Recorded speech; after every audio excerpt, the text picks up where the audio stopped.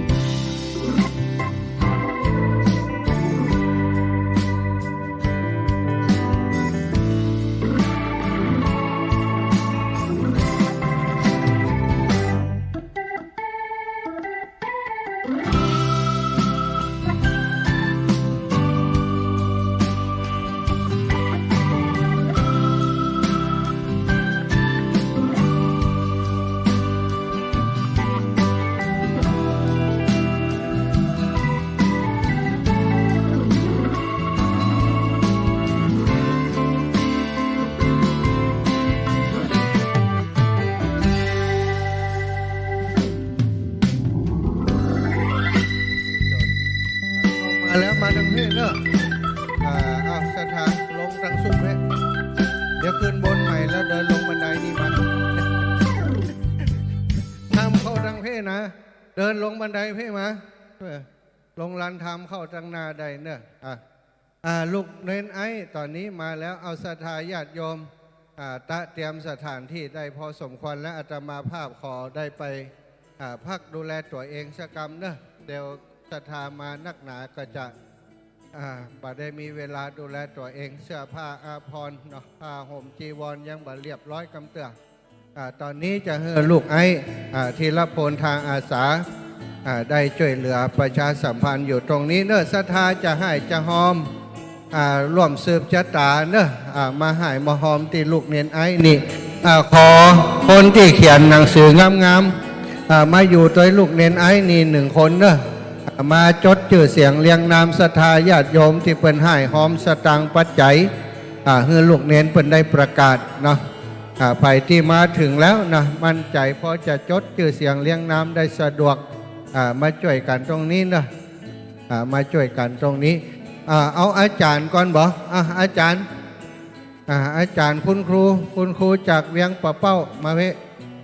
มาช่วยอันจดชื่อเสียงเรียงนามเป็นโฆษกก็ได้ยาตัวเป็นโฆษกก็ได้ช่วยกับลุงเน้นไอ้เนอะเดี๋ยวพร้อมจะเดี๋ยวเขาจะไปส่งน้ำก่อนที่จะมาปั่นปอนเข้ามาเจ้าเปิดเอาไปเตรียมกันลุงปะนะไว้ปุ่นก็ได้ลุงเน้นไอ้มาเพ่เลยประกบคู่กันสองคนมาช่วยกันนี่เนอะมาช่วยกันนี่จดชื่อเสียงเลี้ยงน้ำอย่างเหี่ยกำแล้วก็ตอนนี้ออกอากาศอยู่ลูกก็ลูกเน้นจะได้กับศรัทธาญาติโยมที่เปิดเดินทางมาส่วนบริเวณตรงนี้เนอะรถลายต่างๆนี่ขอว่าเดี๋ยวถ้าปพลมาคือเปิดไปจอดตรงไหนตรงนี้จะเป็นพระมหาเถระครูบาอาจารย์ที่เปิดเดินทางมาเนาะมอบเวรประเคนใหม่ให้ลูกเรียนไอ้เนอะออกแล้วนะสาธุ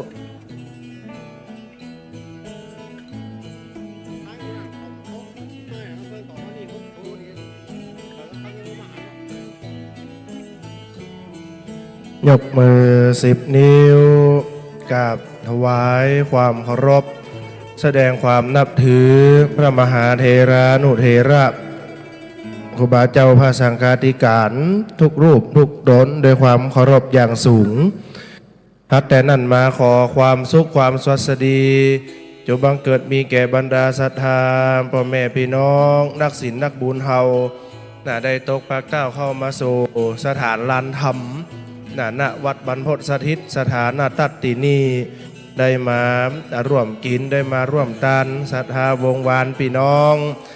สาธุชนเฮานะครับได้ยินเสียงเอิญเชิญชวนประชาสัมพันธ์นะครับเกิดใจได้ไล่ใจเติงนะครับอยากจะร่วมกินอยากจะร่วมทานก่อนเจริญปอนนะครับบรรดาศรัทธาอีพ่ออีแม่นักศีลนักบุญที่ติดตามฟังรายการอยู่เนาะวันนี้ได้ถ่ายทอดสดยังสถานีวิทยุไปทั่วเลยเนาะของสถานีวัดฝายหินเริ่มไล่แล้วเดียวของวิทยาลัยสงฆ์นครลำปางก็จะเกาะสถานีต่อไปเพราะฉะนั้นบรรดาสาธุชนอีพ่ออีแม่นักศีลนักบุญติดตามรับฟังอยู่ยังบ้านก็ดีติดตามรับฟังอยู่สถานะตัตตินีก็ดีจะได้ร่วมบุญจะได้ร่วมกุศลด้วยกันซึ่งวันนี้เขาได้ร่วมบุญกินเขาได้ร่วมบุญทานเพิ่นว่าพญามารบ่คือมาศูนย์จะได้ร่วมกันถวายมุทิตาจิตแด่ท่านอาจารย์พระมหานพดลสุวรรณเมธีเจ้าพระนามอำเภอวังเหนือเจ้าอาวาสวัดบรรพตสถิตสถานตัตตินีซึ่งศรัทธาอีพ่ออีแม่นักศีลนักบุญเฮาก็ได้รับเป็นเจ้าภูมิเจ้าภาพรับเป็นเจ้าภาพสังเฆตก็ดีรับเป็นเจ้าภาพปัจจัยถวายพระเถระก็ดีนะครับเนาะ อ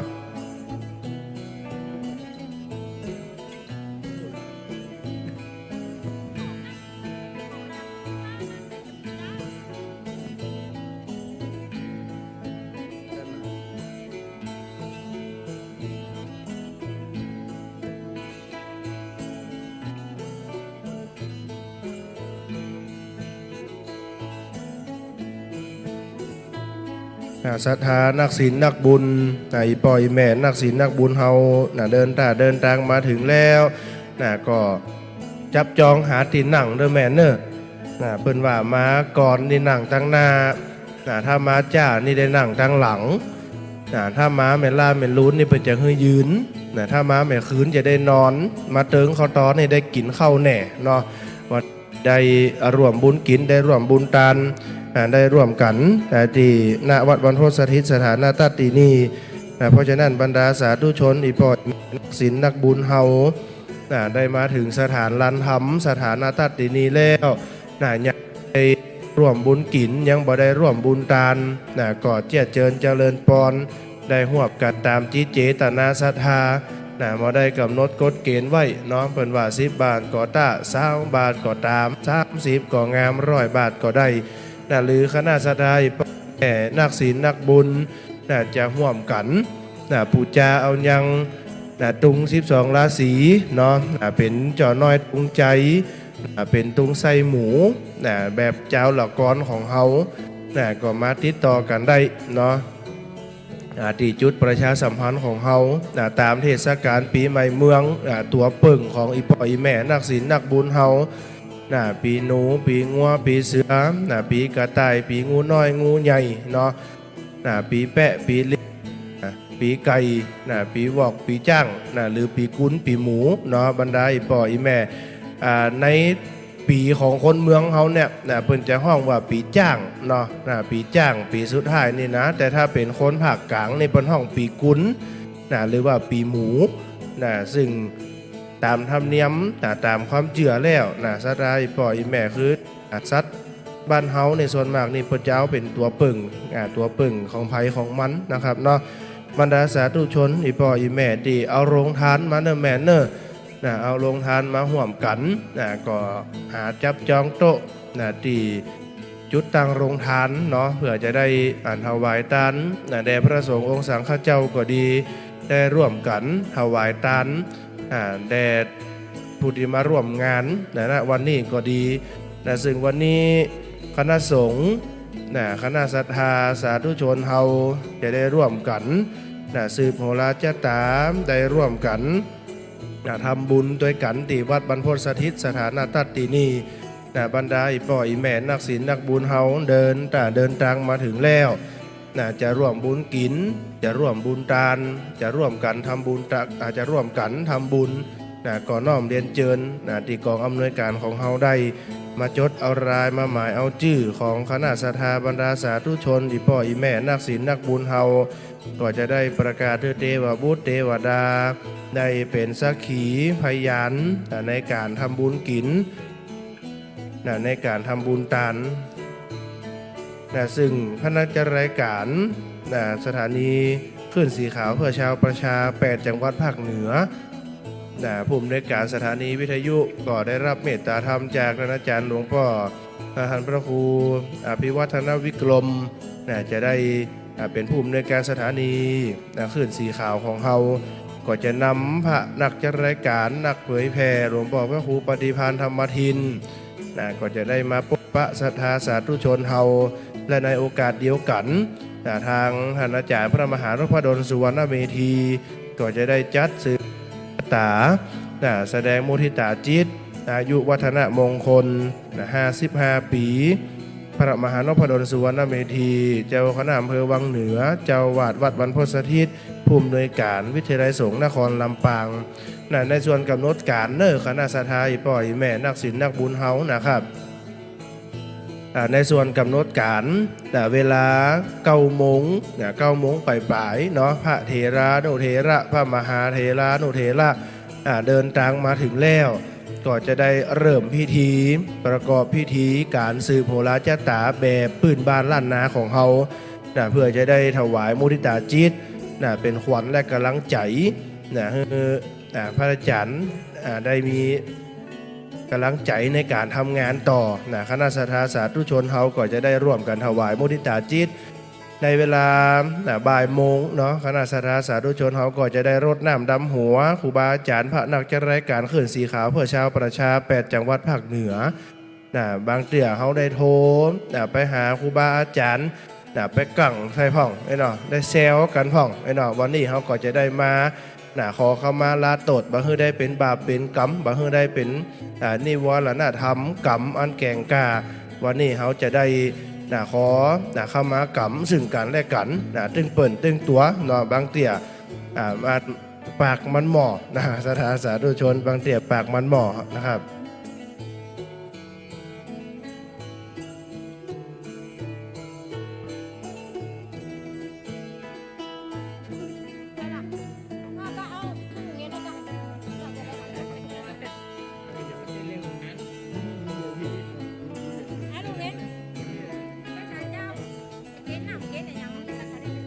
มาก็มาด้วยกันเกณฑ์ตีเดียวกันนี่เนาะ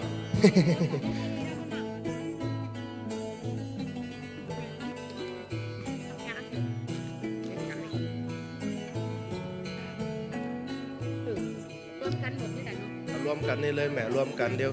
ครับเขียนเรียบร้อยละสาธุครับสาธุสาธุสาธุมาสาธุยืนเอาก็ได้เนาะนั่งเดี๋ยวลุกนี่เต่าลุกกับมะเนาะสัทธาตานังอนุโมทามิสัทธาตานังอนุโมทามิเอวังหนตุสัมปะดิลีอาจนัยกะละวันนี้หากว่าเป็นวันดีสลีสุปัจจัยเนี่ยมังคาระอันประเสริฐล้ำเลิศยิ่งกว่าวันและยามดังหลายมูลสัทธาตนตัวของจ่าสิบเอกสมศักดิ์นางอาภรณ์สันมณีวันพี่น้องสัตอาปรุงยังโคกหังชัดรวมทำบุญ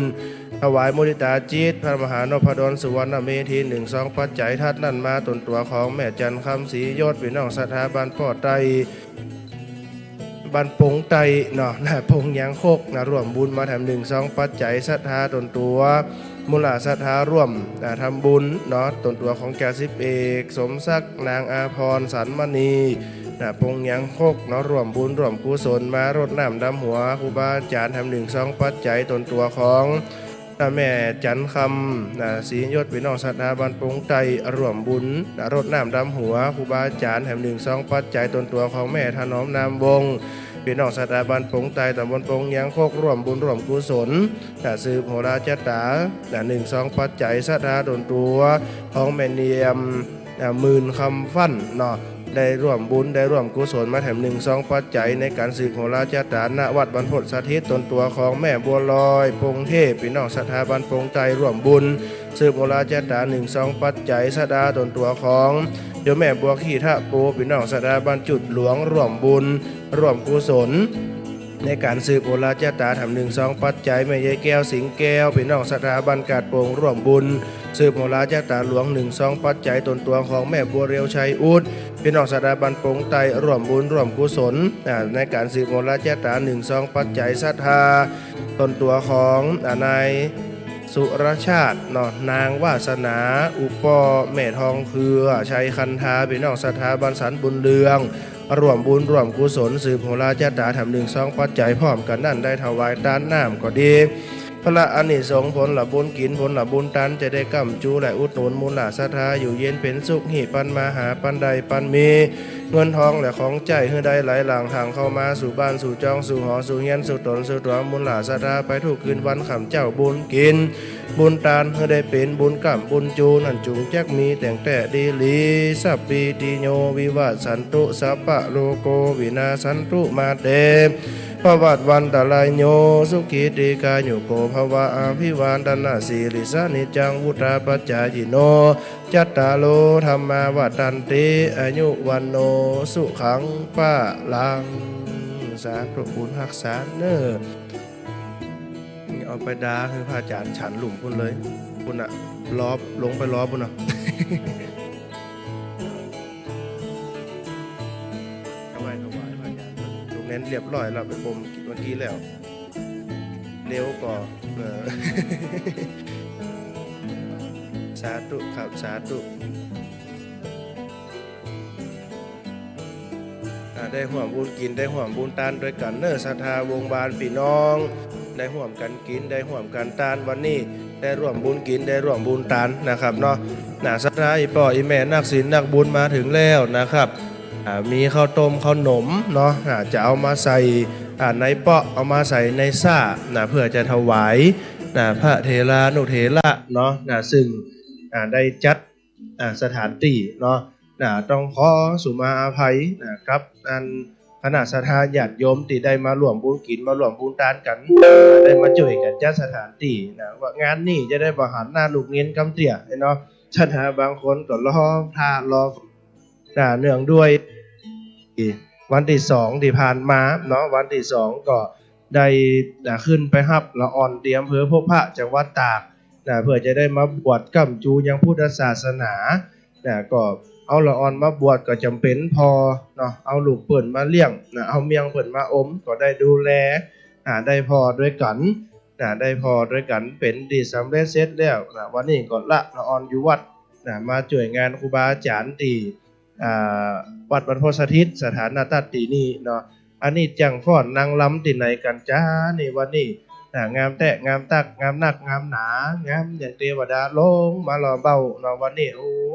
หนุ่มชุดสวยสดงดงามที่ไหนจ้าแม่โอ้นี่ศรัทธาวังเหนือเนาะถ้าบ่มานี่บ่ได้นะเพิ่นว่าอันพระอาจารย์นี่ไปป่นลูกอยู่บรรพสถิตไปปกครองคณะสงฆ์อยู่วังเหนือพุ่นเนาะมันคนละหยดเลยเนาะศรัทธาดันทั้งหลายนี่นี่กราบในศีลธรรมกราบในความศีลธรรมกรรมฐานกราบในเมตตาธรรมของท่านอาจารย์หลวงพ่อท่านพระครูหลวงพ่อท่านพระอาจารย์พระมหานพดลสุวรรณเมธีเป็นอย่างสูงนะครับเนื่องโดยพระอาจารย์ท่านเจ้าได้ห่วงใยในด้านของคณะสงฆ์ซึ่งเป็นประธานสงฆ์นักเผยแผ่บปเป็นเจ้าคณะอำเภอวังเหนือเป็นเจ้าอาวาสวัดบรรพตแถมหน้าที่หนึ่งรับภาระรับธุระได้เป็นเจ้าคณะการปกครองของวิทยาลัยสงฆ์นครลำปางก็คือเป็นผู้อำนวยการวิทยาลัยสงฆ์นครลำปางซึ่งคณะศรัทธาบรรดาสาธุชนเฮาได้ห่วมบุญกินได้ห่วมบุญทานต้องกับอนุโมทนากับคณะศรัทธาบรรดาสาธุชนนักศีลนักบุญศรัทธาวงวานพี่น้องได้ร่วมกินได้ร่วมทานได้ร่วมกันทำบุญตักบาตรได้ร่วมกันใส่บาตรก็ดีซึ่งวันนี้เป็นวันพระวันธรรมสวนะวันศีลวันพระศรัทธาสาธุชนเฮาจะร่วมกันกินจะร่วมกันทานวันนี้เป็นห้องว่า2 in 1เนาะได้มาร่วมสืบโหราจตาบ่พอได้ร่วมกันรดน้ำดำหัวขอพรพระเถรานุเถระพระมหาเถรานุเถระครูบาอาจารย์โดยซึ่งคณะศรัทธาบรรดาสาธุชนอีพ่ออีแม่นักศีลนักบุญเฮาจะได้ร่วมกันกินจะได้ร่วมกันทานวันนี้พญามารบ่คือมาศูนย์เป็นว่าเป็นงานใหญ่งานหลวงเป็นงานบุญงานกุศลซึ่งคณะศรัทธาที่เดินทางมาแล้วอีแม่มีข้าวดอกไม้จะมาใส่ขันดอกก็เจริญพรเด้อแม่เด้อต่างประลำพิธีเนาะจะได้นำขันดอกนำข้าวดอกไม้มาไหว้มาสามาสักการะบูชาพระเจ้าของเฮาเพื่อจะได้ถวายมุทิตาจิตในเมตตาธรรมของท่านอาจารย์พระมหานพดลสุวรรณเมธีเจ้าวาดวัดบรรพตสถิตที่นี่นะครับ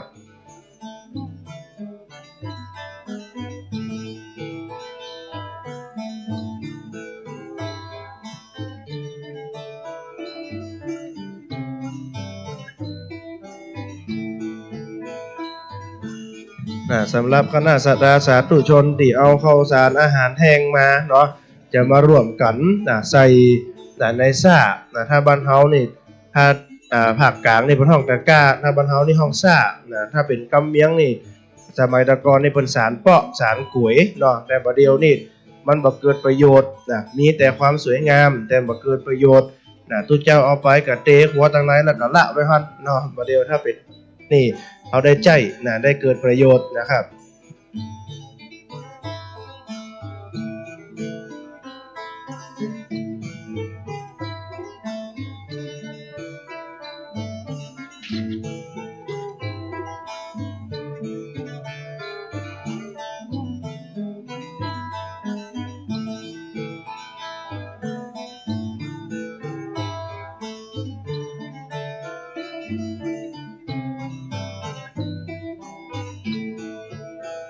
ค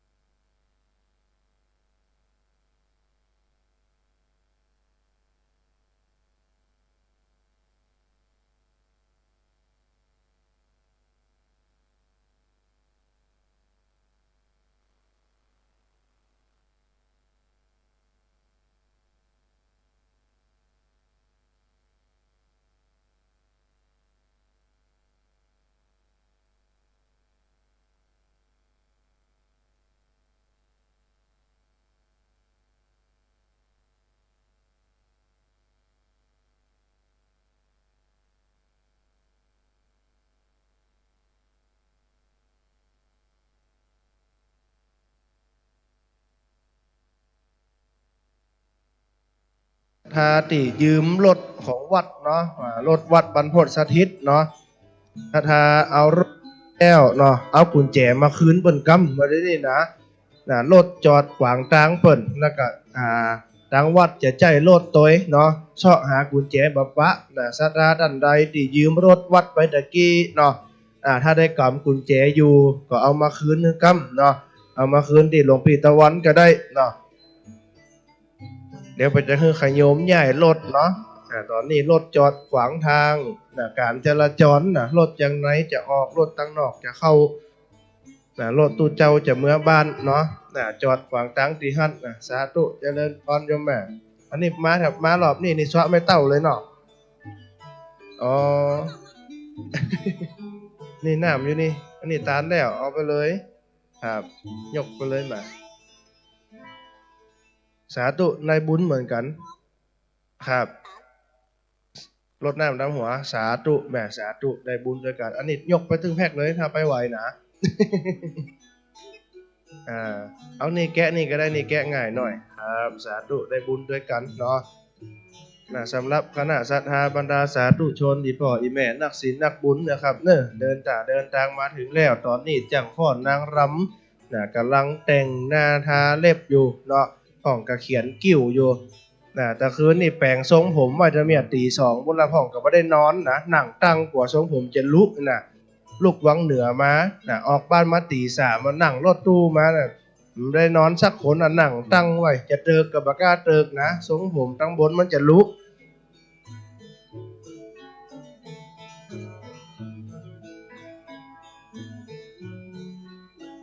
วันนี้ได้มาร่วมบุญกินได้มาร่วมบุญทานนะครับได้มาร่วมทำบุญด้วยกันแสดงโมทิตาจิตแด่ท่านอาจารย์พระมหานพดลสุวรรณเมธีในโอกาสอายุวัฒนมงคลครบ55 ปีบรรดาสาธุชนพ่ออีแม่นักศีลนักบุญเฮาจะได้ร่วมบุญกินจะได้ร่วมบุญทานจะได้ร่วมกันทำบุญตักบาตรนะครับเนาะมีเปาะอยู่เนอแม่มีเปาะข้าวต้มขนมแต่บ่ฮู้จำนวนว่ากี่เปาะเนาะให้จะ20 ปลายพุ่นละเนาะ10 ปลาย20 ปลายพุ่นละเนาะใส่กันคนละเล็กคนละน้อยเนาะมีถึง2ฝั่งนะแม่นะอีแม่จะไปค่อนอยู่ใส่ฝั่งเดียวเนอะมีถึงฝั่งซ้ายฝั่งขวานะแบ่งกันเนาะแบ่งใส่ถ้ามีมาม่าซองก็ฮักเกิงใส่เอาคือมันครบเนี่ยกูซ่าหั่นเนาะถ้าเอาข้าวต้มมาเหี่ยมันก็เตเอาบิดใส่ไปก้อนเป็นก้อนเอาเนาะโอ้สาธุแม่สาธุห่อข้าวต้มบ่เดียวนี่บ่ใครได้หันละเพราะว่าลูกหลานเฮาบ่เดียวมันขี้ข้านเนาะไปวัดบ่เดียวถ้าหันข้าวต้มนี่จื่นใจมาทำหน่อยนะซะนะบางคนนี่ข้าวต้มเชียงไฮ้เนาะข้าวต้มเอลเซ่ข้าวต้มยุคสมัยใหม่เนาะศรัทธาวงวานพี่น้องนักศีลนักบุญเฮาจะร่วมกินจะร่วมทานครับพร้อมนี่ได้ปั่นป้อนเด้อแม่วางนี่สาธุยืนเนาะก็ได้แม่ได้ลูกหยักเนาะศรัทธาดังอนุโมทามิศรัทธาตนตัวของโยมแม่บุญนาคกันทาคำพี่น้องศรัทธาบันสีดอนใจเนาะร่วมบุญร่วมกุศลมาถวายทานไว้กับตนกับตัวส่วนหนึ่งจะได้ร่วมกันปัตตาอนุโมทนานะครับบรรดาสาธุชนอีพ่ออีแม่นักศีลนักบุญได้ร่วมบุญกินได้ร่วมบุญทานบุญรักษาเทวดาคุ้มครองอยู่ดีมีสุขภาพร่างกายแข็งแรงสมบูรณ์บ่เฮิมมีพยาธิอาพาธมาค้ำขาราวีข้อเจ็บแข้งเจ็บขาข้อเจ็บบ้าหัวเข่าเพิ่งหายไปในวันนี้ยามนี้นั่นจุงจักมีแต่งแต่ดีหลีสัพพีดีโยมาเดวันตะลายโยสุขี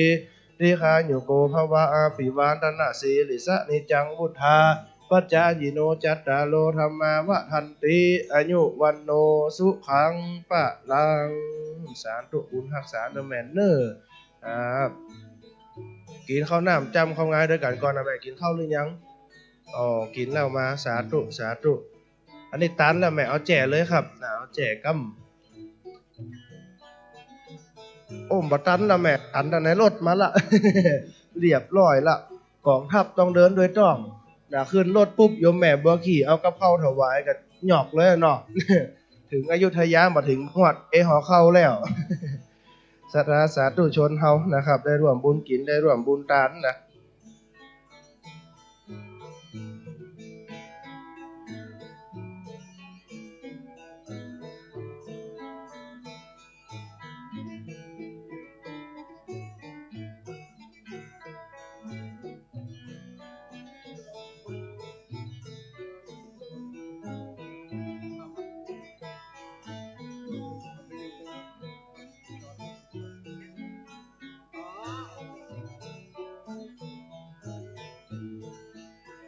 สาธุแม่สาธุเอาวางบนนี้เนอครับสาธุเดี๋ยวขอเบอร์โทร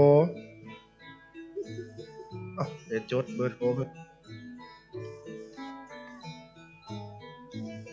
เอาป้อนหน่อยก่อนนะแม่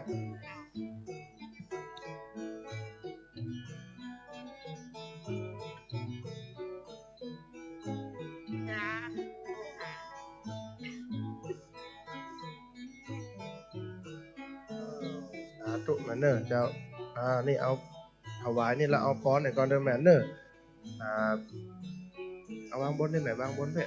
สาธุสาธุนะครับนี่แม่เอาป้อนยืนเอาก็ได้แม่หนังมันลุกหยักนะเดี๋ยวนะ สัทธาทานังอนุโมทามิสัทธาทานังอนุโมทามิเอวังหนตุสัมปติลีปัทมะมุลบัดนี้นะหมายมีสัทธาตนตัวของอนางแก้วตาอุดได้ร่วมบุญร่วมกุศลทานไปหาเจ้ากรรมนายเวร1-2ปัจจัยบ่เต่าแต่นั่นสัทธาตนตัวของแม่ใจซ่อนเขียวพี่น้องสัทธานาดงตำบลวังเงินได้ประมาณ1-2ปัจจัยตนตัวของแม่กำมลพร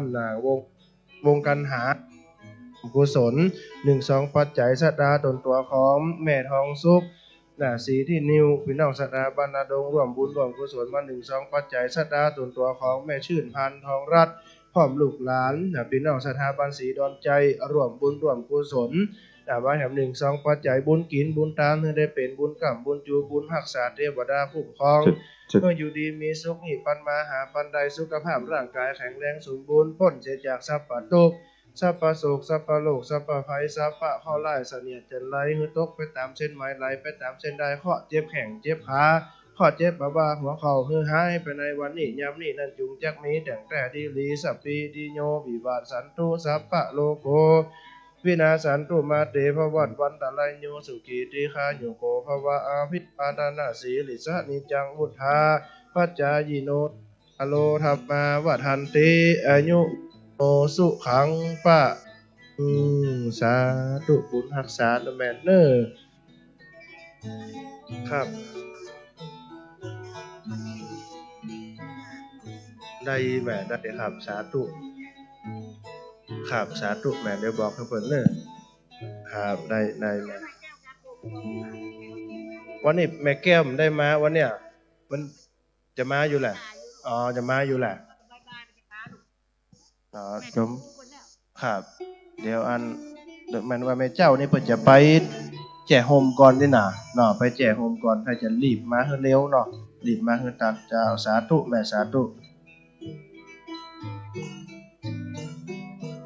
สาธาสาธุชนอีป่ออีแม่นักศีลนักบุญมาถึงแล้วเฮ้ยอีป่ออีแม่เข้าถึงพระพุทธเนี่ยก่อนนะแม่นะไหว้พระเนี่ยก่อนเด้อไผมาเข้าวัดเข้าวาแล้วบ่ได้ไหว้พระนี่เพิ่นว่ามาบ่ถึงวัดนะเนาะไหว้พระเนี่ยก่อนเข้าถึงพระพุทธนะครับเนาะสาธุแม่สาธุแม่เอาป้อนเนี่ยกำเนิดมาบนนี่ก็ได้สาธุยืนเอาแม่ยืนเอาเนาะลุกง่ายดิศรัทธาตนตัวของพ่อสมชายแม่แสงแก้วกาใจศรัทธาตนตัวนางสาวอาริยากาใจเนาะนายอาทิตย์กาใจเด็กชายศิระดานัยกาใจพี่น้องศรัทธาบันสีดอนใจร่วมบุญร่วมกุศลมา1-2ปัจจัยพร้อมด้วยน้ำแถม1แพ็คถวายทานไว้ใจกับตนกับตัวในภายภาคหน้าอานิสงส์ผลบุญทานบุญกินบุญทานบุญกรรมบุญจูบุญรักษาเทวดาคุ้มครองอยู่ดีมีสุขนั่นจุงจักมีแต่งแต่ดีลีสัพพีดีโยวิวาสันตุสัพพะโลโกวินาสันตุมาเตภวัตวันตะไลโยสุขีติกายุโกภวะอาภิวาทนาสีลิสะนิจังมุทธาปัจจายิโนจัตตาโลธัมมาวะทันติอายุวันโนสุขังปะลังสาธุแม่เนอ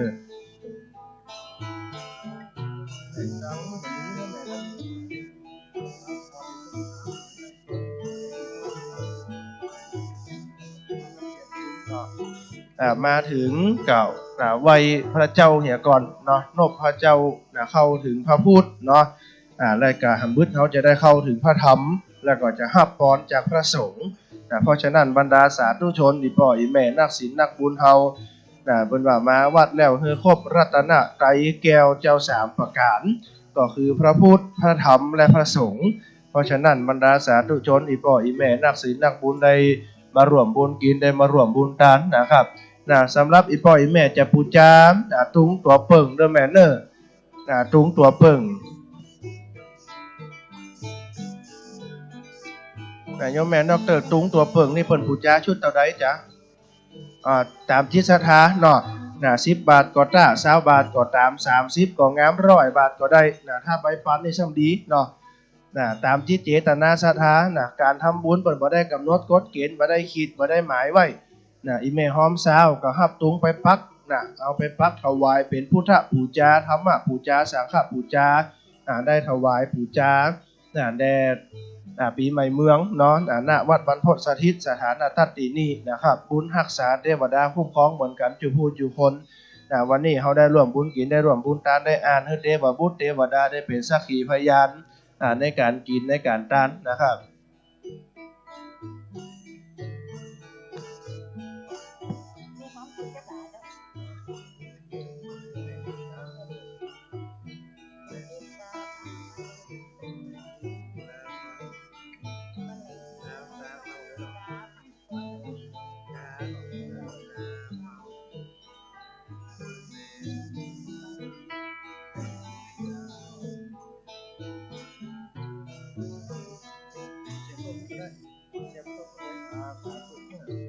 ปัตตาอนุโมทนาศรัทธาตนตัวของโยมแม่ทิพย์กาฟังเนาะพี่น้องศรัทธาบันแรงศรีปีดา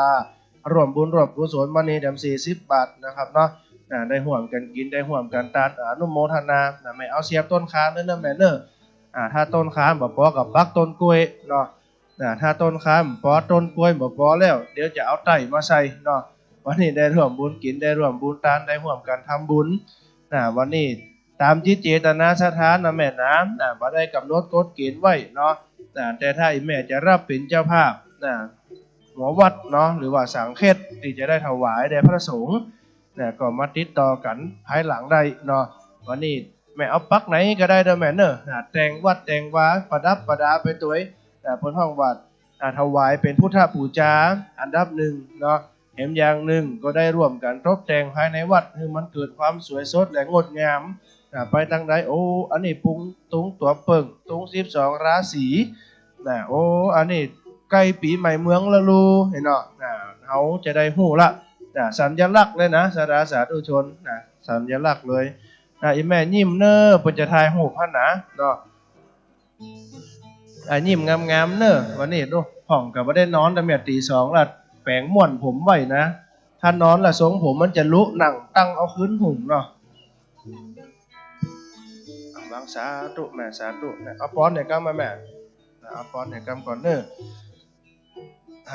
สดาดันนังอนุโมทามิตุนตัวของโยมแม่ลำดวนศรีชัยวงศ์โอทิสะพระนาบุญกุศลทั้งหลายมนต์ผงเหล่านี้ไปหายังข้อมูลแม่ฟองฟันนางและเทวุฒิเทวดาเจ้ากรรมนายเวรได้ร่วมกันถวายทาน1-2 ปัจจัยนะครับครั้งนี้บุญรักษาเทวดาคุ้มครองบุญกินบุญทานให้ได้เป็นบุญกรรมบุญจูสัพพีติโย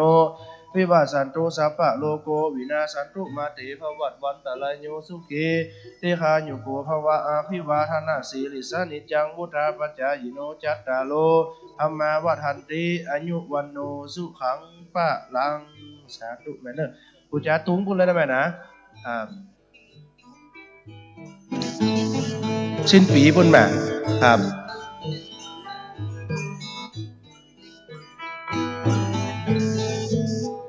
ครับได้สาธุแม่สาธุเนาะสาธุแล้วแม่เอาถวายวางบนนี่ก่อนแม่เอาวางทำไมครับจอมพันก็ได้แม่ครับแล้วแม่เอาตุงพุ่นเนอะตุงอยู่หันนะครับเอาไปประดับประดาเลยเนอะสาธุแม่เอาก่อนเนอะสาราดนตัวขอแม่บัวพันละอินเชื้อเป็นนอกสถาบันนาดงร่วมบุญร่วมกุศลมา1-2 ปัจจัยอันนี้สงผลละบุญกินอันนี้สงผลละบุญทานถวายมุทิตาจิตท่านอาจารย์พระมหานพดลสวรรณเมธีบวชเต่าแต่นั้นได้ร่วมการถวายทานในการรดน้ำดำหัวครูบาอาจารย์พระนักจัดรายการพระเผยแผ่8 ภาคเหนือของเฮาก็ดีอันนี้สงผลละบุญกินผลละบุญทานปกปักรักษาอยู่ดีมีสุขอยู่เย็นเป็นสุขสัพพีติโยวิวัตสันตุสัพพะโลโกวินาสันตุมาเตภวัตวันตะลายโยสุขีติคายุโกภวะอาภิวาทนาสีลิสะนิจังวุฒาปัจจายโนจัตตาโลธัมมาวัฏันติอายุวันโนสุขังปะลัง สาธุแม่เนอบุญรักษาครับอาปูคือทางเสน่ห์กาหลงเนาะอันนั้นนี่ของมักของเพิ่นอันนั้นนะขาดถึงได้ปักแดงไปไหนหมดเนาะปักแดงเขียวดำในเสน่ห์กาหลงตัวแต่นะถ้าวันใดเขียวขาวในตัวปลอมมันเนอะ วันนี้ได้มาร่วมบุญกินได้มาร่วมบุญทานสัตว์บงหวานอีพ่ออีแม่บ่ได้กินข้าวน้ำจำข้าวงายกับเตียกก็เป็นมีโรงทานเนาะชอบกินข้าวน้ำจำข้าวงายกินข้าวด้วยกันเสียก่อนนะครับวันนี้ได้มาร่วมบุญกินได้มาร่วมบุญทานได้มาร่วมกันทำบุญแสดงมุทิตาจิตกับพระอาจารย์พระมหานพดลสุวรรณเมธีนะครับ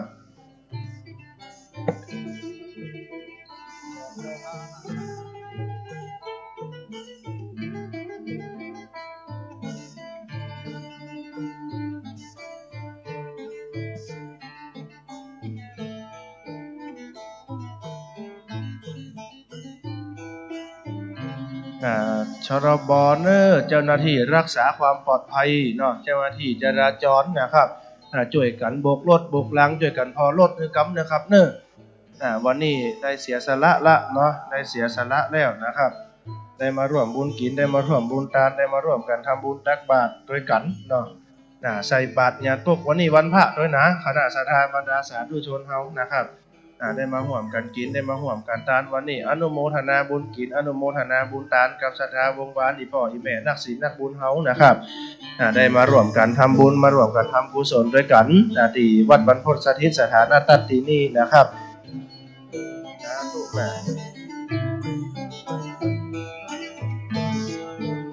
ก่อนเนอ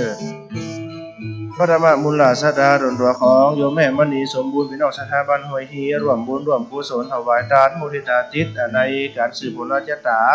พระอาจารย์มหานพดลสุวรรณเมธีพร้อมด้วยกับรถน้ำดำหัวครูบาอาจารย์พระอาจารย์รายการเคลื่อนสีขาวเพื่อชาวประชาอานิสงส์ผลบุญกิน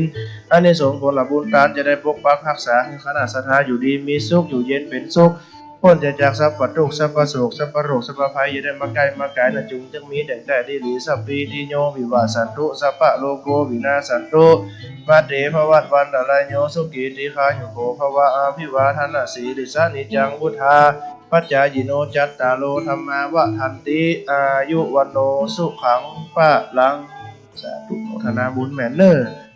ได้ร่วมกันกินได้ร่วมกันทานวันนี้นะครับ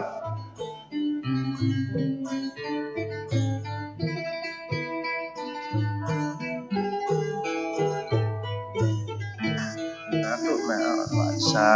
ธุปอนเอกำเนิดจะญาสิทธิทานังลาภังสติภะไคยังสุขังพลังสิริอนุจาวโนจะโพคังวุฒิจะญาสัตวสาจะอนุจาชีวาสิทธิภวันตุเตสัพพิติโยวิวัสสันตุสัพพะโลโกวินาสันตุมาเตภวัตวันตะไลโยสุกิติคายุโกภวะอาภิวาทนาสีลิสนิจังวุฒาปัจจายโนจัตตาโลธรรมาวัฏันติอายุวันโนสุขังปะลังสาธุไปเอาปักต้นกล้วยนั่นก็ได้ไหม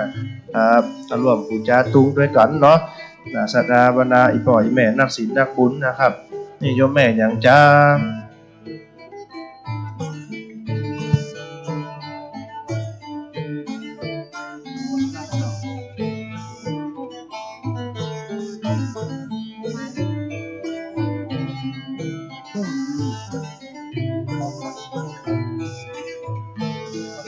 ครับเอาปอนกำเนิดจะญาสิทธิทานังมูลลาสาธาวันนี้บาสีสดาดุตัวของแม่สุริรัตน์ปุ่งดีประการสนานงผงควายหาได้มายังวัดรูปปัจจัยได้อย่าตานร่วมบุญร่วมกุศลมา60 บาทอานิสงส์ผลบุญกินอานิสงส์ผลบุญการปกปักรักษาอยู่ดีมีสุข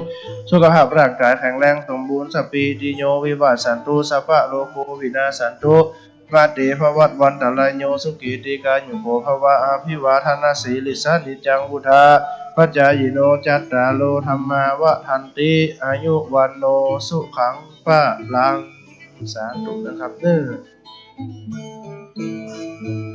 ยินดีต้อนรับคณะศรัทธาบรรดาสาธุชนอีพ่ออีแม่นักศีลนักบุญนะครับที่ได้ตกกระเจ้าเข้ามาสู่สถานลานธรรม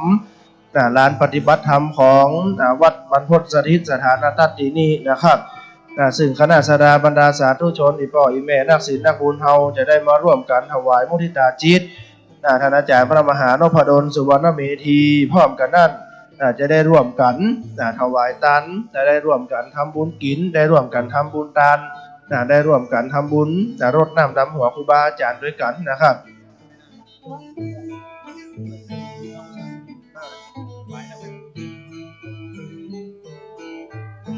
อนุโมทนาศรัทธาตนตัวของคุณลุงวุฒิบุญยืนพร้อมครอบครัวเป็นน้องศรัทธาสันติภาพร่วมบุญมา1-2 ปัจจัยอันนี้สงผลบุญกินอันนี้สงผลบุญทานจะได้ปกปักรักษาคณะศรัทธาเฮาอยู่ดีมีสุขอยู่เย็นเป็นสุขเหมือนกันจุผู้จุคนนะครับเน้อคณะศรัทธาที่มาถึงแล้วนะครับเนาะได้ยินเสียงประกาศได้ยินเสียงเอิญเจิญจวนแจวอยู่นี่เนาะ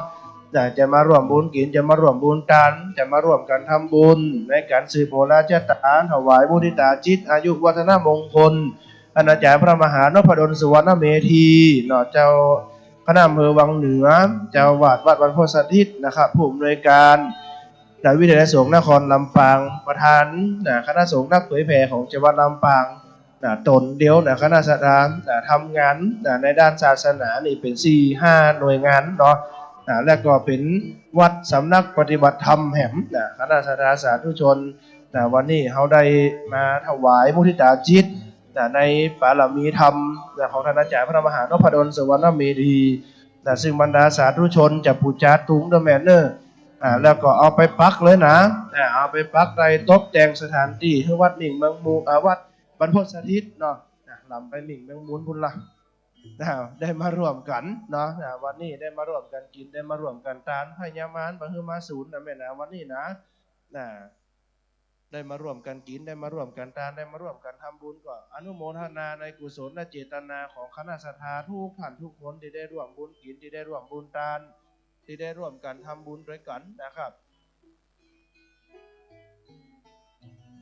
ไม่เอาปักติดกล่องเจดีไซน์ก็ได้เดอะแมนเนอร์มีเจดีไซน์อยู่เนาะอยู่ตั้งประตูตั้งเข้าตั้งพุ่นบะฮู้เหมือนกันว่าตั้งเข้ามีตั้งใดเหมือนนี่นะหลงไปหมดนะเข้าได้หมด4 แจง 5 แจงเนาะเข้าตั้งใดกับตั้งนั้นตั้งหลังเหรอเหมาะตั้งนั้นตั้งข้างเหรอเหมาะตั้งใดบะฮู้ว่าตั้งหน้าเข้าถูกกำเตี่ยวนั่นนี่นะวันนี้ศรัทธาสาธุชนเฮามาได้ร่วมบุญกินได้ร่วมบุญทานได้ร่วมกันทำบุญแสดงมุทิตาจิตในช่วงเจ้าและในช่วงบ่ายจะได้ร่วมกันรดน้ำดำหัวขอพรครูบาอาจารย์พระนักจัดรายการสถานีวิทยุคลื่นสีขาวเพื่อชาวประชากราบถวายการต้อนรับพระเถรานุเถระครูบาเจ้าพระสังฆาธิการทุกรูปทุกตนที่เดินทางมาสู่สถานลานธรรมณวัดบรรพตสถิตสถานตัตตินีในนามพระอาจารย์พระมหานพดลสุวรรณเมธีพร้อมด้วยคณะศรัทธาศิษยานุศิษย์กราบถวายการต้อนรับทุกรูปทุกตนด้วยความเคารพอย่างสูงนะครับคณะศรัทธาบรรดาสาธุชนได้เอาโรงทานมากดจับจองกันเดอร์แมนเนอร์โต๊ะตั้งมานั่งเก้าอี้นะห่มไผ่ห่มมันเนาะเงียนพอทั้งบนเนี่ยก่อนถ้ามีห่มใหม่นี่ก็นั่งได้เนาะถ้าตีไหนมันแดดซองว่ามีห่มใหม่ก็ง่ายเก้าอี้เซาะตีนั่งเนาะอีแม่จังพ่อนะกินอ่านเข้าแล้วเดี๋ยวไปลืมเติมลิฟต์เดอะแมนเนอร์เดี๋ยวนี้ลิฟต์ออกหมดตะกี้ปักแตงไว้เดี๋ยวนี้อย่ามาฉีดไปทำหน่อยนะไปลืมเติมลิฟต์เดอะแมนเนอร์บ่มีไผแซวกับแซวอันจังพ่อเนี่ยเนาะจังพ่อนางล้ำเนี่ยกะบรรดาศรัทธาสาธุชนจะร่วมกันบูชาเอายังตุงตัวเปิงเนาะตุงไส้หมูก็มาติดต่อกันได้เอามาติดต่อร่วมบุญกันได้ตามจิตเจตนาศรัทธานะแม่นะร่วมบุญกินร่วมบุญทานได้ร่วมกันทำบุญเนาะเปิ้นว่าเฮาบ่ได้กำหนดกฎเกณฑ์ไว้ทำบุญ10 บาทก็ต้า20 บาทก็ตาม30ก็งาม100 บาทก็ได้ได้ร่วมกันกินได้ร่วมกันทานได้ร่วมกันทำบุญตักบาตรด้วยกันนะครับ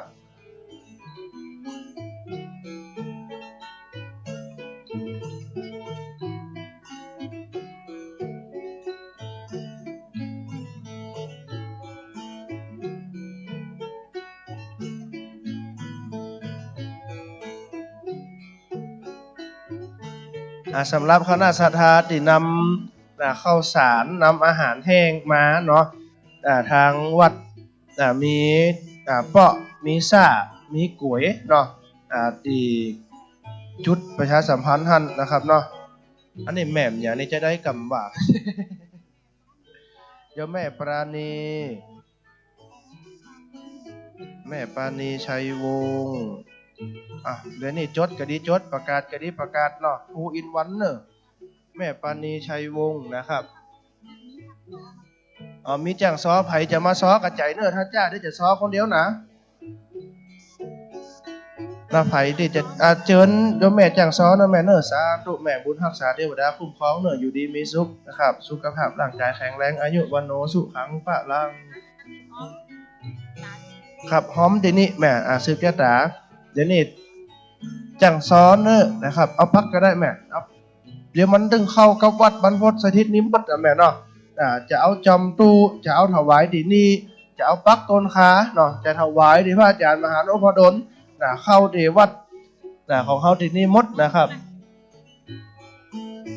ครับสาธุแม่สาธุ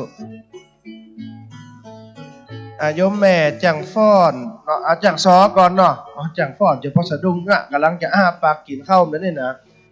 โยมแม่จังซ้อเนาะแม่จังซ้อที่จะมาซ้อถวายพระอาจารย์รอกำลังกินข้าวอยู่เนาะเอากินข้าวให้อิ่มก่อนเด้อแม่เด้อ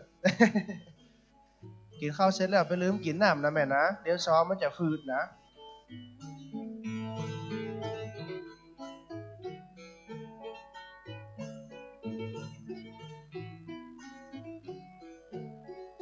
โยมแม่แจ้งฟ้อนเนอะ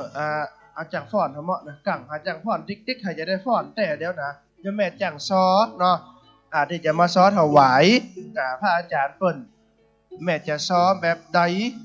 เดี๋ยวไปแจ้งให้เจ้าของเขียงเสียงกำเนิดจะซ้อสดก็ว่าจะซ้อสตริงเนาะระวังขั้นที่ว่ารอเวลาเนาะ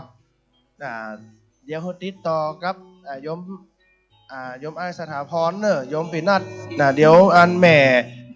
จังซ้อเนาะมันจะอันไปติดต่อนะถ้ามาจ้านี่เดี๋ยวจะให้อันอาจารย์พระมหาสมชาติได้ซ้อแตนแล้วนะจัดสถานที่ก็แม่นจะเคซ้อแถมไม่นะพระอาจารย์เนาะ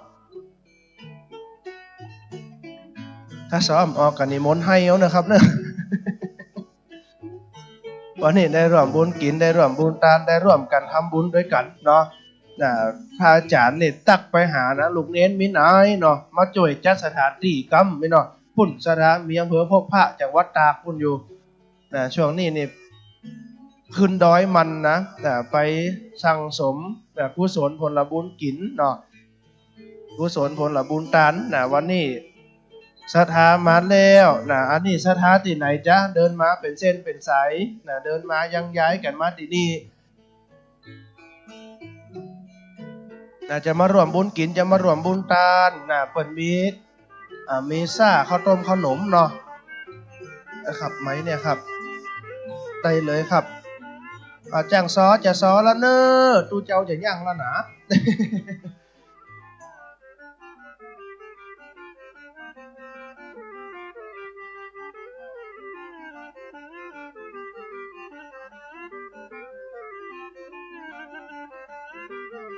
แล้วอันจังซอเปิ้นซอได้ไหนเดี๋ยวนี้บ่หันกำเตียนะไอ้แม่จะซอได้ไหนบอกกำเน้อ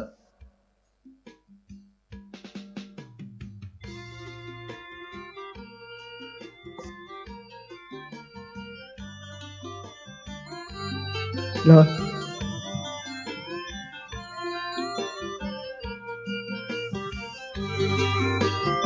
ขอเสียงปรบมือจังซอกำลุง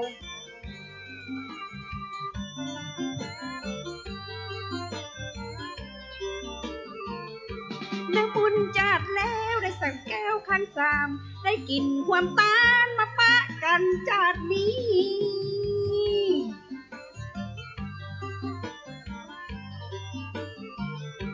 มาซับตาหันอีนายเมื่อตะกี้ตัวไอปีจึงไข่ท้องไข่ทามไข่ปลูกดอกสลิดติดต้นสลักจะขอฝากฮักกับเจ้ายอดคนงามกำเจ้าแม่กำน้องยังมางามตึงบ่มีไผเต้าจังซอสมัครเล่นนะเจ้าเอามาหอมบุญนะเจ้า คงยังพอกันสอนปากบ่แดง ทดสอบ มอนยังมอนว่าเต้าเอาซัดตาหัน จังซอก็ว่าไปเนอะปันป้อนก็จะว่าไปเหมือนกัน ไม่ยากไม่ยาเล็ก บอกแกนค่ะ ไม่ยาเล็กอันนั่งหันเนอะห้าป้อนเขาจะปันป้อนอยู่เนี้ย จะซื้อแหวนเอามามันไว้ก่อนถ้าอายว่าได้ก็ดีใจกลัวอายอุบาได้มันไว้ที่ใส่น้ำ โตเกียงเป็นนั่น ต้องกำโอ้คน ลูก ตั สอ ว งมาแหม น้ำ นั่ มาน ขัวเจนละ โตเกียง เพื่อน เป็น มัน นั่น ดักตะตั้งอุ่นใจกินปลา สีน้ำเงินเมื่อได้เอิญปลา จะเอา ตั ปั ก นป้อนก่อน เจ้าอู้ไปนักกลัวเสียเวลานาเจ้าปีนากลัวได้กินน้ำตามาเช็ดหัวเขา ตอนนี้คณะศรัทธาเนาะญาติโยมจากอันละปูนเนอะบ้านโพกบ้านโฮงละ เขา ปูน บา เนาะ ดใจ โยมแม่ ละ นิ สอ บ้าง นโพก สามวันเขา ได้ จะอยู่ มาค ด้ว ณะ ย ครอบ กัน ครัว จน ญาติพี่น้อง ญาติธรรมแฟนรายการคลื่นสีขาวจากเมืองนี้ละปูนเมืองบ้านโฮกละปูนมาถึงแล้วก็จะได้มือสิ่งมือปอนเพิ่นเอาอันหอมกระเทียมมาเนาะอันนี้เอาไว้วัดบนโพธิบทที่งามเลยเพิ่น จะขอให้ สาธุชยาสิทธิดีๆอาจารย์ในวันนี้ก็เป็นวันดี ตึงบ่ไม้ สนิ จาก สุข น้อง มังคลาโกวันได้ยำทั้งหลายมูลศรัทธาแม่นิดโปรดทาคำพร้อมกับศรัทธาบรร แก ลุ ง ทุก ปลา ท่านทุกคนได้น้อมนำ ใส่ขมิ้น มายังเข้านับโภชนาที่การทานตลอดถึงจตุปัจจัยทายธรรมและของที่จะถวายใส่สังครูบาอาจารย์ในวันนี้มายื่นตัวตนมาภาพปฏิตนตัวภาพก็ได้รับแล้วและทามูลศรัทธาโยมแม่เล็กปาวลีอินสุวรรณได้น้อมนำขนม ให้ เค้ก จะ มา ขอ เพื่อจะ หักจนน้อง เอามาใส่ในสังที่ถวายครูบาอาจารย์ในวันนี้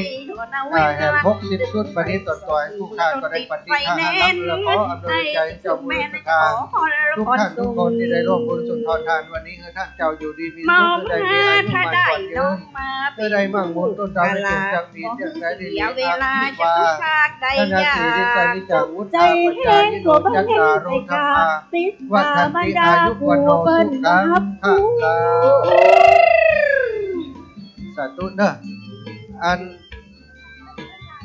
เจ้าโยมแม่ เฮาสองคนป้าเอากัน พระอาจารย์สาธิตกำเดียวกันมา พ่อแม่บ่หุ้งก็ลำบากเหมื เดี๋ อย วน ถ้าเป็น กัน ไม้จะบอกเลยนะ จับใส่งู นั่งเดี๋ยวเดี๋ยวเดี๋ยวอย่างกินด้วยนะกินข้าวยัง ใจเปียก ก็ จับ อย่าง ใจ ที่เราลง ไม่ ทานก็มีทั้งหมด กัน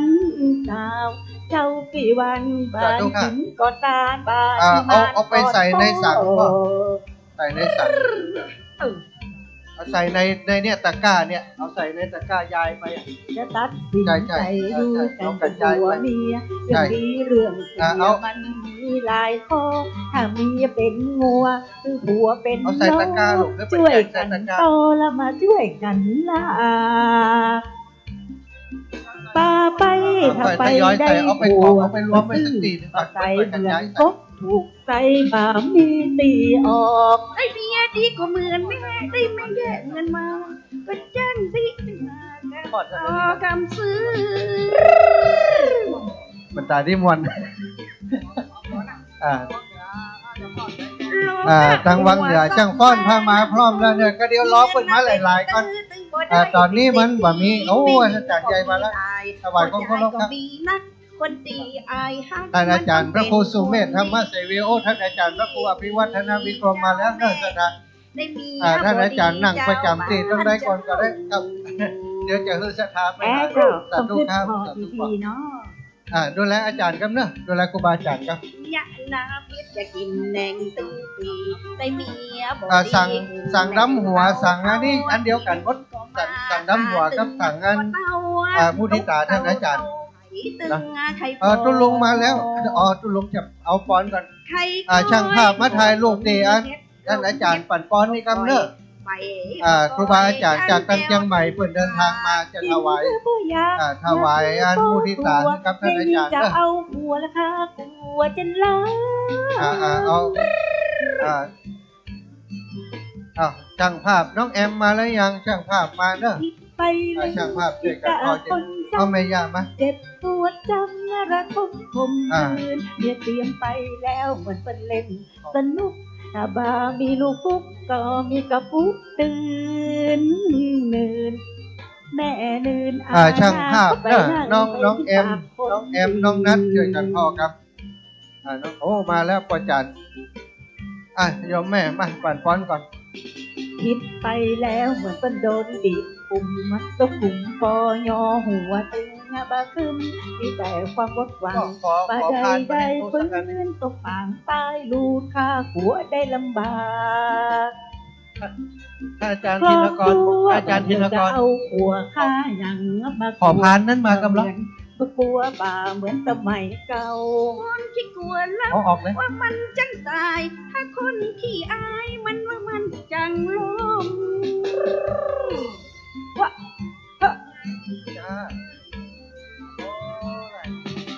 อีกเล่มเดียวไต่ก็มาไต่ก็กำแปวไก่ต้มเป็นกำ แม่ยาจันทร์แม่ยาวันเพ็ญเนอะอาจารย์ครับลงตัวลง ยังมาตึกยากมันพลาดตำหา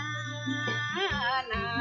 เจ้าแม่นาได้มีโมลาก็กันหา แม่จันทร์และก็แม่เดินเพนที่มาโดยร่วมขบวนในการเจริญพรมาพรในกันเดี๋ยวรอคณะของท่านพระครูสุเมธธรรมเสวีนิมนต์นะฮะเดี๋ยวเราเอาพรพร้อมกันร่วมถวายมุทิตาสักการะในงานวันเกิด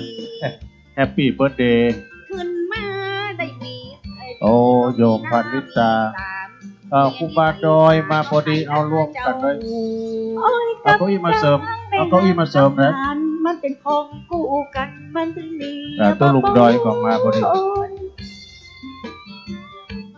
เอาชุดใหญ่เลย ตอนนี้รอลูกศิษย์ลูกหา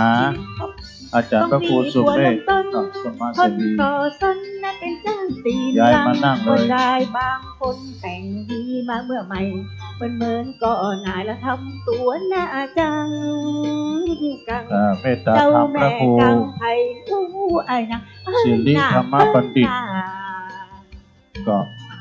เอาปอนพร้อมกันมนต์หลวงพ่อนี่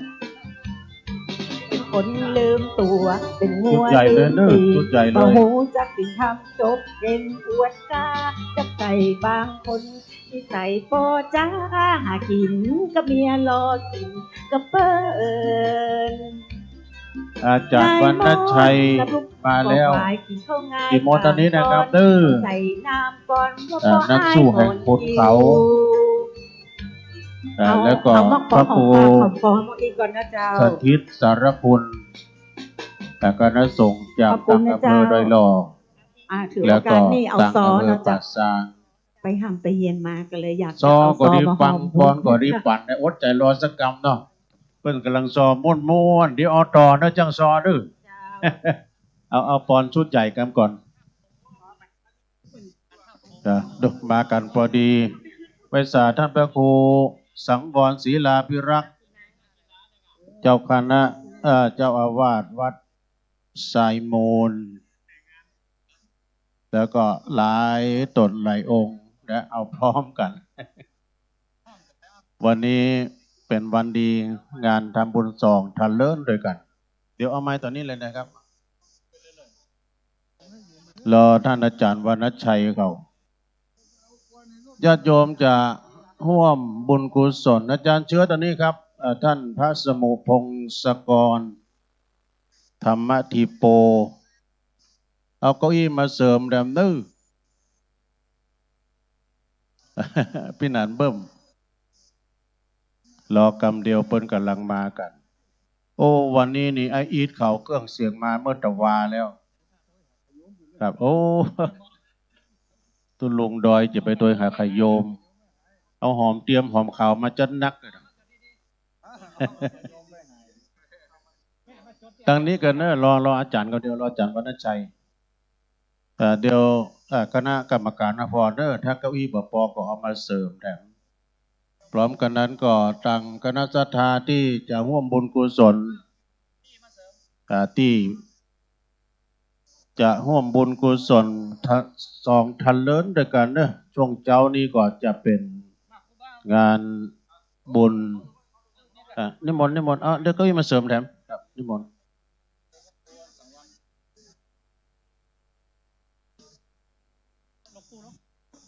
จงปู่มาโดยให้ขยมหายเอารอบแรกก่อน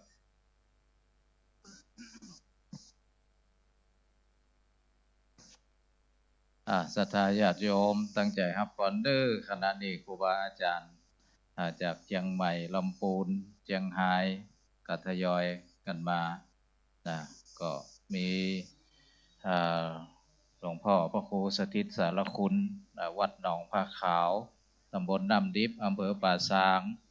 พระอาจารย์วรรณชัยชยานันโทวัดพุทธศรีคีรี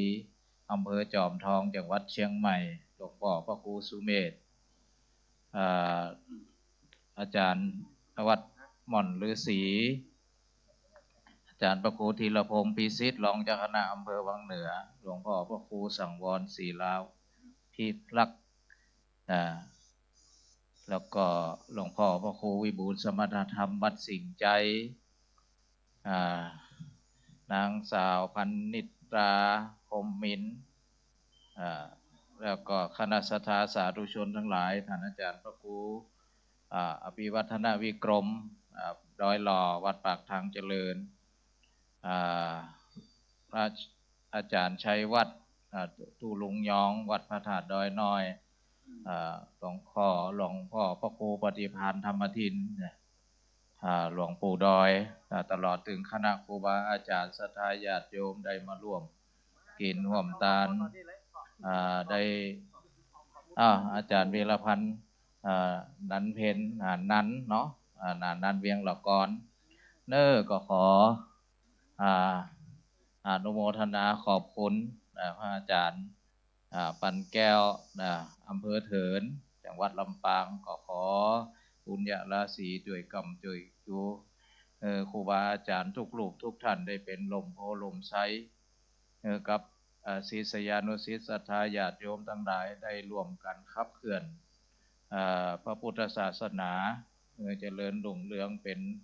กำลังจิตกำลังใจเป็นที่พึ่งแก่ประชาชนและก็ชาวโลกขอบุญบารมีที่ได้เกิดจากพุทธบูชาธรรมบูชาสังฆบูชาได้ช่วยอุดหนุนนำถาดขันครูบาอาจารย์ทุกลูกทุกท่านตลอดถึงศรัทธาสาธุชนทั้งหลายจะอยู่ก็ขอให้มีใจจะไปก็ขอให้มีโชคมีลาภปราบแปดศัตรู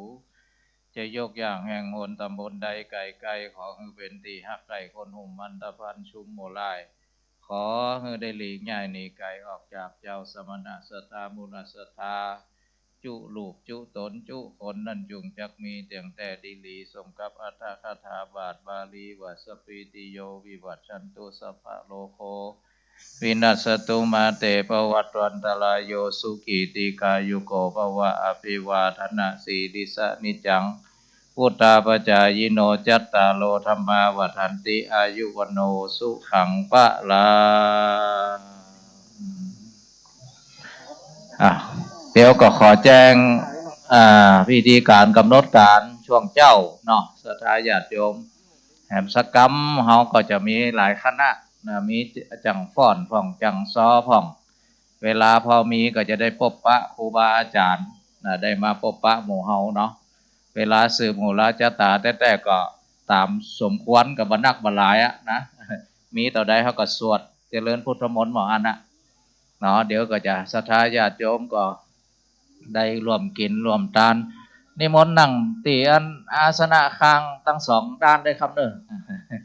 นิมนต์ตามอัธยาศัยก่อนต้องเดี๋ยวศรัทธาญาติโยมได้ทำบุญ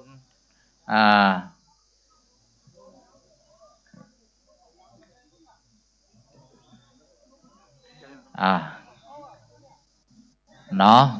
กำเดียวเขาก็ช่วงเจ้านี่ก็ชมการแสดง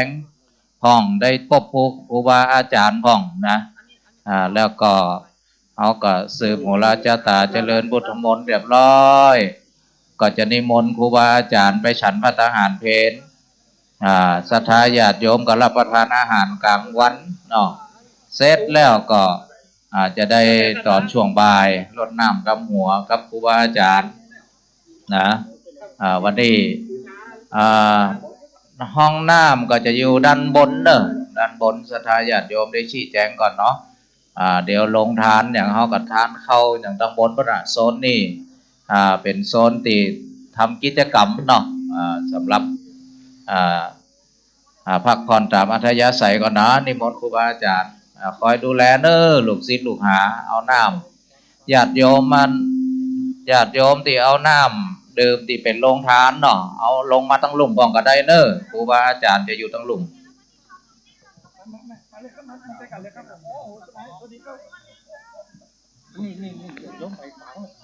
ครับเดี๋ยวก่อนเนอเดี๋ยวเรากำสัพพิติโยวิวัชชันตุสัพพะโลกโควินัสตุมาเตปวัตวันตรายโยสุขีติกายุโกภวะอภิวาทนาสีริสะนิจังพุทธาปจายโนจัตตาโลธรรมาวัฏันติอายุวันโนสุขังพะลาอาจารย์สมชาติเอาไม้ไปพุ่นเถอะนิมนต์สองจะขอความนอบน้อมแด่พระรัตนตรัย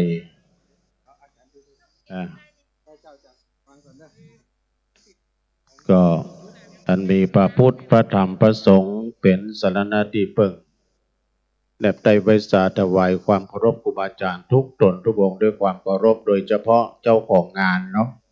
เมตตาบารมีธรรมอาจารย์ท่านพระมหานพดลสุวรรณเมธีศรัทธาญาติโยมอันเปิดมาผู้จัดกรุง12 ราศีไปปักก็ได้บ่ะวันเดียวนี้มีตั้งกันข้างราชวัดนี่ก็ปักได้ตุลุงหน้าพระพุทธรูปนี่นะปักเตียนต้นดอกเข็มครับอีกส่วนหนึ่งไปปักที่หน้าพระเจ้าสีขาวที่ตั้งลงทั้งพุ่นครับมีกล่องซ้ายอยู่ทั้งพุ่นนะเดินไปพุ่นน้อยก็ปักได้ชุดละต่อใดก็แล้วแต่ตามเจตนาเนาะ50ขึ้น น้ำดื่มเนอะจุดบริการน้ำดื่มลูกเน้นจุดกระวายน้ำดื่มนะเดี๋ยวน้ำพร้อมน้ำชาอยู่นี่นะจ๊ะนี่ครับเดี๋ยวก่อนเนอะเดี๋ยวผมประสานครับตุลุงนิมนต์ครับถวายความเคารพครูบาอาจารย์นะครับเนอที่กำลังเดินทางมาถึงบริเวณวัดช่วงนี้ญาติโยมที่มาแล้วก็หลังจากที่มาถึงแล้วไว้ประนมธรรมเรียบร้อยคนที่เป็นเจ้าภาพสังฆทานต่างๆมาที่ท่านพระมหาสมชาติได้เลยเนอะที่กองในการนี่นะ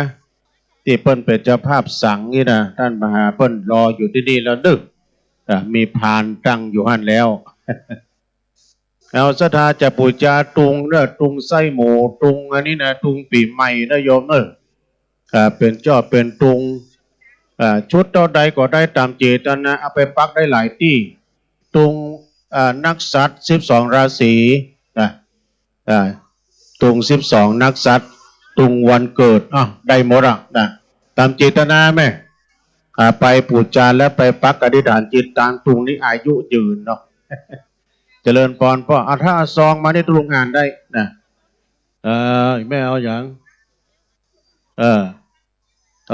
อันนี้ก็น้ำกาไฟเนาะขอบคุณเนออันนี้ก็แม่แก้วถาแก้วตาเนาะยินดีแม่เนอเจิญเจ้าจะปูจาสิ่งหนึ่งสิ่งใดวันนี้เป็นวันดีวันเมงก็สดใสวันไตก็มดปอดเป็นยอดมหาทานังญาติโยมเนอที่เป็นเจ้าภาพสังฆทานมาที่ท่านพระมหาสมชาติพระเจ้าพรหมน้ำมนต์แจกของดีโดยเอาเลยเจ้าวันนี้คณะพระสงฆ์อันนี้เปิ้นฝากผ่านอาจารย์พระครูสังวรศิลาภิรักษ์นางสุชาดาและก็นางสาวกนิกาจารุพรอันนี้ก็ร่วมรำบุญลดน้ำดำหัวจำนวนแถม100 บาทเจ้าให้เบิ่มเอานี่ใส่ให้เบิ่มใส่ ไปจากร่วมทำบุญกินทานอย่างใดก็เจิญได้เนอะปู่จาจ่อปู่จาตรงใส่จางเอาเลยฮะปอนจากท่านมหายรอบนึงเกินดื้อ ศรัทธาญาติโยมนะใครจะปูจาตุงปูจาอย่างก็ว่าไปตุลุงก็ว่าไปก็ได้ครับ เอาหมวนป้อยหลวงนะตุลุงเนาะต่างคนต่างอูต่างคนต่างซอไปนะตอนนี้มีมูลศรัทธาญาติโยมทั้งหลายได้มาร่วมบุญอาตมาก็จะขออนุโมทนาบุญให้กับเพื่อนก่อนส่วนศรัทธาที่ได้เป็นเจ้าภาพสั่งเจ้าภาพสำรับเนอะถ้าอาตมาจะรอถ้าศรัทธาญาติโยมเอาซองมาแล้วก็เอาไปใส่มันจะซับสนกันบอกหูละแม่ไปมาถามตอนนี้เลย ถ้าปะก็ปะปะก็แล้วไปเถอะ ตีศรัทธาเป็นเจ้าภาพสั่งเนอะมาพบอาตมาที่ของอำนวยการเพราะก็เดี๋ยวจะได้รวบรวมปัจจัยใส่สั่งสำรับเพื่อกับศรัทธาญาติโยมเพื่อเรียบร้อยแล้วก็จะนำถวายครูบาอาจารย์หลังจากที่เปิ้นฉันเพลแล้ว เพราะฉะนั้นตั้งแต่ตอนนี้ไปจนถึงเวลาเพลศรัทธาสามารถมาพบกับอาตมาแล้วเอาปัจจัยที่ศรัทธาจะถวายร่วมสั่งมาถวายที่นี่ได้เลยเนอะสังฆทานเนาะเอาโยมป่อศรัทธาป่อพิบูลแม่ฟองจันทร์ไอ้เสาเนาะบ้านบวกค้างสันกระแปงเจียงใหม่เดี๋ยวจะปัดป้อนพร้อมกันไปเลยสาธุชัยยาสิทธิมามาแม่มามา รอกำตุลุงว่าไปเลยครับตุลุงว่าไปเลยครับตอนนั้นก่อนโกลาหลเนาะประกาศเป็นนี่เนอะนี่จดเป็นกรณีพิเศษกำลังจดเอาลายหมายเอาชื่อจดเลยพี่ถ้าเป็นซองอ่านเลยเนาะอันนี้ซองอะไรอย่างไหมชื่ออย่างใส่ชื่อละเขียนชื่อกันเขียนที่นี่อันนี้มีชื่อแล้วกัน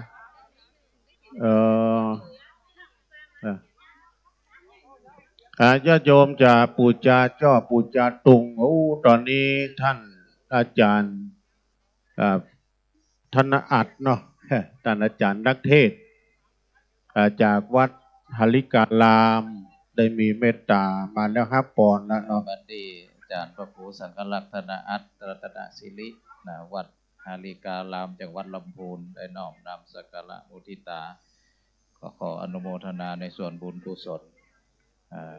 ในส่วนนี้ยามนี้ดันจุกจักมีแต่ดีลีสปีติโยวิวัชชันตุสัพพะโลโควินัสสตุจังฟ้อนวังเหนือเตรียมตัวเลยเด้อจังฟ้อนวังเหนือเตรียมตัวเลยฟ้อนแล้วก็มารับรางวัลที่โยมแม่ด็อกเตอร์จุธามาศเดชประทุมหน้ากองอำนวยการเนอะจังฟ้อนวันนี้ฟ้อนเต็มที่นะถ้ามันมีนักก็ฟ้อน3 รอบ ถ้ามีหลายคณะก็ปั่นกันฟ้อนเนอะจะไปลู่กันก็ศรัทธาญาติโยมที่จะมาปูจาตอนนี้เหลือบันนักแล้วเนอะอันตุง12 ราศีเนาะเอามาปักที่วัดบรรพตสถิตท่านจะได้อยู่เย็นเป็นสุขเนอะแล้วก็สำหรับศรัทธาญาติโยมที่เป็นเจ้าภาพสังหรือว่าสำรับที่จะถวายครูบาอาจารย์อาตมาได้ประกาศไปว่าสั่งละ 1,000 บาทแต่จริงๆแล้วเขาต้องเอามาใส่เพิ่มเนาะสำหรับครูบาอาจารย์เพราะฉะนั้นจะเอาปัจจัยมารวมกันก่อนกระเดียวได้แต่เขาจะหารตู้เช่ามาต่อได้ก่อหารเนาะอาจจะเหลือสั่งละปันนี้อาจจะเหลือ500กับหมูถ้ามันครบนะแต่ว่าได้หลายอยู่ต่อหนึ่งก็ประมาณ2,000 ถึง 3,000เนอะศรัทธาเอาเจตนาบุญของครูบาอาจารย์และติศรัทธาให้หอมมาเจ้าแบบ5 ปอนชุดนี้ก่อนเนอะสาธุชัยยสิทธิดิลิจะในวันนี้ก็เป็นวันดีสลิสุปมังคละอันประเสริฐล้ำเลิศยิ่งกว่าวันและยามทั้งหลายมูลศรัทธาคุณโยมจากทุกสารทิศอันเป็นแฟนรายการคลื่นธรรมะคลื่นสีขาวและแฟนรายการ 106.50 เมกะเฮิรตซ์วันนี้หมู่เฮาเจ้าข้าทั้งหลายได้มาร่วมพิธีอันสำคัญการรดน้ำดำหัวครูบาอาจารย์ครอบครัวคลื่นสีขาวตลอดถึงวันนี้เป็นวันอายุวัฒนมงคลครูบาอาจารย์ท่านอาจารย์พ ระมหานพดลสุวรรณเมธีสมปานเจ้าอาวาสวัดบรรพตสถิตเจ้าคณะอำเภอวังเหนือผู้อำนวยการวิทยาลัยสงฆ์นครลำปางประธานสงฆ์เผยแผ่พระพุทธศาสนาจังหวัดลำปางซึ่งมี2 งานด้วยกันนี้ศรัทธาญาติโยมได้ร่วมเป็นเจ้าภาพสังได้เป็นเจ้าภาพร่วมถวายเพื่อทุปัจจัยในการสืบภูราชตาและรดน้ำดำหัวในวันนี้บัดนี้ตนตัวแห่งผู้ค้าก็ขออนุโมทนากับโยมแม่น้อยอินเดียศรีเป็นเจ้าภาพสัง 1,000 บาทโยนราชธาแม่จันเปงปันวิชัยพร้อมบุตรหลานได้ร่วมสมทบมาแหมแม่จันเปงปันวิชัยเพื่อนเป็นเจ้าภาพสังไปแล้ว1 สังเนาะ 1,000 บาทแล้วก็สมทบมาแหม400 บาท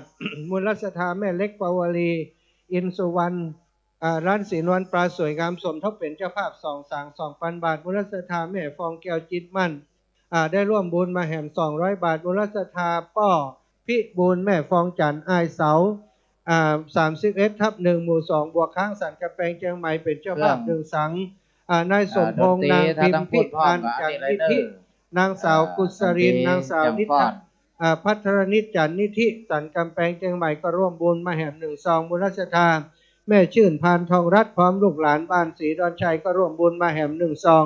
มูลศรัทธาแม่แก้วตาจุดอย่างนี้ไหมอุดเลิศ มันจุดอย่างนี้ละอุดเลิศนะบ้านศรีดอนชัยร่วมบุญอันนี้ส่วนตัวเนาะแล้วก็พ่อบุญทาจิราโพแม่จำเนียนกันทาทองน้ำทงหนองกระทิงอันนี้ร่วมบุญเป็นเจ้าภาพสั่งมาแห่1 ซอง 1,000 บาทถวายหลวงปู่ด้อยจอมพออันนี้เอาเหี่ยนี่ก็มาหลวงปู่ก้าน้ำกับไฟเอาแยกไว้แล้วก็มูลศรัทธาป้อลุนแม่แก้วศิริวงศ์นาขวางร่วมบุญมาแห่40 บาทมูลศรัทธาศรัทธาวัดนาขวางได้ร่วมบุญมาแห่1 สังศรัทธาวัดนา3 สังนะโอ้พี่น้องนาขวางต้องไปใช้นี่เป็นนานเอามา3 สังเอามาแต่เอามาหวัง3 สังเนาะแล้วก็พร้อมกับประดานแก้วมูลตาจันวงเป็นเจ้าภาพแห่1 สังและแม่แก้วนนเต็มแม่แก้วนนเต็มได้เป็นเจ้าภาพแห่2 สังซึ่งมูลศรัทธาพี่น้องมานาขวางสรุปเป็นเจ้าภาพอยู่7 สังและมูลศรัทธาอันนี้อันพระปาการศึกษาเนาะมูลศรัทธาแม่สวงชมพูกุลศรีหมด9ก็ร่วมบุญมาแห่1 ซองพร้อมกับพระป่าทุนการศึกษาของโรงเรียนขนาดเล็กอำเภอเสริมงามบัดนี้ตนต่อผู้การในปฏิฆารับแล้วขออำนวยใจท่านเจ้าได้อยู่ดีมีสุขได้มีอายุมันกว่ายืนจัตตาโรธรรมาวัฏันติอายุวันโนสุขังภะลา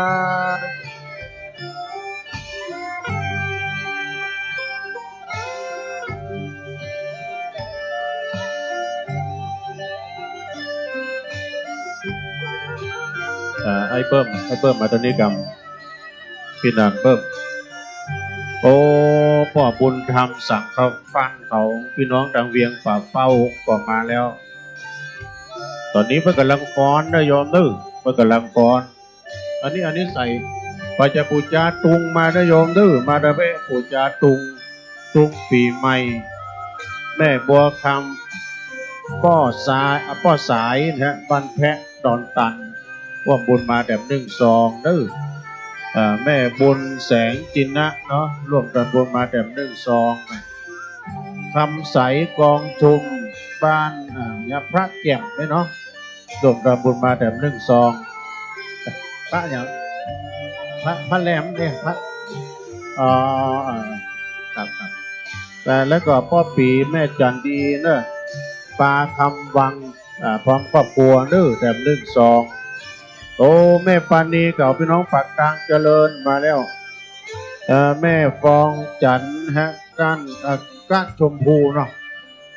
นี่ก็มาจากแพะดอนตัน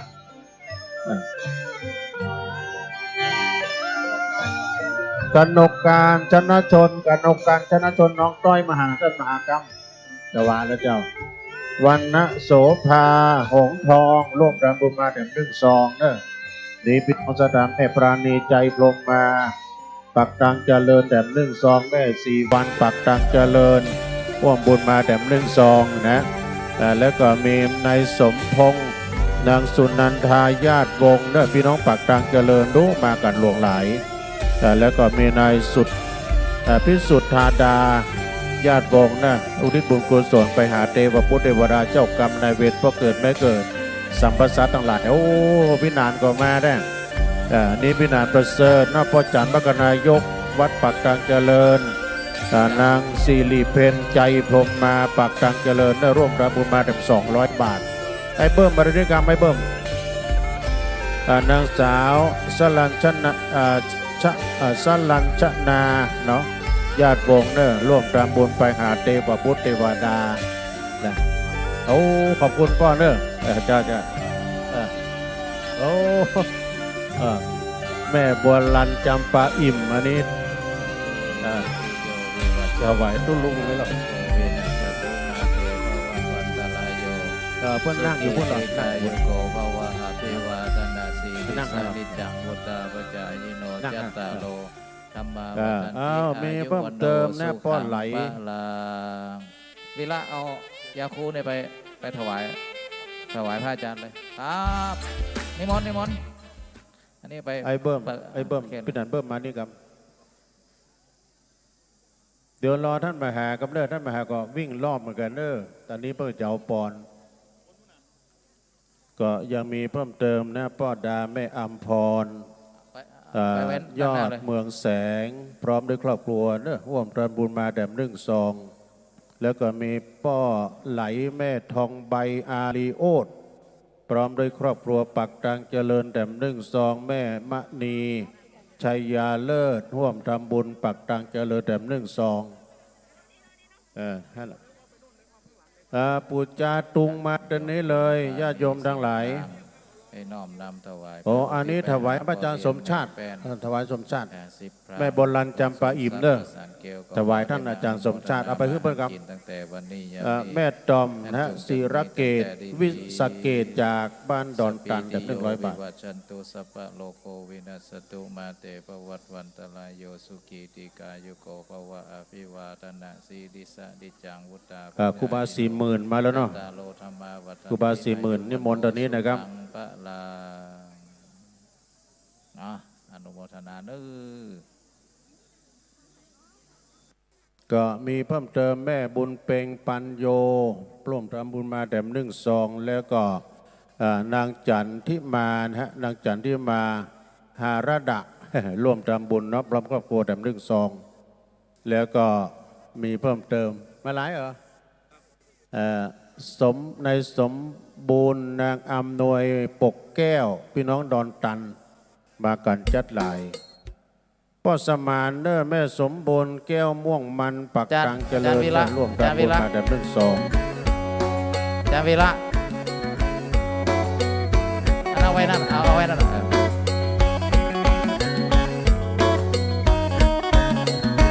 เดี๋ยวถ่ายรูปครับที่พระอาจารย์มาได้พอกล้อง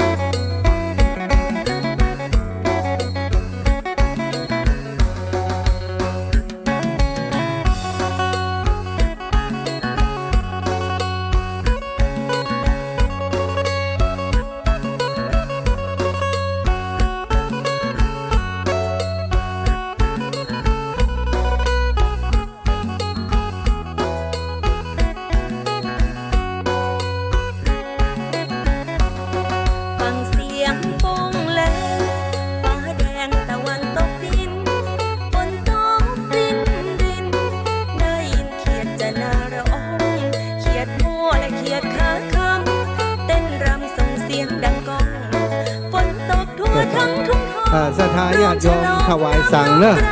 มาหาที่อาตมาภาพนี่เลยตอนนี้จะได้ปั่นปอนอาติมาที่หลังก็บอกเป็นอย่างเพราะมันมีนักจะละปั่นปอนไปเรื่อยๆเนอะตอนนี้มีมูลศรัทธาคุณโยมกนกพิษชัยนามาจากเมืองฝางได้เดินทางมาถึงแล้วเนอะเก้าอี้ตั้งเพศเลยไหมมาญาติแกงอยู่นี่มูลศรัทธาวันโยมแม่พัดวงพรมสายได้เป็นเจ้าภาพ1 สังมูลศรัทธานายภูนศักดิ์เอกพินโยภาพนางสาววรรณศิริพรหมสายเป็นเจ้าภาพ1 สังมูลศรัทธาพ่อแกะกับพระอาจารย์มหาสมชาติจะอยู่ร้านหลังดูเจ้าฮันเนอร์ศรัทธาญาติโยมมูลศรัทธาคุณโยมสุธรรมแว่นแก้วคุณโยมลาวิตาลูกหลานของวิพัฒน์แห่ง1 สังมูลศรัทธานายถนอมจันแก้วทัดเดชาพร้อมกับลูกหลาน แหมหนึ่งสังและมูลสถา สุเกติ มูลสถานนายสุวรรณนางสมศรีวงพรหมสายพร้อมครอบครัวพี่น้องหนองยางแหมหนึ่งสังนายสุภสิทธิ์นางนภาวงพรหมสายเด็กชายนภัสวงพรหมสายบ้านหนองยางแหมหนึ่งสังบัดเต้าแต่นั้นยังหมายมีมูลสถานนางบุญธิราโยธาบ้านหนองยางก็เป็นเจ้าภาพแหมหนึ่งสังยมมูลสถานแม่สมคิดราชบุตรพร้อมกับครอบครัวล้านตองล้านนาร่วมบุญมาแหม500 บาทและมูลสถานแม่บัวลันจำปาอิ่มพร้อมกับลูกหลานบ้านบวกค้างสันกำแพงเชียงใหม่น้อมถวายปัจจัยดำหัวครูบาอาจารย์แหม500 บาทมูลสถานสำนักปฏิบัติธรรมจังหวัดเชียงใหม่สมาคมนักจัดรายการจังหวัดวิทยุจังหวัดลำปางเป็นเจ้าภาพหนึ่งสังพ่อบุญธรรมแม่รัตนาสังคำพันธ์เป็นเจ้าภาพแหมหนึ่งสังอันนี้ตัวใดมูลสถานแม่ลำดวนศรีชัยวงศ์ได้ถวายค่าน้ำกาแฟ200 บาทและมูลสถานนายคำผิวนางเพ็ญศรีปันดิษพร้อมครอบครัวเราใดบอกฮู้เนอะแล้วก็คุณโยมจารุวรรณแสนกาวีก็ได้ร่วมเป็นเจ้าภาพแห่งหนึ่งซองครอบครัวคุณไพรัตน์พรหมบุญก็ได้ร่วมบุญเป็นเจ้าภาพแห่งหนึ่งซองครอบครัวร้อยตำรวจตรีสมศักดิ์รำดวนผาจันทร์ได้ร่วมบุญแห่งหนึ่งซองมูลสถานแม่ศรีนวลสุรินทร์มงคลพร้อมกับลูกหลานบ้านหนองยางร่วมบุญเป็นเจ้าภาพสังแห่งหนึ่งสังบัดนี้ตนตัวแห่งผู้ค้าได้ปฏิคาหารับแล้วขออำนวยใจให้เจ้ามูลสถานคุณโยมผู้ใดอยู่ดีมีสุข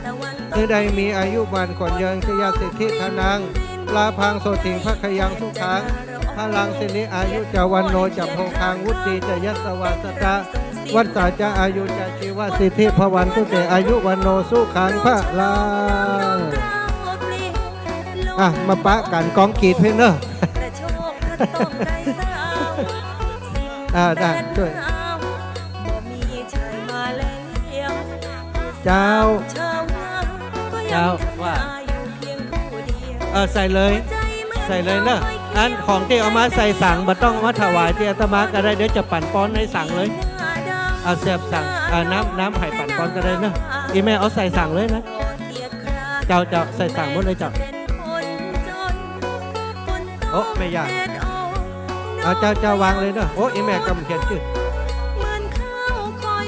สาธุอีแม่เจ้าเจ้าของเต้เนาะเอาไว้ตีใกล้ๆรถอยู่อะรถจอดไหนก็เอาลงใกล้ๆฮะเลยเจ้าเดี๋ยวเขาจะเอาลงไปใส่ที่ถังเองเจ้าอันนี้การน้ำกับไฟเจ้าอันนี้ของแม่เจ้าเอาสาธุอยู่ตะใดก็5 ปอนด์ได้เนอะเพราะเสียงดังอยู่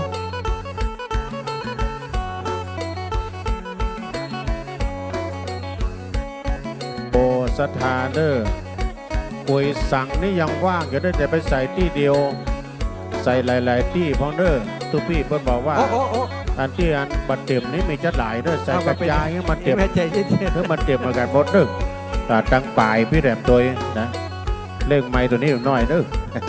ตอนนี้คณะของคุณโยมคณะจากเมืองฝางคุณโยมแม่คุณโยมกนกพิษชัยนาพร้อมกับแม่บุญปั่นเราเนาะมาถึงแล้วกำลังจะ5 ปอนด์เด้อถ้าจะปูจาตุงก็มาทางนี้เด้อปูจาจ่อปูจาตุงปีใหม่มีทางนี้ปูจาจ่อปูจาตุงมีเพิ่มเติมในนัตพลนางสาวปณิดายะโยธาเนอะใส่ได้เลยไหมหนองยางจากของที่จะใส่สั่งใส่ได้เลยเดี๋ยวครูบาอาจารย์เปิ้นปั่นป้อนเปิ้นจะปั่นป้อนที่ตอนที่เขาถวายเนอะแม่เนอะสาธุ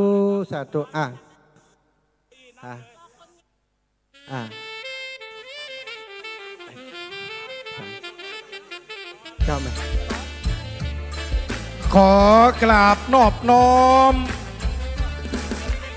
องค์ชินวรสมเด็จสัมมาสัมพุทธเจ้าพระธรรมเจ้าพระอริยสงฆ์เจ้ากราบนมัสการพระมหาเถรานุเถระ เจ้าคณะพระสังฆาธิการ ผู้ชายาสิทธิดีลีจะ พระสงฆ์ ในวันนี้ก็เป็น ทรง วัน สมณศักดิ์ที่เคารพทุก สา รู ระ ป อันประเสริฐล้ำเลิศ จุตนจุองค์ด้วยความเคารพ โยมกนกพิชัยนา อย่างสูง นาพันธ์อำเภอ และขอความเจริญสุข ได้มีแต่คณะสัตยาบรรดาพ่อแม่พี่น้อง ตั้งปีตั้งจองน้องต่างบ้าน เครื่องสีขาวเพื่อ อาตีได้พากันมาร่วม วันนี้ ในงาน หมู่อาสาทั้งหลายได้มาร่วมกิจกรรมรดน้ำดำหัว แสดงโมทิตาจิตอายุวัฒนมงคล ของท่านอาจารย์พระมหา ครบรอบ55 ปี อาจารย์พระมหานพดลสุวรรณเมธี เจ้าคณะอำเภอวังเหนือ ถวายข้าวน้ำ เจ้าอาวาสวัดบรรพตสถิต เป็นเจ้าภาพเจ้าสำรับ ผู้อำนวยการวิทยาลัยสงฆ์นครลำปางซึ่งในเจ้าวันนี้ก็จะมีพิธีสืบโหราเจ้าตาหลวง อายุวัฒนมงคล อาจารย์พระมหาซึ่งขณะนี้คณะสัตยาบรรดาพ่อแม่พี่น้อง ตั้งปีตั้งจองน้องตั้งบ้านลำพูนลำปางพะเยาน้ำกว้านเชียงรายแม่น่านแม่ฮ่องสอนทั้ง8จังหวัดภาคเหนืออาจที่เป็นแฟนคลับก็ดี ได้สดับรับฟังงานกินงานตาลผ่านคลื่นวิทยุสีขาวโดยเฉพาะวิทยุวิทยสงฆ์นครลำปาง FM 106.5 เมกะเฮิรตซ์จึงได้พากันมาร่วมกินหวานตาลต้ม และถวายน้ำแหม5 มากินหอมตะบ้วนขณะนี้ทับพรจากพระสงฆ์องค์เจ้าอย่างก่อนเด้อครับเน้อ วงจุมพูได้ร่วมบุญเป็นกระน้ำกาแฟ100 บาทกระสังแหม 1,000 บาท และมีมูลศรัทธาญาติโยมทั้งหลายได้ร่วมบุญร่วมกุศลมาในคราวครั้งนี้ซึ่งหมายมีมูลศรัทธาพ่อตุ๊ดกันพ่อตุ๊ดแม่พิมพ์เนาะมาถูกมาพิษนะพ่อตุ๊ดแม่พิมพ์หนูใจบ้านใหม่นึกว่ามา และมูลศรัทธาไผ่นิศรัทธาแม่น้อยทองรัตน์400 บาท และมูลศรัทธาแม่ล้อมกันโอบและมูลศรัทธาเป็นยาปอดเดี๋ยวไปเก็บคุณโยมชดาพรเปียขันเดี๋ยวไปเก็บแม่ยอดแก้วกันโอบ1 ซองมูลศรัทธาแม่เดือนขจรคำ1 ซองมูลศรัทธาแม่ทองสุขใจยะวัง1 ซองมูลศรัทธานงรักชัยชนะ1 ซองมูลศรัทธาแม่พัดภาพคำ1 ซองมูลศรัทธาพ่อพัดแม่เหลี่ยมทาหลี1 ซองมูลศรัทธาแม่เรือนแก้วสายแม่เรือนแก้วสายทองบ้านใหม่ก็ร่วมบุญมาแหม1 ซองมูลศรัทธาแม่หลวงวันธรรมวงศ์1 ซองและมูลศรัทธา ขอเสียงปรบมือกับจ้างฟ้อนหนังจ้างยิ้ม เล เลย แม่พินฤทธิ์แจ่มและ ขอบคุณครับจ้างฟ้อนหนังจ้าง คุณกัลยา มาเดี๋ยวนี้ครับศิลปรจากพระอาจารย์มหาสมชาติก่อนเด้อ คุณธัญธรเหมวัฒกิจ100 บาทคุณโยมแก้ววิเรียนชัยนา100 บาทแม่ราวันสุพล100 บาทแม่บัวผัดคำอินตา100 บาทคุณโยมเกศสรินอินคัต100 บาทและมูลอันนี้ก็เป็นเจ้าภาพ1 สางจากเมืองฝางมูลศรัทธาแม่บุญปันตาเหียง300 บาทคุณจันทิพย์อินตาปัญญา200 บาทคุณพงเพชรคำภู200 บาทคุณสุกันธาใครจะมาให้มาหอม อินตาปัญญา100 บาท มาตีปรามผ่ามพิธีโต๊ะตังมานั่งของคณะกรรมการซึ่งตอนนี้จะได้จดเอารายจะได้หมายเอาชื่อคณะสัตยาบรรดาพ่อแม่พี่น้องที่ได้มาร่วมในงานอายุวัฒนมงคล อาจารย์พระมหานพดลสุวรรณเมธีปรริญญาธรรม7 ประโยคพระนักเทศน์คนเหนือประธานเผยแผ่พระพุทธศาสนาซึ่งอยู่ในพระเนตรพระกันของพระเดชพระคุณพระจินดารัตนาพรเจ้าคณะจังหวัดลำปางได้มอบหมายหน้าที่เผยแผ่พระพุทธศาสนาทั่วดินแดนแคว้นนครลำปางหลวงพ่อยังเป็นพระนักเทศน์คนเหนือตีนั่งอยู่บนบัลลังก์ใจคณะสัตยาบรรดาพ่อแม่พี่น้องเป็นนักจัดรายการวิทยุและก็สถานที่แห่งนี้ยังเป็นสถานที่ปฏิบัติธรรมอีกแห่งหนึ่งของจังหวัดลำปางซึ่งมีหน่วยงานทั้งภาครัฐภาคเอกชนโรงเรียน ต่างๆต่างได้ปากันมาร่วมปฏิบัติธรรมจำศีลกินทานอยู่ที่วัดนี้เป็นประจำวันนี้ก็ถือว่าเป็นโอกาสที่ดีครับที่เราจะได้ส่งใต้ปีเก่าต้อนรับปีใหม่สังขารเก่าจะลงไปแล้วปีใหม่แก้วอาจจะได้มาจุจอดหอดถึงตึงตันขณะนี้จ้างฟ้อนนางจ้างคณะไหนตีว่างอยู่นะมาบอกได้เนอะครับเนอะตีปลามผามพิธีตีคณะกรรมการจะได้จัดคิวฮื้อครับเนื่องจากว่าวันนี้ปีตังจองน้องตังบ้านลำพูนลำปางพะเยาน้ำกว้านเชียงรายแม่ฮ่องสอนเมืองน่านทั้ง8จังหวัดครับคลื่นสีขาวได้เดินทางมานครลำปางในนามคณะกรรมการก็ขอแสดงความยินดีต้อนรับคณะศรัทธาพี่น้องที่ได้ปากันมาร่วมในงานอายุวัฒนมงคลครบรอบ55 ปีท่านพระอาจารย์มหานพดลสุวรรณเมธีเปิ้นให้เปิ้นพร้อมตีในกันตีหน้าปลามผามพิธีนี่ครับตีคณะกรรมการเพเนอร์กึดใจได้ไล่ใจเติงเปิงใจแต้บ่ต้องแปลงใจวอแวมันนกติดบ่วงขณะนี้โรงทานไหลโรงทานก็ได้เปิดโรงทานแล้วไผ่ตียังไม่ได้กินข้าวกินปลากำเตื้อนะครับวันนี้โรงทานเปิดวันค่ำครับอาจารย์ดร.จิศักดิ์ปลัมครับครับขอบพระคุณนะครับท่านอาจารย์ดร.กตัญญูเรือนตนหรือว่าพออาจารย์นั้นคนบักเก่าเข้าบัตานสถาFC ทั้งหลายวันนี้นะอยากจะหันดีเจไผ่เดี๋ยวมาจ้องตัวเฮเนอร์ ผมนี่อยู่ตั้งหลังนะครับออกผ่องบางเตือนนะ 106.5 เมกะเฮิรตซ์นะครับของวิไลสงฆ์นครลำปางอีแม่เอาไปจักไปพักปุ๊เลยเนาะเตะคนไหนแม่เดี๋ยวบัดเตะมันบัดได้หันหลวงป่อเมืองฝางครับขอบคุณนะครับผมเป็นพี่น้องเขาอยากจะมาร่วมทำบุญสุดตานนะครับเขาพออาจารย์ใหญ่นะครับอาจารย์วีรพันธ์นันเพ็ญนะครับนักวิชาการทางวัฒนธรรมก็ได้มาช่วยเหลือกันวันนี้ขอบคุณมากก่อนเนอะขอบคุณนะครับวันนี้น้ำตา5ฝนจัดดีวัดศรีคำเวียงแม่วิไลครับขออนุโมทนาบุญแม่พี่น้องใครจะมาร่วมทำบุญมาทางเพกองอำนวยการอยู่ทางเพเนอะครับขออนุโมทนากับคุณวรรณโสภาหงทองบ้านตุ่มโป่ง100 บาทคุณแม่ฟองแก้วตอนรับ100 บาทคุณแม่ดวงจันทร์ตอนรับนะครับบ้านตุ่มโป่ง100 บาทคุณแม่คุณยายฟองการมีนะครับ100 บาทคุณแม่เชิญกันทะตันนะครับในเมือง100 บาทคุณแม่ฟองแก้วจิตมั่นนะครับบ้านฟอน20 บาทคุณแม่สมนะครับสีอินแก้วบ้านฟอน30 บาทคุณแม่สมจันทร์นะครับอินทรวิชิตนะครับ100 บาทคุณแม่สุภาพรอินศรีบ้านฟอน30 บาทแล้วก็คุณแม่วิราวันคำพรหมนะครับสันติภาพ100 บาทขออนุโมทนาอีเบ้จะหอมอย่างวัดเพ่สุมาเตนะครับกับต้องขอบพระคุณนะครับท่านอาจารย์ดร.นะครับจุฑามาศเดชปฐมในฐานะเป็นมหาอุบาสิกาช่วยเหลือเกื้อกูลอุปถากอุปถัมภ์นะครับวัดวาอารามวัดบรรพตสถิตที่นี่ของท่านอาจารย์พระมหานพดลสุวรรณเมธีปริยนธรรม7 ประโยคกันอีแม่บอกว่าอาจารย์มหานพดลปัญหาเป็นเจ้าคณะอำเภอวังเหนือเป็นผู้อำนวยการวิทยาลัยสงฆ์นครลำปาง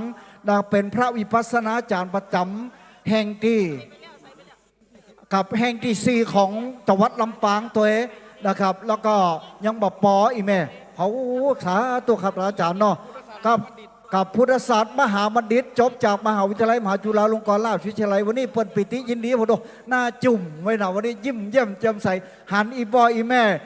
แล้วก็FC หรือว่าแฟนคลับของสถานีวิทยุมากันนักกันหลายวันนี้ตัวเจ้าตัวนายพระหาเถระมาจากจังหวัดลำพูนเชียงใหม่แปรน่านพะเยาเชียงไฮ้สาธุชัยยาสิทธิดีขอบคุณนะครับท่านผู้นายนะครับทิติพรจินดาหลวงนะครับที่เมตตาได้มาร่วมพิธีแต่วันนี้วันนี้มาเฮือไปไหนเดี๋ยวนะวันคำดับคนนายนะครับคนนายทิติพรได้ร่วมบุญมา100 บาทแม่สายวงแก้วได้ร่วมบุญมา40 บาทแม่จันนวลคำมาได้ร่วมบุญมา40 บาทพอส่งเสริมนะครับพันทิศศิลปวัฒนธรรมของสำนักงานวัฒนธรรมจังหวัดลำปางนะครับคุณนายทิติพรจินดาหลวงนะครับได้เมตตาวันนี้ก็ขอบคุณทุกท่านโอ้พ่อจันนันยืนหรือเปล่านี่แหละครับพ่อจันนันยืนหรือว่าพ่อจันกิติพรเคลื่อนเดิมเมืองตอนนี้มาละเจ้าภาพกันมา1 สังมูลศรัทธาแม่วันลาดองดีขอบคุณเด้อ ได้เป็นเจ้าภาพ1,000 แม่คุณนาย บาท ที่ดิพรฟังเมียเลยนะ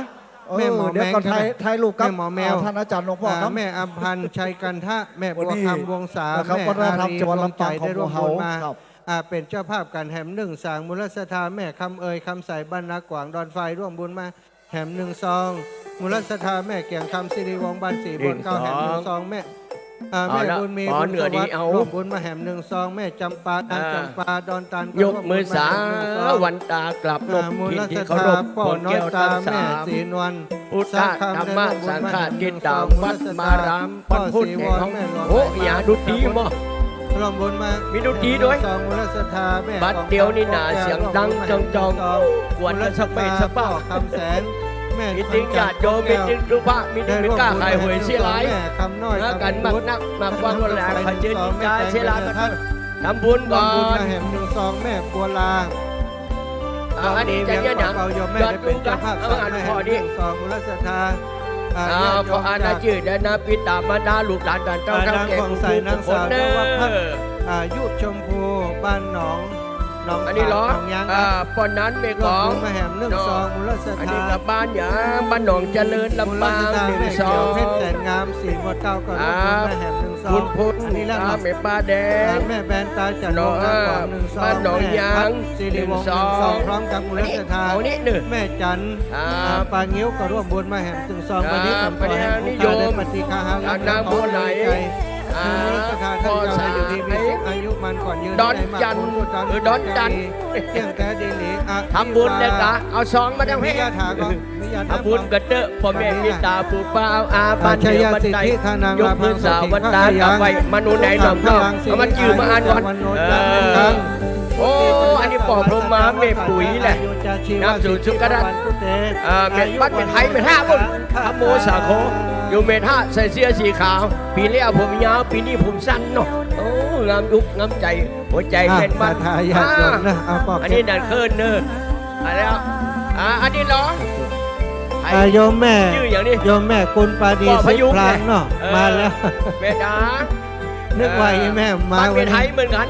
เมไทยเมทานปากหวานแต่ตักเมทานอารักมากันจะหลาย ดึงยิงดึงใจผู้แก่ผู้เฒ่า อ่า อ้าวครับแม่ ก็ รั นาก น นวลค ก็นานนั้นเคินเดี๋ยวขออนุญาตเอาไม้ให้ปนานนั้นกำเนอะ ำครับ จะได้ลำดับพิธีกรรม ได้วิธีแล้วแหละ เดี๋ยวจะได้เข้าพิธีให้ปนานนั้นได้พบปะแล้วก็จะนำเข้าสู่ คิดไม่เปลี่ยนกัน โยมแม่มานั่ง กับบรรดาพ่อแม่พี่น้องนักศิลป์นักบุญที่เคารพรักทุกท่านนะครับ ตอนนี้เขาจะได้เข้าสู่พิธีการกับเดียวเขาจะได้สืบชะตาเฮือท่านอาจารย์ของเขานะครับก็คือท่านอาจารย์พระมหานพดลสุวรรณเมธี เจ้าอาวาสวัดปอนพจน์สถิต เจ้าคณะอำเภอวังเหนือผู้อำนวยการวิทยาลัยสงฆ์นครลำปางพระวิปัสสนาจารย์ศูนย์วัดปอนพจน์สถิตที่นี่นะครับ จะได้เข้าสู่พิธีการทางศาสนา สาธุอีแม่ยุดอย่างไรก็ เขาประทับบริบูรณ์น้อมแห่งการอันควร ไผเอาของกินของว่ามาใส่กันเนอะเอามาใส่ทั้งเพ่พ่องต้องปุ้นล้นเพี้ยๆเพราะทั้งเพ่ยังบัดเต็มเดียวนะ ขอสุมาเตอะไผที่เอาขวากินขวาตาลมาใส่ไปทั้งปุ้นเนอะอีแม่กล้วยก้าทั้งปุ้นยังบัดเต็มเดียวกล้วยเครื่องทยทานยังบัดเต็มเดียวแม่ละอีแม่มันมาเจ้าอีแม่อยู่ที่ไหนก็ น้องเจ้า ปานนาดงที่ไหนดิหวังเงินนี่แม่ท่าเนาะโอ้มาจัดไก่เพราะอีแม่เขานี่นะสุดยอดเนี่ยเป็นแล้ววัดติดตามหลามตัวล่ะสถานีวิทยุเพื่อการศึกษาวิทยาลัยสงฆ์นครลำปางเนาะแม่เนาะโอ้อีแม่มาจากบันดงอำเภอแม่ท่านะครับขออนุโมทนาการคณะสถานอีแม่รู้มาด้วยกันล่ะบันดงแม่ถึงนั่นพอรู้หออีแม่มาจากบ้านไหนก็มาลำปูนบ้านโฮงหมดโอ้นะครับมาจากบ้านโฮงลำปูนก็มีมาตัวหาตะลุงแก้วเฮียก้าฮะครับขอบคุณอีปอยอีแม่ทั้งหลายเนอะจะมาร่วมกันทำบุญสุดตานมาดังเพศนะครับกับเดี๋ยวผมจะได้โอนไม้ให้กับพระอาจารย์วีรพันธ์นันเพลเข้าสู่พิธีการทางศาสนาในการสืบหุราชตาให้กับท่านอาจารย์พระมหานพดลสุวรรณเมธีวันนี้ปิติยินดีหันอีปอยอีแม่มากันก็ต้องกางเต้นนะที่นี่นะพลกมาอีปอยแม่ทั้งหลายเย็นเหลียเต้นไป10 เต้านะครับติดแฮมต่างหาก ครับต้นไม้ต้นตอกท่านอาจารย์ปาพระสงฆ์องค์เนนอุบาสกอุบาสิกาช่วยกันปลูกช่วยกันหดน้ำเนาะแล้วก็ช่วยกันพอกวันดินจนใหญ่หน้ากาบานมาถึงปัจจุบันนี้ได้อยู่ห่มเหงาเป็นอย่างดี อันนี้ก็ถือว่าบรรดาแม่พี่น้องเขาได้ช่วยกันส่งเสริมสนับสนุนพระพุทธศาสนาคือมีความเจริญรุ่งเรืองมาถึงปัจจุบันนี้โดยเฉพาะวัดบรรพตสถิตนะเป็นสถานที่ปฏิบัติศีลปฏิบัติธรรมอบรมบ่มนิสัยเฮอลูกศิษย์อีแม่ชื่ออย่างก็ลืมเห็นละ แม่บอกขีท่าโปจ้า อีแม่บัวขี้โฟโต้เนี่ยครับแฟนคลับแต่นะอีแม่ฟังรายการวิทยุโทรศัพท์ไปหาติ๊กอีแม่ชื่ออย่างก็ เจ้า อีแม่ท้องเจี๊ยบบ้านไหน บ้านสันบุญเหลืองนี่วะ เอาเปาะกันเนี่ย เอาขอบคุณจังฟอดแบบไม่เห็นตบมือสักคนหมดหรอกจังฟอดจากวังเหนือ สาธุ มา ชัย ตั้งแต่ สิท ตี ธิ สี่ วั วัน นเรา นี้หมายมีมูลศรัทธาแม่วันสิ่งเชื้อ ขออนุโมทนาคณะจังฟอดวังเหนือนะครับที่ตามลำตัวมากับบรรดาแม่พี่น้องเขาครับขอเชิญท่านอาจารย์ดรกตัญญูแห่งกำนอกตอนที่จะเข้าสู่พิธีการเวลาแห่ง5 นาที มูลศรัทธาแม่บุญศรีปาน้อยได้ร่วมบุญมาแห่ง200 บาทมูลศรัทธาแม่บุญศรีปาน้อยร่วมบุญมาแห่ง100 บาทถวายหลวงปู่ดอยอันนี้เอาไว้ ครับตอนนี้นางเขาเลทเวลาไปแหมน้อยนะครับเนาะ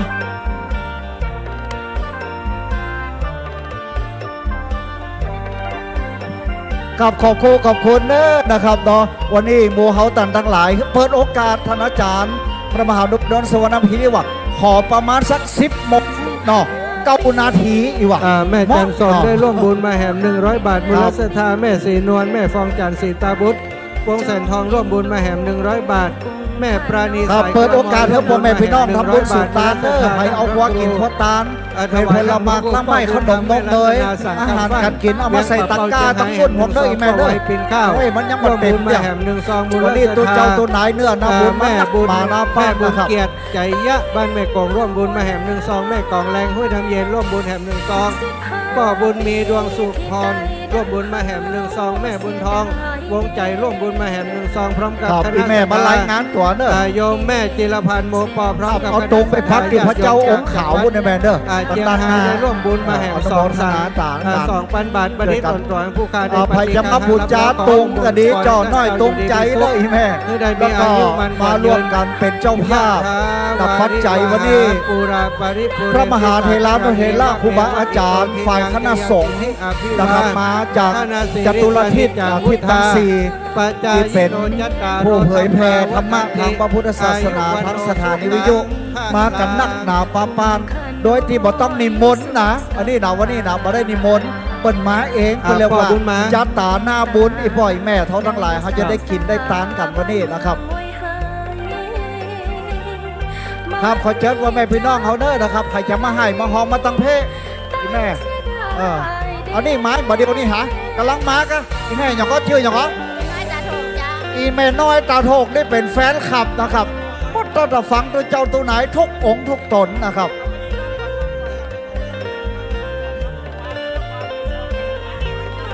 เลขสถานีบ่มีใครอยู่อีแม่ 219587นะอย่างนั้นดูไปละเดี๋ยวถามน้องแอมก่อน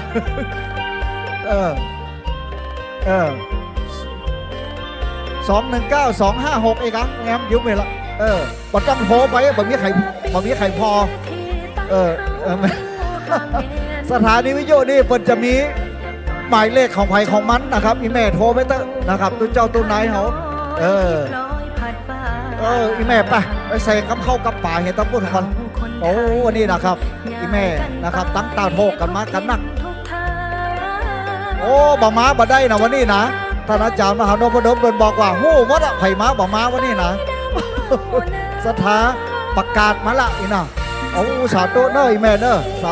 ธุนะครับเด้อวันนี้เป็นเนื้อนาบุญแต่ได้มาปะมาปบมาพอมากอยมายนมาชมกันนักหนาปาปานมากินมาตานเป็นว่ากินหอมตอมม่วนอีน่ะได้บุญได้กุศลตัวเองกันเด้อครับเด้อพ่อแม่เขาตั้งหลายเดี๋ยวขอเชิญท่านอาจารย์ดร.กตัญญูกับเขาไปซอกกินน้ำก่อนหลวงพ่อเขาแหละหลวงพ่อไปซอกจื่อเนาะอีแม่วันนี้ นะครับหน้าจุ่มตาบานนะครับพระอาจารย์ดรจุธามาศเดชปฐมเฮาหันคนปิตินี้คนเดียวกวาดขี้เงี้ยขลักคนเดียวล่างห้องน้ำกับล่างคนเดียวตัวนี้มีคนช่วยหลายน้อยหนึ่งนี่แหละครับมหาอุบาสิกาผู้เลื่อมใสบวรพุทธศาสนาอุปถัมภ์วัดวาอารามนะครับวัดบรรพตที่นี่คือมีความเจริญรุ่งเรืองเพราะท่านอาจารย์นะครับดร.จุธามาศเดชปฐมมหาอุบาสิกาครับ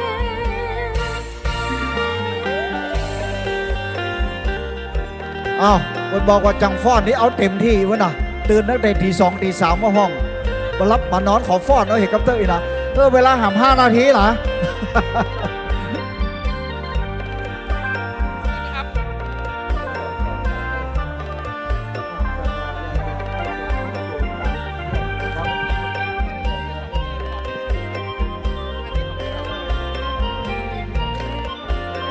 ครับบรรดาแม่พี่น้องเขาทั้งหลายนะครับวันนี้ขนาดนี้นะครับตั้งแต่ตะเจ้ามาละเขาได้ถ่ายทอดออกจากสถานีวิทยุเพื่อการศึกษาวิไลสงฆ์นครลำปาง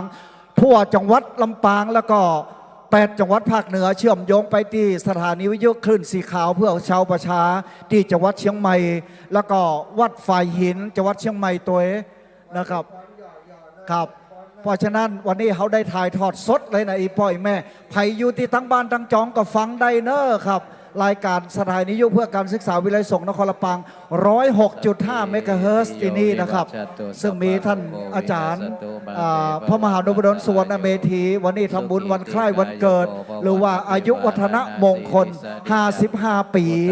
ครับพ่อแม่พี่น้องเนอะตอนนี้กำลังออกรายการวิทยุถ่ายทอดสดนะครับไผอยู่ตั้งบ้านตั้งจองยังมาตันอยู่เนอะตอนนี้นะครับมาตันอยู่วันจะทำพิธีกำเดียว 10 โมง 9 นาทีเนาะจะได้สืบบุราชะตาอายุวัฒนมงคลของท่านอาจารย์ครับ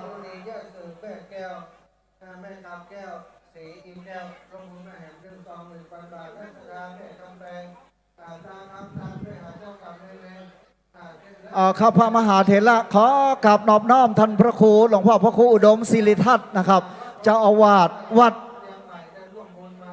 ศรีภูมิมานะครับหรือว่าเจ้าคณะตำบลตุ่งฝายมาละนักจัดรายการเหมือนกันนะครับพระมหาเถระที่มีการจัดรายการสถานีวิทยุเพื่อการศึกษาวิไลสงฆ์นครลำปางโดยเฉพาะท่านหลวงพ่อพระครูอุดมศิริทัตน์นี่นะเปิดฮักษาห้อยหีดประเพณีเก่าเตดมหาจาดนี่นะครับนิมนต์เด้อพ่อนะเดี๋ยวสัตว์อาจะมาไหว้มาสากันเนี่ยพระมหาเถระที่ออกจัดรายการวิทยุอยู่ตั้งเพศเด้ออีปอยแม่ทั้งหลายมาไหว้มาสาได้นะครับอนุโมทนาบุญมาฝากฟังว่าทุกเจ้าอยู่วัดไหนพ่องจ้าอีนะได้ยินแต่เสียงอีนอเป็นว่านะวันนี้มากันมดนะครับขึ้นสีขาวเพื่อชาวประชาอีแม่อยู่ที่ไหนก็อยู่ฮ่องกงบ้านฮ่องกงเนาะอ๋ออนุโมทนาสาธุการด้วยแมนเนอร์โดวันนั้นไปแถววังเหนือพวกนี้ว่ะขออนุโมทนาการได้แมนเนอร์นะครับครับหลวงพ่อธรรมโคนะครับเจ้าคณะอำเภอฝางโอ้ขอกราบน้อมกราบถวายความเคารพหลวงพ่อเนอะหลวงพ่อพระโคนะครับ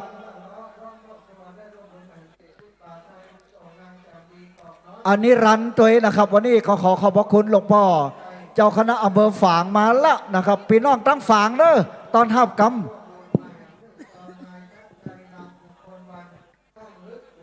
ขอกราบถวายการต้อนรับหลวงพ่อเนอะนะครับวันนี้พระเดชพระคุณหลวงพ่อได้เดินทางมาถึงละโอ้มาตั้งแต่ตี 4แล้วมาแวะในห้องหรือวะอ๋อมาหาน้องแอมไม่วะนี่ครับดีเจแอมนะครับผู้ที่ดูแลเรื่องสถานีวิทยุมี2 ท่านนะครับก็คือน้องนัดกับน้องแอมนี่ละหรือว่าที่ด็อกเตอร์แล้วครับเนาะพัชริยาฟองจันตาก็กำลังเรียนโยนะครับ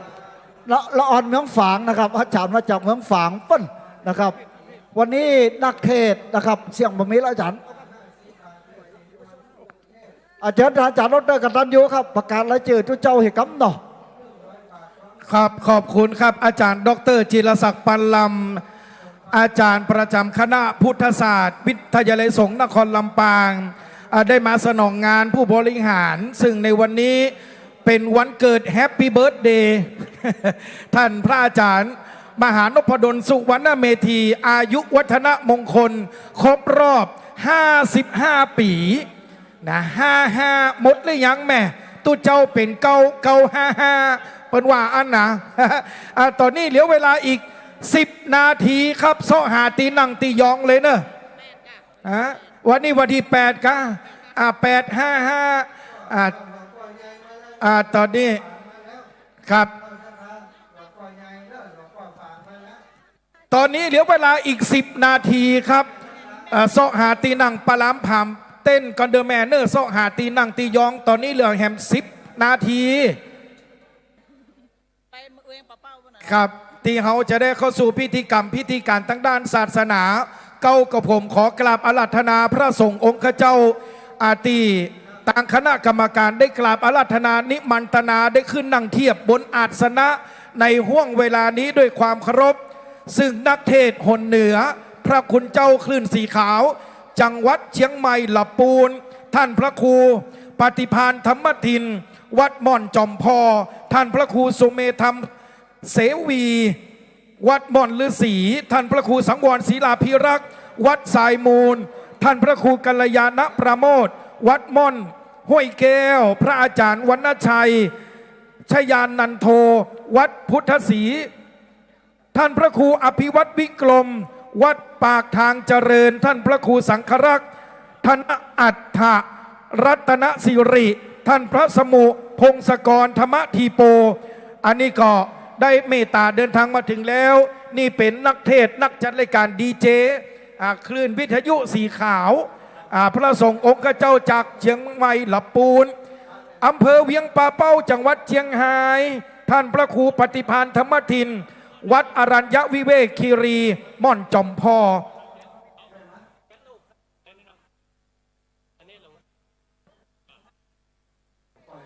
ท่านพระครูปริยัติชัยวัฒน์นะครับท่านได้เมตตาเดินทางมาแล้วเก้ากับผมขอโอกาสกราบอาราธนาได้ขึ้นนั่งเทียบบนอาสนะในห่วงเวลานี้นะครับท่านพระสงฆ์องค์ข้าเจ้าท่านพระครูบวรธรรมาภิรามวัดเปมารามนะครับพระอธิการสมานยานวโรวัดป่าแงะพระประหลัดจำนันสุธีโรวัดสันกูทองพระมหาสมชาตินันทธรรมิโกวัดหนองยาวท่านพระประหลัดณัฐพงศ์ทิตวุฒิสิริวัดดอนจันทร์ท่านพระครูปริยัติรัตนโชติวัดร่องกูอันนี้มาจากจังหวัดเชียงรายเหนือสุดแดนสยามชายแดน3 แผ่นดินถิ่นวัฒนธรรมล้านนางามล้ำค่าพระธาตุดอยตุงนักจัดรายการชื่อดังหนเหนือคลื่นวิทยุสีขาววันนี้ปากันมาแน่นหนาฟางครับแต่ละแฟนครับแต่รถตู้มาเป็นรถทัวร์มาเป็นรถบัสวันนี้ปากันมาที่วัดบรรพตสถิตนะครับซึ่งเป็นวันตีมูเฮาเจ้าข้ามาแสดงมุทิตาอายุวัฒนมงคลครบรอบ55 ปีพระมหานพดลสุวรรณเพธีมหาปรริญญาธรรม7 ประโยคเจ้าคณะอำเภอวังเหนือเจ้าอาวาสวัดบรรพตสถิตผู้อำนวยการวิทยาลัยสงฆ์นครลำปางเก้ากับผมขอโอกาสกราบอาราธนาพระสงฆ์ทรงสมณศักดิ์เจ้าคณะพระสังฆาธิการพระเถรานุเถระได้ขึ้นนั่งเทียบบนอาสนะในห่วงเวลานี้นะครับและขอเชิญคณะสัตยาบรรดาพ่อแม่พี่น้องที่ได้เดินทางมาถึงแล้วเสาะหาตีนั่งตามปลามผามเต้นโต๊ะตังมานั่งเก้าอี้ตีคณะสัตยาได้จัดแจงแต่งดาเอาไว้ต้อนรับท่านนะครับสำหรับคณะสัตยาสาธุชนที่อยากจะมาปูจาในส่วนของตุงไส้หมูตุงช่อตุงชัดตุงชัยตุง12 ราศีจะให้จะดีอยู่ติดตุงครับเพราะว่าเขาเกิดมาในดินแดนแผ่นดินล้านนานี่เขามีตุงตัวกลมาตั้งแต่เกิดตุงประจำปีเกิดท่านเกิดปีอะไรอย่างจดเอารายเต็มเอาชื่อแล้วก็เอาไปปักไว้ที่ไหนหอปูจานเอาปักไว้ที่องค์พระพุทธมณีรัตนปฏิมากรปุ้นครับองค์สีขาวปุ้นพระเจ้าแก้วเปิดจะมีกล่องไซเพื่อพี่น้องได้ปักไว้อยู่เพราะฉะนั้นแล้วคณะสัตยาตอนนี้เหลือเวลาอีก5 นาทีต่ออันครับเรียนเชิญคณะสัตยาบรรดาพ่อแม่พี่น้องได้สืบโหราชตาหลวงกับพระอาจารย์มหานพดลสุวรรณเมธีซึ่งอายุวัฒนมงคลของอาจารย์พระมหาวันนี้ ครบรอบ 55 ปี จะได้สืบโหราชตาวัตถุประสงค์ในการสืบโหราชตานั้นมีอยู่3อย่างด้วยกัน 1. ต่ออายุ 2. ทรงเคราะห์ทรงน้ำ 3. ฮับโจกฮับลาบเหมือนพระยามังลายนี่สืบโหราชตาเมืองเชียงใหม่เมื่อวันที่ 12 ปี 1839นะเพราะฉะนั้นแล้วกับการสืบโหราชตาจะมีเฉพาะบ้านเฮาเตาอันจะไปซ่อตีกรุงเทพอีสานที่ไหนตึงบะมีครับจะมีเฉพาะแผ่นดินล้านนาเตาอันเพราะฉะนั้นคณะสัทธาได้มาปูจาตุงจอตุงจัดตุงใจตุงไส้หมูได้มาสะเดาะเคาะสะเดาะน้ำขันตั้งอยู่ที่อาจารย์พระมหาสมชาติท่านเนอะเอาไปตวงเอาไปประเคนเป็นเลยครับตีปลามผ่ามพิธีครับตอนนี้เก้ากับผมได้รับสัญญาณมาจากคณะสงฆ์พิธีแล้วจะได้เริ่มประกอบพิธีกรรมพิธีการตั้งด้านศาสนาขอนิมนตนาพระสงฆ์ได้ขึ้นนั่งเทียบบนอาสนะในห่วงเวลานี้เมื่อทุกอย่างพร้อมแล้วก็จะได้เข้าสู่พิธีกรรมพิธีการทั้งด้านศาสนาไหว้พระสมทานเบญจศีลโดยอาจารย์วีรพันธ์นันเพ็ญข้าราชการบำนาญในกระทรวงวัฒนธรรมจะได้นำกลิ่นน้ำตาลคณะสัทธาบรรดาพ่อแม่พี่น้องบัดนี้พร้อมแล้วเก้ากับผมขอโอกาสกราบอาราธนาพระมหานพดลสุวรรณเมธี เจ้าคณะอำเภอวังเหนือเจ้าอาวาสวัดบรรพตสถิตผู้อำนวยการวิทยาลัยสงฆ์นครลำปางได้จุดธูปจุดเทียนปูจาพระรัตนตรัย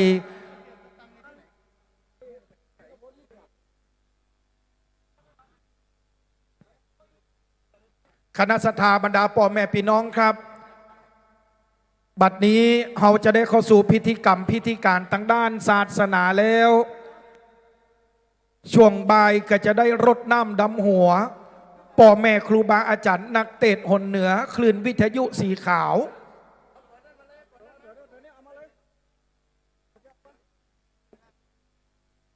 ขณะนี้พระสงฆ์ผู้เป็นเนื้อนาบุญสมณะสากยบุตรได้ขึ้นนั่งเทียบบนอาสนะแล้วคณะสัทธาสาธุชนเราจะได้เข้าสู่พิธีกรรมพิธีการทางด้านศาสนาซึ่งเป็นธรรมเนียมปฏิบัติของเจ้าล้านนาในงานอายุวัฒนมงคลครบรอบ 55 ปีอาจารย์พระมหานพดลสุวรรณเมธีปรริญญาธรรม7 ประโยคพุทธศาสตร์มหาบัณฑิตมหาวิทยาลัยมหาจุฬาลงกรณราชวิทยาลัยผู้อำนวยการวิทยาลัยสงฆ์นครลำปาง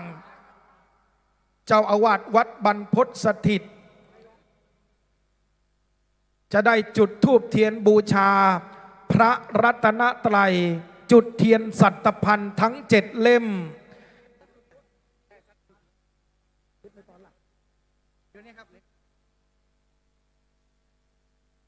เทียนสัตพันธ์ในทางพระพุทธศาสนานั้นถือว่าเป็นเขาสัตพันธ์ทั้ง7 ลูกที่เรียงรายล้อมรอบเขายุกันธรบริเวณตรงกลางของเขายุกันธรเขาสัตพันธ์นั้นก็คือเขาพระสุเมรุซึ่งเป็นจุดศูนย์กลางของจักรวาลในทางพระพุทธศาสนาถือว่าเป็นสถานที่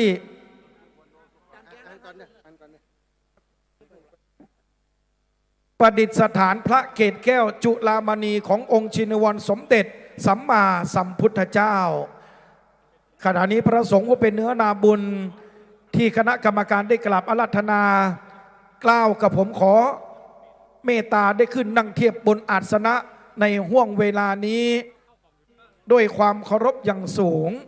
พระมหาเทรานุเทระเจ้าคณะพระสังฆาธิการพระสงฆ์ทรงสมณศักดิ์กล่าวกับผมบ่ได้เอ่ยชื่อเอ่ยนามยศถาบรรดาศักดิ์วัยวุฒิคุณวุฒิของหลวงพ่อเจ้าคณะพระสังฆาธิการก็ต้องขอสุมอกสุมาอภัยด้วยความเคารพอย่างสูงมาณโอกาสนี้ซึ่งตอนเจ้านี้เขาจะได้ปากันสืบโหราจตาทรงเคราะห์ทรงนามพ พระสงฆ์พิธีทั้งนั้นจะได้สวดรัตนสูตร สืบโหราจตาซึ่งปรากฏจดเจื่อในพระไตรปิฎกว่าโดยพระพุทธเจ้าโปรดกษัตริย์ลิชวีที่เมืองไวยสาลีว่าด้วยการปัดเคราะห์ปัดน้ำเจริญพระพุทธมนต์สูตรมหาสมัยรัตนสูตรปัดเคราะห์ปัดน้ำไหลพยามารโรคหาระบาดที่เมืองไวยสาลีอันนี้ก็เป็นประวัติในการเจริญพระพุทธมนต์บัดนี้พร้อมแล้วนะครับคณะกรรมการได้จดเอารายใหม่เอาชื่อตัวแทนคณะศรัทธามูลศรัทธาบ่ได้เลี้ยงตามยศถาบรรดาศักดิ์ตามวัยวุฒิคุณวุฒิก็ต้องขอสุมกสุมาอภัยตัว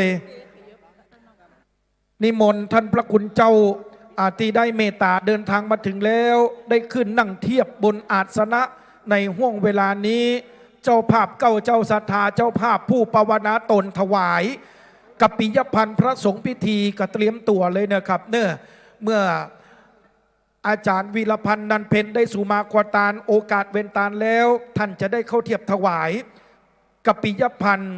ทยธรรมไทยทานพระสงฆ์พิธีซึ่งได้ประชาสัมพันธ์ไปเมื่อปางแต่เจ้าลายชื่อเลยนามคณะศรัทธาผู้ภาวนาตนตัวเป็นเจ้าภาพกัปปิยพันธ์เครื่องทยธรรมทยทานที่จะได้ถวายพระสงฆ์ผู้เป็นเนื้อนาบุญสามณะศักยบุตรบัดนี้เวลา 10 นาฬิกาได้เวลาแล้วนะครับที่จะได้เริ่มประกอบพิธีกรรมพิธีการตั้งด้านศาสนา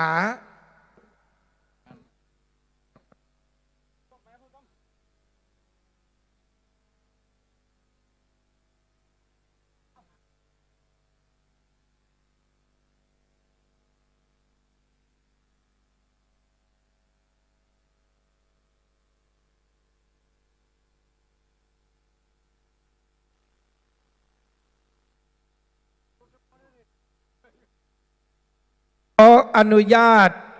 ขอโอกาสพระสงฆ์พิธีประชาสัมพันธ์ในส่วนของกำหนดการเมื่อทุกอย่างพร้อมแล้วอาจารย์พระมหานพดลสุวรรณพิธีก็จะได้จุดธูปเทียนบูชาพระรัตนตรัยไหว้พระสมทานเบญจศีลพระสงฆ์พิธีเจริญพระพุทธมนต์เสร็จแล้วก็นิมนต์พระสงฆ์ถวายจะได้ถวายพระทหารเพลก่อนบัดนี้พร้อมแล้วเรียนเชิญทุกท่านประนมมือขึ้นขณะนี้อาจารย์พระมหานพดลสุวรรณเมธีกำลังจุดธูปเทียนบูชาพระรัตนตรัย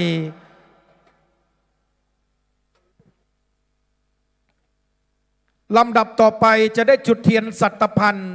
ทั้ง7 เล่มเล่มที่1ขอเรียนเชิญดร.จุฑามาศเดชประทุมสำหรับเทียนเล่มนี้เป็นประทับมงคลเล่มที่สูงสุดเป็นการปูจาเหล่าทวยเทพบนสวงสวรรค์จันยุคนทรซึ่งเป็นเทือกเขาตีรอบเขาพระสุเมนดังที่ท่านดร.ได้นำเรียนพุทธบริษัททั้งหลายท่านดร.กตัญญูเรียนตุลได้ทำหน้าที่เป็นศาสนพิธีกรเตียนเล่มนี้เป็นเขาที่7 ทิวเขาที่ล้อมรอบเขาพระสุเมนต่อไปครับเล่มที่2ขอเรียนเชิญคุณนายทิติพรจินดาหลวงผู้อำนวยการกลุ่มส่งเสริมศิลปะวัฒนธรรมตุติยมงคลเล่มที่2นี้เป็นการปูจาเหล่าทวยเทพบนเขาที่สวงสวรรค์ที่ประดิษฐานอยู่บนเขากรวิกจากซ้ายไปขวาลดหลั่นกันลงมาลำดับต่อไปเล่มที่3ขอเรียนเชิญคุณแม่จันเรือนใสอำเภอสันปะตองจังหวัดเชียงใหม่ตติยมงคลเล่มที่3นี้เป็นการจุดเพื่อปูจาเหล่าทวยเทพเตปาอาหักอยู่บนสวงสวรรค์ยะเขาอิสินทร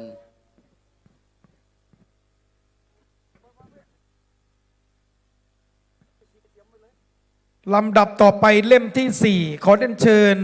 คุณกนกพิษชัยนาอำเภอฝางจังหวัดเชียงใหม่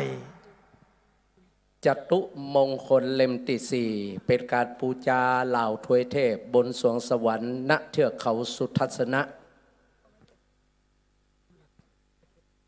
ลำดับต่อไปเล่มที่5ขอเรียนเชิญคุณแม่จีรพันธ์โมป้ออำเภอเวียงป่าเป้าจังหวัดเชียงรายปัญจมงคลเล่มที่5เป็นการปูจาเหล่าทวยเทพบนสวงสวรรค์แห่งเทือกเขาเนมินทรเล่มที่6ขอเรียนเชิญมหาอุบาสิกาคุณแม่จงดีเชื้อกันทาชกมงคลเล่มที่6เป็นการปูจาเหล่าทวยเทพอยู่บนสวงสวรรค์บนเทือกเขาวินตกะเล่มที่7ขอเรียนเชิญมหาอุบาสิกาคุณแม่เปาวลีอินสุวรรณ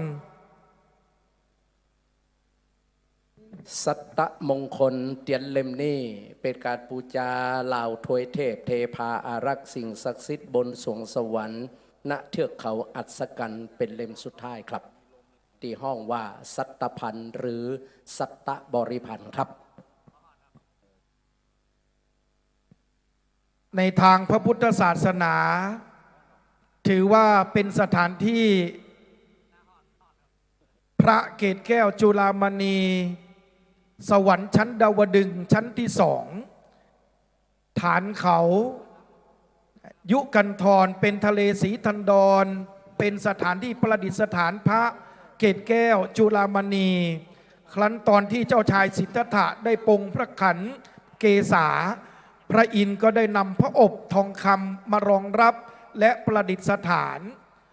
ไว้เหนือเขายุกันธรเขาพระสุเมรุสัตตพันธ์เรียงรายล้อมรอบลดหลั่นกันเป็นชั้นในแผ่นดินล้านนานั้นก็ถือว่าเป็นโต๊ะหมู่บูชาอีกรูปแบบหนึ่งที่ได้รับอิทธิพลในทางพุทธศาสนาแบบเถรวาทบัดนี้พร้อมแล้วกล่าวกับผมขอโอกาสพระสงฆ์ทรงสมณศักดิ์เจ้าคณะพระสังฆาธิการที่จะได้เข้าสู่พิธีกรรมพิธีการทั้งด้านศาสนาโดยอาจารย์วีรพันธ์นันเพ็ญอดีตข้าราชการบำนาญในกระทรวงวัฒนธรรมอาจารย์ใหญ่ปู่จาดมัคคนายกเวียงละกรลำปางจะได้นำกลิ่นน้ำตาลในโอกาสนี้ขอเรียนเชิญท่านอาจารย์วีรพันธ์นันเพ็ญด้วยความเคารพยิ่งครับ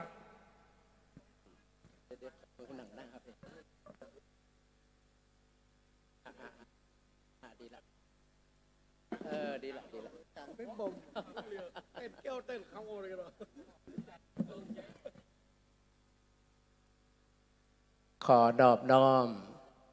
แด่องค์พระรัตนตรัยเจ้าแก้วสามภการเป็นสรณะไวยสาวันตาการวะหลวงพ่อท่าน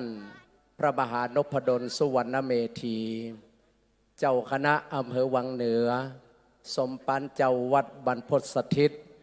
ผู้อำนวยการวิทยาลัยสงฆ์นครลำปางปรริยนธรรม7ประโยคที่ในฐานะเป็นสมณะเจ้าภาพเนื่องในวัน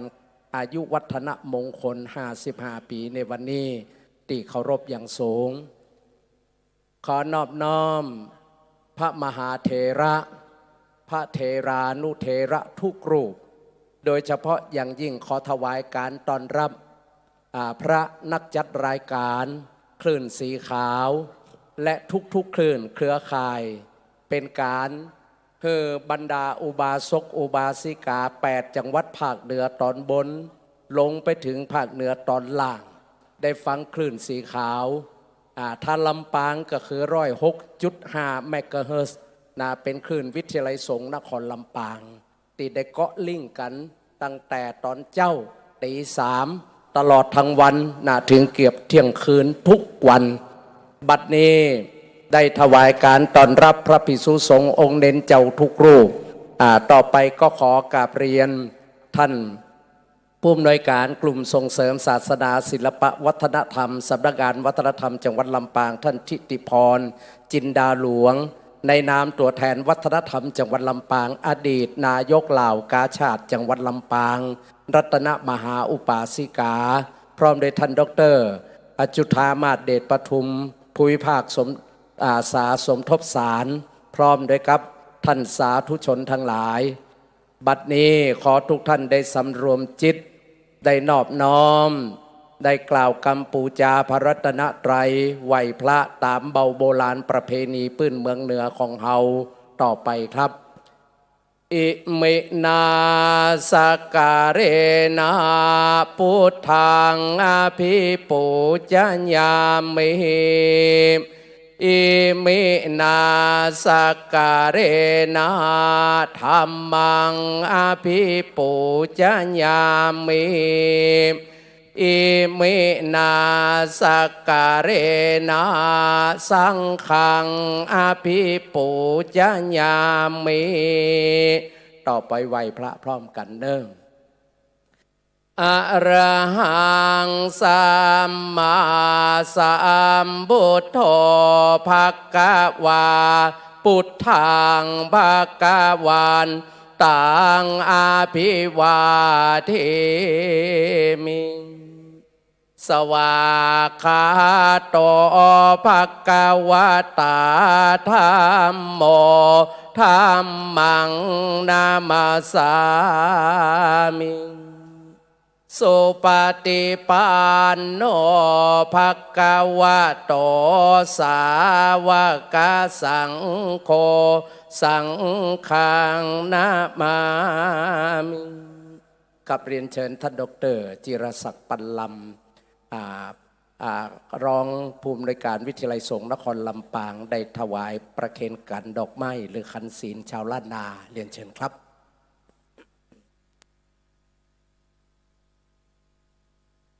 มะยังพันเตติสารเนนะสาหะปัญจศีลานิญาจามาตุติยัมปิมายังพันเตติสารเนนะสาหะปัญจศีลานิญาจามาตาติยัมปิมายังพันเตติสารเนนะสาหะปัญจศีลานิญาจามหานะโมตัสสะภะคะวะโตอะระหะโตสัมมาสัมพุทธัสสะนะโมตัสสะภะคะวะโตอะระหะโตสัมมาสัมพุทธัสสะนะโมตัสสะภะคะวะโตอะระหะโตสัมมาสัมพุทธัสสะนะโมตัสสะภะคะวะโตอะระหะโตสัมมาสัมพุทธัสสะนะโมตัสสะภะคะวะโตอะระหะโตสัมมาสัมพุทธัสสะนะโมตัสสะภะคะวะโตอะระหะโตสัมมาสัมพุทธัสสะพุทธังสรณังคัจฉามิพุทธังสรณังคัจฉามิธัมมังสรณังคัจฉามิธัมมังสรณังคัจฉามิสังฆังสรณังคัจฉามิสังฆังสรนังคัจฉามิตุติยัมปิพุทธังสรณังคัจฉามิตุติยัมปิพุทธังสรณังคัจฉามิตุติยัมปิธัมมังสรณังคัจฉามิตุติยัมปิธัมมังสรณังคัจฉามิตุติยัมปิสังฆังสรณังคัจฉามิตุติยัมปิ สังฆังสรณังคัจฉามิ ตติยัมปิพุทธังสรณังคัจฉามิ ตาติยัมปิพุทธังสรณังคัจฉามิ ตติยัมปิธัมมังสรณังคัจฉา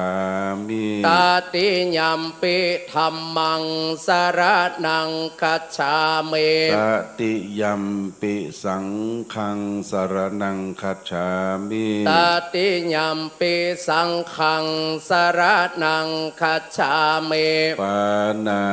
ติปาตาเวระมณีสิกขาปะตังสมาธิยามิ ปานาติปาตาเวระมณี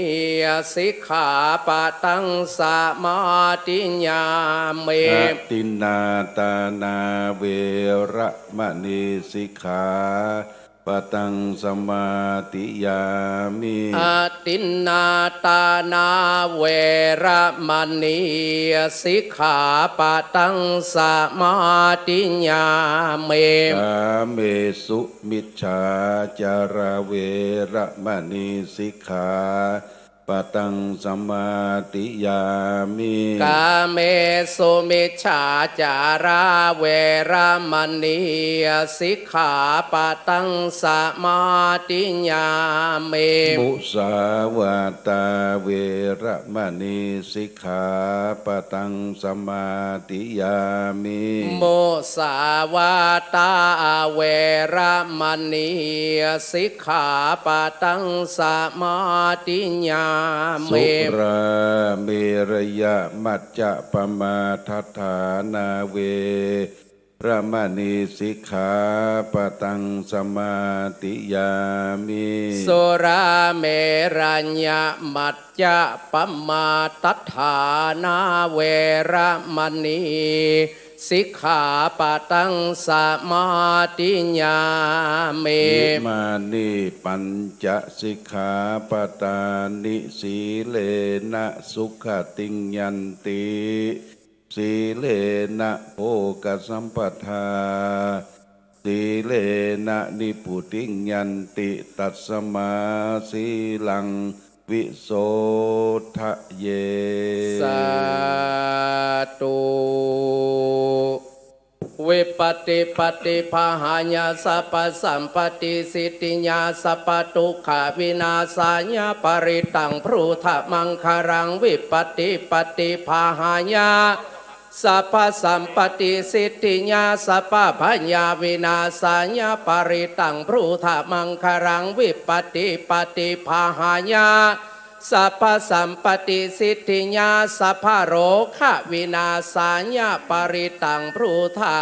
มังคลังสักเกกาเมจโรเปกิริสิคาราตเตจันตริเขวิมาเนที่เปรักเทจะคาเมตารุวนาคะหาเนเคหาอารามะวัตถุมิเขเตภุมมัฏฐาตโยจตุโลกปรราชายมราชาอินโตเวสุวรรณราชาอาริยเมตไตโยโพธิสัทธาวกาตโยอาริยสกาวะจะปุถุชนะกัลยาณาจะสัมมาทิฏฐิเยวะพุทเทปัสสนาธัมเมปัสสนาสังเคปัสสนาพุทเทสการวะธัมเมสการวะสังเคสการวะอิโตฐานะโตยาวะปรัมปราอิมัสสมิงจักกวาเลสุเทวตายังมุนิวรวัจนังสาทโวโนสุนันตุธรรมัสสวนากาโลอายัมปทันตาธรรมัสสวนากาโลอายัมปทันตาธรรมัสสวนากาโลอายัมปทันตาสมันตาจักวาเรสุอัทราคาฉันโตเทวตาสัทธัมมังมุนิลาสัสสะสุนันตุสกโมขะทาง นะโมตัสสะภะคะวะโตอะระหะโตสัมมาสัมพุทธัสสะนะโมตัสสะภะคะวะโตอะระหะโตสัมมาสัมพุทธัสสะนะโมตัสสะภะคะวะโตอะระหะโตสัมมาสัมพุทธัสสะพุทธังสรณังกัจฉามิธัมมังลานังกัจฉามิสังฆังสรณังกัจฉามิตุติยัมปิพุทธังสรณังกัจฉามิตุติยัมปิธัมมังสรณังกัจฉามิตุติยัมปิสังฆังสรณังกัจฉามิตติยัมปิพุทธังสรณังกัจฉามิตติยัมปิธัมมังสรณังกัจฉามิตติยัมปิสังฆังสรณังกัจฉามินะโมเมสัพพะพุทธานังตัวติงสาวรารักขาโนตันหังกโรมหาวิโลเมทังกโรมหายันโสสารนังกโรโรกาหิโตติปังกโรสุตินตาโลโกตันโยจนะปะโมโคมังคาโรปุริสาสะโพสุมาโนสุมาโนทิโรเรวัตโตราติวัตตโนโสภิโตคุณสัมปันโนอโนมาชาติชานุตตโมปัตถุโมโลกาปัจจุโตนาลาตุวาราสารติปัตตุโมตโลสัตตาสาโลสุเมโตอาคาโภคาโลสุจาโตสัพพะ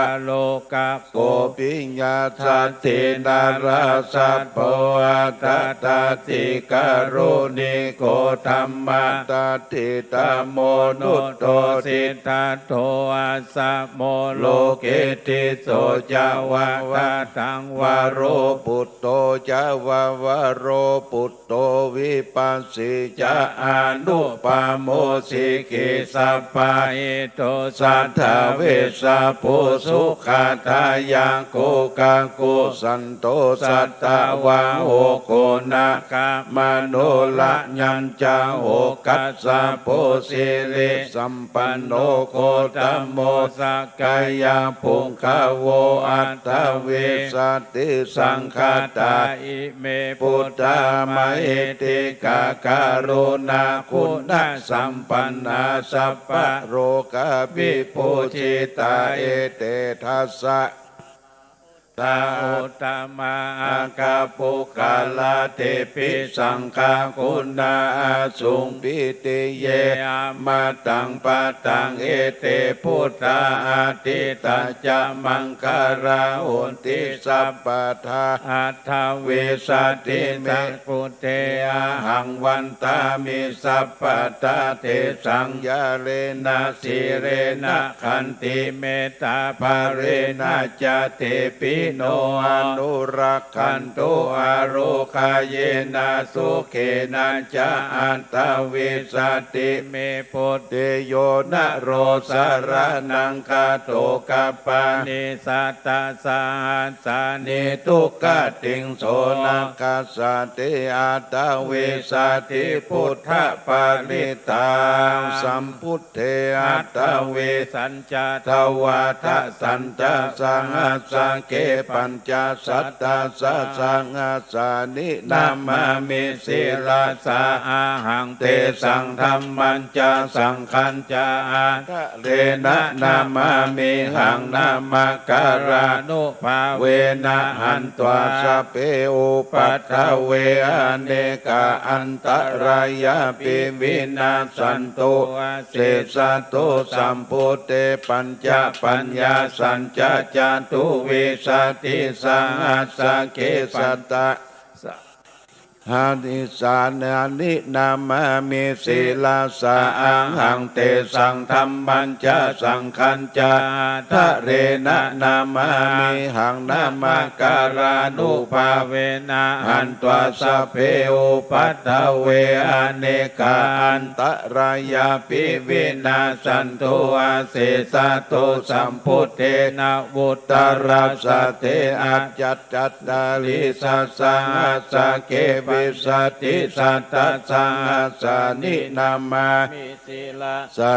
หังเตสังธรรมัญจะสังขัญจะอัตเรนะนะมามิหังนามาการานุภาเวนะหันตวาสะเพอุปัฏฐเวอเนกาอันตรายาปิเวนะสันตุอาเสสะโต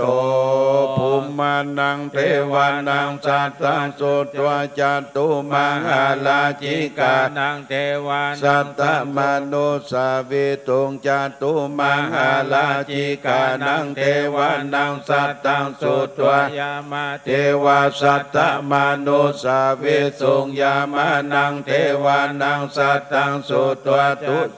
จาเทวาสัตตมนุสาวิตุงทุสิตานังเทวานังสัตตังสุตวานิมารัตติเทวาสัตตมนุสาวิตุงนิมานะรตินังเทวานังสัตตังสุตวาปารนิมิตาวาสาวัติเทวาสัตตมนุสาวิตุงปาลนิมิตาวาสาวัตินังวานังคาตังสุตวาปรมยิกเทวาสัตตมนุสาวิตุงพัมมกายิกานังเทวันดังสัตตังสุตวาพระวันเอตัมภะขาวาตาปารณาสิยังอิสิปัตตเนมิกะทาเยอนุตตรังธรรมะจักขังปวัติตังอปปติวัติยังสมะเนนะวาพรหมเนนะวาเทเวนะวามะเรนะวาพรหมุนาวาเกนะจิวาโลกัสสมินติอาเสวันนาจะภารานังปันติตานันจะเสวันนาปูชาจะปูชานิยานังเอตัมมังคาลามุตตมังปฏิโลปะเทสวาโสจะปูเปจะกาตาปุญญาตาตาสัมมาปานิติจะเอตัมมังคาลามุตตมังภาวุสัจจัญจะสิปัญจวินาโยจะสุสิกิโตสุปาสิตาจะยาวาจะเอตัมมังคาลามุตตมังมัตตาปิตุปัฏฐานังพุทธรัสสะสังฆาโหอนาคุลาจะกัมมันตาเอตัมมังคาลามุตตมันทานันจะธรรมจาริยาจะยากาตานันจะสังฆาโหจานิกัมมานิเอตัมมังคารามุตตมังอาราติเวลาติปะปะมัจจปนาจะสัญญโมจะธัมเมโสเอตัมมังคารามุตตมังคาราโวจานิวัตโตจะสันตุติจะกตัญโยตานาธัมมาสาวนังเอตัมมังคารามุตตมังคันติจะโสวัจจะสัตตะสมานังนันจะทัสสานังกาเรนะธัมมาจะกัจจาเอตัมมังคารามุตตมังทาโพจะพระมจาริยาจะอาริยสัจจานันทัสสานังนิพพานาจะจิกิริยาจะเอตัมมังคารามุตตมังพุทธัสสะโลกตัมเมจิตังยตนากัมปติอาสุขังวิราจังเกมังเอตัมมังคารามุตตมังเอตานิสานิกัตวนาสัพพตาปมาราจิตาสัมปันตาสุติขัจฉันติตันเตสังมังคารามุตตมันติมหามังคาราสุตังยังกินจิอิตาวาอุลังวาสเกสุวายังรัตตานังปานิตังนาโนสัมมังอติตาตา นาอิตัมปิปุเตรัตนังปานิตังเอเตนะสัจเจนะสุวัติโหนตุขายังวิราคังอามาตังปานิตังยัตตาสักกาสักกายามุนิสัมมาอิโตนาเตนะธัมเมนะสัมมาติกินจิตัมปิธัมเมรัตนังปานิตังเอเตนะสัจเจนะสุวัติโหนตุยัมพุทธเสโตภะลิวันนาเยสุจิงสัมมาทิมานันตาริกัญญามาหุสัมมาทินาเตนะสัมโมนาวิชติตัมปิธัมเมรัตนังปานิตังเอเตนะสัจเจนะสุวัติโหนตุเยปุคลาตัสสะตังปัจจตาจัตตาริเอตานิโยกาเนโหนติเตตักขินายาทุกะวะสัพพกายเสสุตินานิมาปาลานิอิตัมปิสังเครัตนังปานิตังนาสัจเจนะสุวัติโหนตุเยสุปโยตามานาสาตันเนนานิกามิโนโคตมัสสะสนามิติปฏิปตาอมาตังวิขยารัตมุตานิโพติงปุญชามานาอิตัมปิสังเครัตนังปานิตังเอเตนะสัจเจนะสุวัติโหนตุขีนังปุลานังนาวังนาติสัมภวังวิรัตจิตายาติเกภวะสมิงเตกีนาพิชาอาวิโลนิฉันทานิปันติเลรายะทายัมปติโพอิตัมปิสังเครัตนังปานิตังเอเตสัจเจนะสุวัติโหนตุเมตตัญจะสัพพะโลกัสสามิงมานะสัมภาวะเยอปาลิมานังอุตตังอาโตจติริยัญจะอาสัมปตังอเวลังอาสัมปตังนิทันจะลังนิสิโนวาสยาโนวายาวัตตะสะวิกาตะมิโทเอตังสติติตายาพมะเมตังวิหารังอิตมาโอทิติจานุปะคัมมาสีละวาทัสสะเนนะสัมปันโนกาเมสุวินัยเขตังนาอิจตุขปัสสยามนาเลติตินิยเมตังสุตาปะมโนปุตโตอะปะมโนธัมโมอะปะมโนสังโฆปะมานาวันตานิสิริงสัพพานิอาหิวิจิกาสัตตปฏิอุณานาภิชาลาภูโมสิกากตาเมราคากตาเมปาริตตาปฏิกามันตุปุตานิโสหังนะโมปะกาวะโตนะโมสัตตานังสัมมาสัมพุทธานาติปิโสภะคะวะหังสัมมาสัมพุทโธวิชาจารณะสัมปันโนสุขโตโลกวิทูอนุตตโรปุริสธรรมสา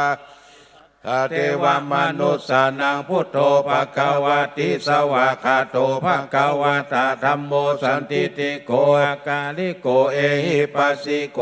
ปันนะยิโกปัจจตังเวทิตาโพวิญโยเอติสุปฏิปันโนภควโตสาวกสังโฆจุปฏิปันโนภควโตสาวกสังโฆยายาปฏิปันโนภควโตสาวกสังโฆสามิจิปฏิปันโนภควโตสาวกสังโฆยติตังจัตตาริปุริสายุคานิอัตตาปุริสาปุคลาเอสะภควโตสาวกสังโฆปาหุนายโยปาหุนายโยทักขินายโยอัญชลิกรณิโยอนุตตรังปุญญเกตังโลกัสสาติอติโลเกศิลคุณโนสัจจังโสจยานุตตายาเตนะสัจเจนะกังอามิสัจจกิริยามนุตตลังอวัจจิตวาธรรมะภาลังจาริตวาบุพเกสิเนสัจจปรมวัสสยสัจจกิริยาสันติปัฏฐาปัฏฐานาสันติปัฏฐาวันจนามาตาปิตาจานิกันตาจาตาเวทปฏิกรรมสาสัจเจกเตไมหังปัจจาลิโตสิกิวัตสิสิโสรสานิอุตกังปัตวายาตาติกิสัจเจ สามิสัจจะปารมิติพุทธสังโฆสติสังฆโตธัมมานังวิจโยทัทธาวิริยัมปิติปัสสติโพชังคาจตถาปะเรสมมาตุเบกขาโพชังคาสติเตสัพพทัสสินามุนินาสัมมาตกาตาภาวิตาภาโอเรกาตาสังวัตตันติอภิญญายานิพพานายาจะโพธิยาเอเตนะสัจจวัจเจนะโสติเตโหตุสัพพตาเอกัสสมิงสัมมาเยนะโตโมคคัลลานันจักกัสสะปังกิลานิทุกิเตสัตเตเตจัตตังอาปินันติตวโลกาโมจิงสุตังคาเนเตนะสัจจวัจเจนะโสติเตโหตุสัพพตาเอกทาธรรมราชาภิเคนันเยปิลิโตจุนทัตเอเลนะตันเยวาปนาเปตวนาสาตาลังสัมโมติตวจาปตาตัมมาวุตาสิทานาโสเตนะชัจจวะเจนะโสติเตโหตุสัพพตาปะหินาเตจะอาปตาตินันนัมปิมาเหสินังมะคาสกิลาอนุปปิธรรมตังเอเตนะสัจจวัจเจนะโสติเตโหตุสัพพตายันตุนิมิตังอาวะมังคารัญจโยจะมานาโพสกุณาสัสสะโตปะปะคาโหตุสุปินังอาคันตังพุทธานุภาเวนะวินาสเมนตุยันตุนิมิตังอาวะมังคารัญจโยจะมานาโพสกุณาสัสสะโตปะปะคาโหตุสุปินังอาคันตังธัมมานาวินาสเมนโตยันตุนิมิตังอาวามังคารัญจโยจะมานาโพสกุณาสัสสะโตปะปะคาโหตุสุปินังอาคันตังสัมมานุภาเวนะวินาสเมนโตภาหุสังฆสัมมาพิเนมิตาสาวุธันตังกิเมฆาลังโหติตาโครัสสะเสนะมาลังธานาติธัมมาวิจินาจิตวาปุเนนโตตันเตชะสาภวันตุเตชยามังคลานิมาลาติเลกัมมาปิโยสิสัสสะปะละติงโคลัมปนาลาวะกามะกามะตาตายะขังคันติสุตันตวิจินาจิตวามุนินโตตันเตชะสะภวันตุเตชยามังคลานินาลากิลิงกัจจวรังอันติอันทะปูตังทวกิจักกัมมัสสานิวาสุทานุนันตังเมตัมมุเสกาวิธินาจิตวามุนินโตตันเตชะสะภวันตุเตชยามังคลานิสักขะมะติอัตตาสุทานุนันตังกวันติโยชนะปะตังโคลิมลาจยันโตโพธิยามุเลสักกายานังนันทิวัคโนเอวังตวิจโยหิจยันชุจยามังคาเลอปาลาชิตาปาลังเกสิเสปตาวะวิบุคาเลอภิเสเกสัพพพุทธานังอาคาปโตปโมตติสุนักขตังสุมังคลังสุปังปณิทิเตปตะกีนาปตะกีนานิกัตวนาลาพันตเตปทักขิเนเตอัตรตาสุขิตาวิโลนาพุทธศาสเนอโลกาสุขิตาอุทัสสะสเปยติปินาติเมสารนังอัญญังพุทโธเมสารนังวรังเอเตนะสัจจวัจเจนะโอนตุเตจยามังคลังนัตถิเมสารนังอัญญังธัมโมเมสารนังวรังเอเตนะสัจจวัจเจนะโอนตุเตจยามังคลังนัตถิเมสารนังอัญญังสังโฆเมสารนังวารังเอเถนะสัจจวัจเจนะโอนตุเตจยามังคลังกินจิรัตนังโลเกวิจติเวเวตังปุถุรัตนังพุทธสัมมังนาติตัสสมาสุติภวันตุเตยังกินจิรัตนังโลเกวิจติเวเวตังพุทถุรัตนังธัมมะสัมมังนาติตัสสมาสุติภวันตุเตยังกินจิรัตนังโลเกวิจติเวเวตังปุถุรัตนังสังฆสัมมังสัมมาสุติภวันตุเตลิโอตปะสัมปันนาสุขสัมมาสมัยตัสสันโตสัพพุริสาโลเกเทวะธรรมาทิวุจาเลสันติปัฏฐาวัญจนาสันติปัฏฐาวัญจนามาตาปิตาจนิคันตาชาตาเวทาปฏิกามังจญาจนากัตตาพุทธาเจตวามาลังสวานังจตุสัจจมาตาลาสังเยปิวิสุนาลาสปัตนังกาลาตโยพุทธาตวิสตินายกาสเปปฏิติตาไมหังมัตตะเกเตมุนีสลาสิเสปฏิติโตไมหังพุทโธธัมโมทวิโรจโนสังโฆปฏิติโตไมหังอุเรสปะกุณา อนุรุตโตสารีบุตโตจัตตาคีเนโกตัญโยปิติภาคัสสะเมงสุวามะเกทาคีเนสวาเนไมหังอาสุอานันตาลาหุลากัสสะโพจามานาโบุมบาตุงบามาสุทะเกเกตันเตปิติภาคัสสะเมงโยกาโลนิสินโดสิลิสัมปันโนโสภิโตมุนิมุขโวกุมาลกัสสะโพเทโลมาเหสิจิตาวาทโกในหังวัตเนนิตังปฏิตันเนปุญญาปัญโยปุญโยอังคุลิมาโลจาอุปาลินันติสิวาเลอิเมปัญจมหาเทลานาลาเตติลากามามาเทลาชิติมหาเทลาชิตาวันตาชิโนราชาจารันตัง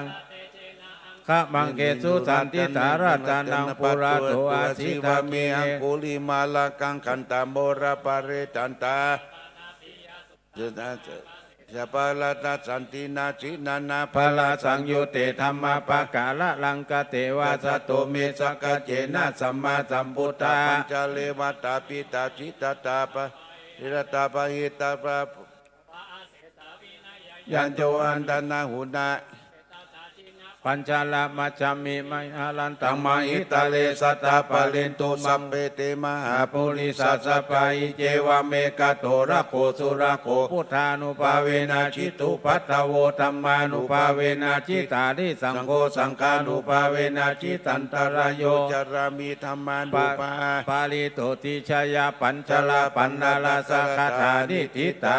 สัพพะตัวพุทธรัตนังโอสตังอุตตมังวรังอิตังเทวามนุษย์สานังบุตเตเจนะโสตินานาสันตุปัตตวาสเปตุขาวุปัสสมินตุเตสักกะตัวธรรมรัตนังโอสตังวะลังปาลิลาอุปสัมมานังธรรมเตเจนะโสตินานาสันตุปัตตวาสเปปยาอุปสมินตุเตสักกะตัวสังฆารัตนังสตังอุตตมังวรังอาวุนายังปาวุนายังสังฆาเตเจนะโสตินานาสันตุปัตตวาสเปโลกาอุปสมินตุเตอติอุณนาจวิจโยธัมโมโลเกอนุตตโรสัพพสัตตาหิตตายะตังตวงกานาหิเทวะเทวานิวัจโจรจัตตันเตอมนุเสปวะเกปยะเกนะเสวิเตพุเตกาลมาลาเนนะจะสัพพสมามาลานามุตโตทะเปตัวกาลมาลิตังตเสวะอนุภาเวนะหุนตุเทโวสัมมาทัญญาธรรมังสุจาริตังจาเลทัสเสวะอนุภาเวนะหุนตุเทโวสุขิสัตตาลิขิตังยินติตังปูชังจานังฆาลุงปาเลสังเทสนังสุตวทัสสะอายุภวัตติอธิอุณาสะวิจโยธัมโมโลเกอนุตตโลสัพพสัตตาหิตถายะทังตวงคานาหิเทวเตปริวัจโจราชะเสหิปวะเกปัญญเกนาเควิเสปุเตอากาลมาลาเนนะจะสัพพสมามาลานามุตโตทะเปตัวกาลมาลิตังตเสวะสุขิสัตตาลิกสีลังสัมมาทัญญาธรรมังสุจาริตังจาเลทัสเสวะอนุภาเวนะหุนตุเทโวสุขิสัตตาลิขิตังยินทิตังปูชังข้าลุงปาเลสังเทสนังสุตวตัสสะอายุภวัตติอธิอุณาสะวิจโยธัมโมโลเกอนุตตโลสัพพสัตตาหิตตายะตังตวงคนาหิเทวเตปริวาเจราจะอันเทอมนุเสหิภวะเกพยะเกนะเควิเตปุเตอากาลมาลาเนนะจะสัพพสมามาลานามุตโตทะเปตัวกาลมาลิตังเลตัสเสวานุภาเวนะโหนตุเทโวสุขิสัตตาสุตตาสีลังสัมมาทายะธรรมังสุจาริตังจาเลตัสเสวะอนุภาเวนะหุนตุเทโวสุขิตตาลิกิตังจิตติตังปูจังทาลานังวัจนังฆาลุงปาเลตังเทสนังตุตวตัสสะอายุภวัตติอติอุณาจาวิจโยธัมโมโรเกอนุตตโลสัพพสัตตาหิตตายะตังตวงคานาหิเทวเตปาลิวัจโจราชทันเดอมนุเสภวะเกวายเกนะเสวิเตปุเตอกาลมาลาเนนะจะสัพพสมามาลานามุตโตทะเปตัวกาลมาลิตังตเสวะอนุภาเวนะหุนตุเทโวสุขิตตา ทติลังสัมมาตายะธรรมังสุจาริตังจาเลตเสวะอนุภาเวนะหุนตุเทโวโสกิตตาลิกิตังจิติตังปูจังทาลานังจนังกลุงปะเลตังเทสนังสุตวตัสสะอายุภวัตติอาทิอุณัสสะวิจโยตัมโมโรเกอนุตตโลสัพพสัตตาอิตัทายะตังตวงขณาอิเทวะเทปาลิวะโจราจะทันเตอมนุเสภวะเกภยักเกนะเกวิเตปุเตกัลมะละเนนะจะสัพพสมะมาลนามุตโตตะเปตัวกาลจาริตังตเสวะอนุภาเวนะหุนตุเทโวสุขิตตาสุตาสีลังสมาตายะตัมมังสุจาริตังจาเลตัสเสวะอนุภาเวนะหุนตุเทโวสุขิตตาลิขิตังจิติตังปูจังทาลานังวาจนังคลุงปะเลตังสนังสุตวตัสสะอายุปวัตติอาทิอุณาจาวิจโยธรรมโมโลเกอนุตตโลสัพพสัตตาหิตถายะตังตวงคณาหิเทวะเลวะเจระจักขันเตอมนุเสภวะเกภยักเกนะเกวิเตปุเตกาลมาลาเนนะจะสัพพสมามาลานามุตโตทะเปตัวธรรมจาริตันตัสเสวะอนุภาเวนะหุนตุเทโวสุขิตตาลินังสมัตยะธรรมาสุจาริตังจาเลตัสเสวะอนุภาเวนะหุนตุเทโวสุขิตตาลิกิตังยิติตังปูชังว่าจะนังกลุงปะเลตังเทสนังสุตวตัสสะอายุปวัตติอาทิอุณัสสะวิจโยธัมโมโลเกอนุตตโล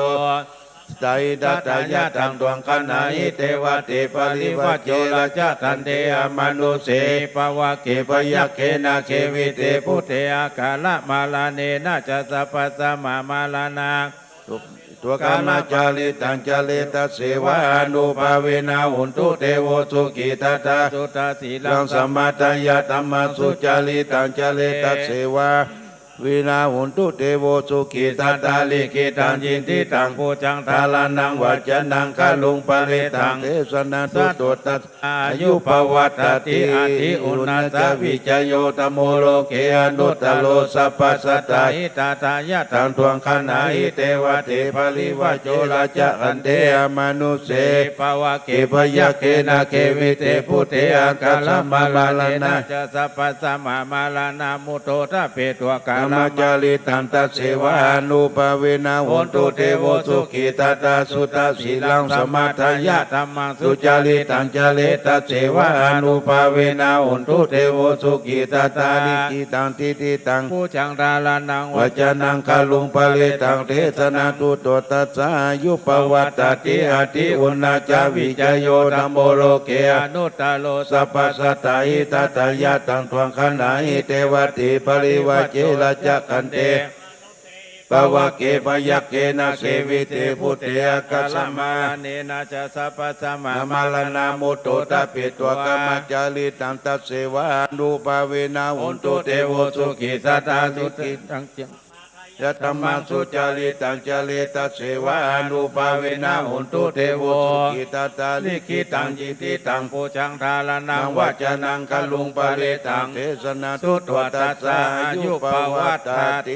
สิริติติมาจิเตโชชยาสิติมาหิติมหาคุณาปริมิตาปุญญาติกาลตัสสะพันตรายานิวารณาสมัตตัสสะภะคะวะโตอะระหะโตสัมมาสัมพุทธัสสะตวะติสัมมาปุริสลักขณานุภาเวนะอาสิตายานุปยัญชนะนุภาเวนะทุตตลสัตตมังคลานุภาเวนะสัพพันนรังสียานุภาเวนะเกตุมาลานุภาเวนะทัสสะปารามิตานุภาเวนะทัสสะอุปปารามิตานุภาเวนะทัสสะปรมัตตปารามิตานุภาเวนะศีลสมาธิปัญญานุภาเวนะพุทธานุภาเวนะธัมมานุภาเวนะสังฆานุภาเวนะเตจานุภาเวนะอิทานุภาเวนะภรานุภาเวนะยายะธรรมานุภาเวนะจัตุราสิทธิสังสัตธรรมกันธานุภาเวนะนวโรกุตละธรรมานุภาเวนะอัตถังกิกรรมกานุภาเวนะทัสส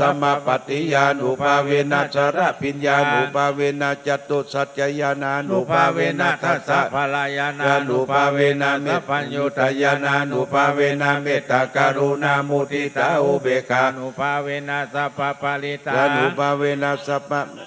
ยานานุภาเวนะสัพ สัพพะโลโสตุปัตตวาทุกขโตมานาสุปายาสาวินาสันตุสัพพะอันตรายาปิวินาสันตุสัพพะสังกัปปะตุหังสมินันตุติกายุตังหุตุสัมมังอิโกโหตุสัพพตากัสสะปะปนาวนะภูมิกังกามาสังลักขกาตถาตุเมอนุลักขันตุอินตจาตาเทวจาตาพัมมาจาตามหาพัมมาจาตาอิสิสัตตามหาอิสิสัตตามุนิสัตตามหามุนิสัตตาภูริสัสสัตตามหาภูริสัสสัตตาจักรวัติสัตตามหาจักรวัติสัตตาพุทธสัตตาปัญเจกพุทธสัตตาอรหันตสัตตาสัพพสิทธิวิชาทาลานังสัตตาสัพพโรกาจาริยานสัตตาสัพพโอกาสติญาณังจัตตาเอเตนะสัจวัชเชนะตุยังสวัสดิตุหังสวงอายายานะโมพุทธายะนะโมธัมมายะนะโมสังฆายะสยะทิทังหูลูสวงหายภวันตุสัพพะมังคารังรักขันตุสัพพะเทวตาสัพพะพุทธานุภาเวนะสัทธาสุติภวันตุเตภวันตุสัพพะมังคาลังลากันตุสัพพะเทวตาสัพพะธรรมานุภาเวนะสัตตาสุติงภวันตุเตภวันตุสัพพะมังคาลังตุสัพพะเทวตาสัพพะสังฆานุภาสัตตาสุติงภวันตุเตนักขตายะขปูตานังปะปะคาลนาปริตัสสานุภาเวนะหันตวาเสสังอุปัตถเวนักขตายะขปูตปะปะคานิวารณาปริตัสสานุภาเวนะสังอุปัตถเวนักขตายะขปูตานังปะปะคารณาปริตัสสานุภาเวนะเตสังอุปัตตเวทุกขปัตตาจนิทุกขาปยัปปัตตาจนิพยะปัตตาจนิโสกาโหนตุสัพเพปิปานิโนเอตาวาตาจะหิสัพพตังปุญญาสัพพตังสัพเพเทวาตันโตสัพพสัมปติสิทธิยาตันนันตุสัทธายาสีลังตุสัพพตาภาวนาปิลันตาโหนตุขัดฉันตุเทวตา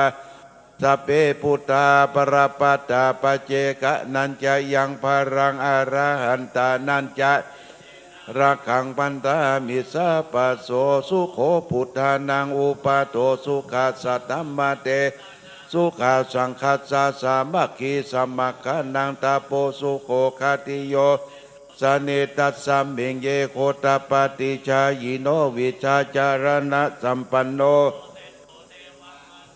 เทวตาปฏิอาติโตลติมาธนโตคติโยตปฏิสายิตปฏิพรหมโนโหรตังพุทโตตปฏิเตสะสาอะโรคะยาปรมาสันตุติปรมังทานังวิสสาสาละมายาตินิปานังปรมังสุขัง สาธุสาธุสาธุบัดนี้พระสงฆ์ทรงสมณศักดิ์เจ้าคณะพระสังฆาธิการ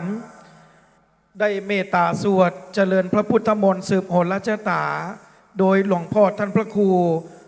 สุจิตานุรักษ์ด็อกเตอร์หรือว่าครูบาปีแก้ววัดพระพุทธบาทอุดมนำบ่อสาวาเป็นเป็นประธานไฟสงฆ์ในโอกาสนี้พระคุณเจ้าจะได้มัดฝ้ายหมายมือให้กับพระอาจารย์มหานพดลสุวรรณเมธีเจ้าคณะอำเภอวังเหนือเจ้าอาวาสวัดบรรพตสถิตผู้อำนวยการวิทยาลัยสงฆ์นครลำปางอายุวัฒนมงคลครบรอบ55 ปีในวันนี้หลังจากนั้นพระสงฆ์จะได้สวดเจริญชัยมงคลคาถาประพรมน้ำมนต์ให้กับคณะสถาบรรดาพ่อแม่พี่น้องเป็นตีแล้วเสร็จเฮาก็จะได้กราบอาราธนาพระสงฆ์พิธีทั้งนั้นได้ฉันพระทหารเพลหลังจากนั้นปออาจารย์ ก็จะได้สู่มาขอตานโอกาสเว้นตาลหลังนั่งกอกกินข้าวน้ำจำข้าวตอนเตี้ยงเกิงเฮาก็จะได้ปากันมารดน้ำดำหัวพระสงฆ์ทรงสมณศักดิ์พิธีทั้งนั้นแห่งครั้งหนึ่งครับ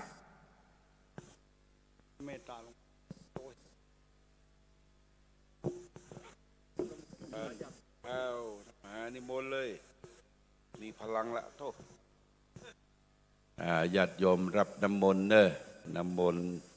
จากครูบาอาจารย์พระเจ้าประสงค์หลายตนหลายองค์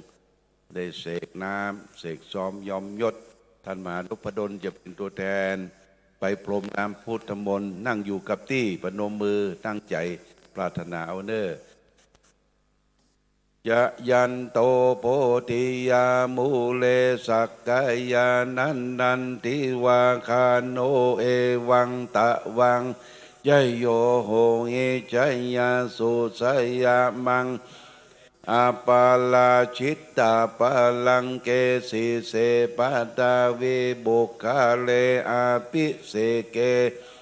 ปุถานังอาคาปัตโตปาโมทาติสุนักตังสุมังคลังปะตังสุโหติตังสุขาโนสุโมโตจาสุเยตังจาลิสุปาตังกีนังกายะกัมมังวาจากัมมังปาตังกีนังกีนังมโนกัมมังปานิทิเตปะทักกีนาปาตังกีนาตวันนากีเนชยันโตโปติยามูเลสักกายาทิวังคโนเอวังตะวังวิจัยโยโหเอจัยยาสุสายะเลอปาลาชิตตะปาลังเกสิเสปะทาบุคาเลอาภิเสเกปุตตานังอัคคปัตโตปโมทาติสุนักตังสุมังสุปปะตังสุโหติตังสุขาโนสุโมโตจาสุเยตังตากีนังกายะกัมมังวาจากัมมังปาตังกีนังปาตังกีนังมโนมังปานิทิเต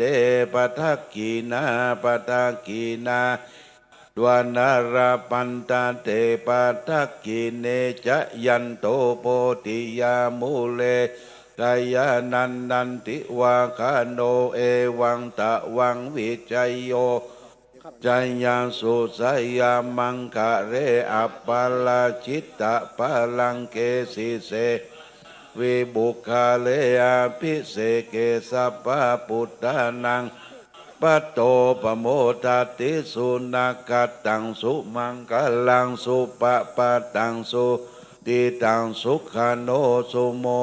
โตจาสุเยตังกีนังกายะกัมมังวาจากัมมังปะทักกีนังปะทักกีนังมโนปานิทิเตปะทักกีนาปะทักกีนานัลลปันตาเตปะทักกีเนอโรคะยาปะรามาราภาสันตุติมังทานังวิสาสาปรมายติลิปานังปะระมังสุขาสาธุสาธุสาธุปล่อยจานเดี๋ยวรอกันขอไม้กันศรัทธาญาติโยมบาโอแค่นี้อาตมาปักไว้600แต่จะขายปันนึงประเดี๋ยวนะครูบาอาจารย์นั้นเปิ่นสวดมนต์เรียบร้อยแล้วกระเดียวจะให้เปิ่นไปผู้อาจารย์เปิ่นจากกฎเกณฑ์เวตาลสุมากตานเวตาลครูบาอาจารย์จะขึ้นไปฉันพระทหารบนเปิ่นมาปุ๊บลงมาบ่ได้พักผ่อนเดี๋ยวจะให้เปิ่นไปเดินพักผ่อนสักกรรมแล้วก็ไปฉันอาหารเรียบร้อยแล้วเปิ่นจะลงมาฮับตาลบ่เดียวนี้บอกโอแกนี้มันมี6ถ้าอาจารย์ลงมาขอให้มันมี16เข้าใจเนาะสีเขียวเมาเปิดโอกาสให้ศรัทธาได้ร่วมบุญกับครูบาอาจารย์เนอะก็เดี๋ยวจะตั้งอยู่ที่หน้าอาสนะสงฆ์แต่นสังของครูบาอาจารย์จะให้ครูบาอาจารย์ลุกไปหมดก่อนไปปักถ้าเปิดอยู่หันศรัทธาพออันนี้ปักนักอันนี้ปักน้อยอ่ะเนาะ ปักกันให้เต็มนี่เนอะถ้าแกนบอกโอ้ว่างจะเขให้แม่แก้วน้นเต็มปักคนเดียวหมดเลยเนอะช่วยกันปักคนละหน่อยคนละ10ละ20ก็พออันนี้คือปัจจัยที่ศรัทธาหอมมาเนอะโอ้อีแม่หอมอาจารย์มหาสมชาติสตังไปไหนหมดอันนี้นี่น้องมันนะอายมันอยู่ในซองอายมันอยู่ในซองที่เจ้าถวายครูบาอาจารย์ที่อีแม่เป็นเจ้าภาพคนละสั่งหนึ่งปันอาตมากับท่านอาจารย์พระมหานพดลเนี่ยจัดให้ครูบาอาจารย์ทั้งหมดเนี่ยรูปละ2 ปันสั่งหนึ่งก็เท่ากับว่า2 คนจะเข้าไปช่วยกันเกณฑ์ก็เดี๋ยวตอนประเคนนะอ่านว่าอีป่ออีแม่จื่อนี่เนอะไผเป็นเจ้าภาพสั่งเข้าไปเคนประเคนกำกู้ครูบาอาจารย์ที่ฮับประเคนถ้าเขาเกณฑ์แล้วแหมคนมาลู่จะเกณฑ์ฮับเลยประเคน2 เตือกก็ได้บางคนเปิดมาเปิดจะอายว่าอีแม่มได้เกณฑ์ชะกรรมขอเบตตาครูบาอาจารย์ฮับหมดเลยครับเนาะอันนี้เข้าใจกันนะปักเพิ่มได้แต่ห้ามเอาออกเข้าใจนะแม่แก้วถ้ามี6นี่ถ้าไปพอเหลือ5นี่แม่แก้วแน่นอนแล้วก็อันบัดเดียวนี้แหมยางหนึ่งเนอะอันครูบาอาจารย์ปีนี้เป็นปีแรกที่เปิดจะฮื้อปักตุง12 ราศีตีวัดบรรพตสถิตแล้วบัดเดียวนี้เจดีย์พระเกศแก้วอยู่จุฬามณีอยู่ที่พระเจ้าสีขาวพุ่นนะพระเจ้าสีขาวแล้วมันเหลือมาอันนะเหลือมาอันติโต้นะห้ามลูกกันเอาคนอันเปิ่นฮื้อปูจาอันละสาวจะ50ก็ได้จะ100ก็ได้แต่ฮื้อกันเดี๋ยวเอาไปปักปุ่นเนอะฮื้อมันหมดนะถ้าบ่เสี่ยงเดี๋ยวจะเอาฮื้อกลับบ้านแต่ว่าต้องจ่ายอันละ100อันละ100ถ้าทุกเจ้าเอาไปจูดจำเป็นใจเนอะอันนี้2 อย่างนะแล้วก็แหมยางไผ่ขี้หลงขี้ลืมเอากุญแจไว้ไหนเอาโทรศัพท์ไว้ไหนจำมาได้พิสูจน์คาถาถ้าบดีจริงบ่เอามาจากบันกิวมานั่งโยฮันปกลกท่านอาจารย์เสน่ห์กาหลงจะม้นอ้อให้กินก็เดี๋ยวเขาจะกินก่อนเพราะเขาขี้ลืมเนอะไผ่ขี้หลงขี้ลืมไผ่พญาปึกนะจะหาพญาหม้อมาปูจาเอาเตี่ยอาจารย์เสน่ห์กาหลงท่านอาจารย์เสน่ห์กาหลงเปิ้นจะเอาเป็นทุนการศึกษาโรงเรียนขนาดเล็กเปิ้นอยู่ที่ฮั่นประเดี๋ยวนี้เปิ้นจะอยู่เนี่ยวันนี้เปิ้นจะบัฉันเพนเนาะ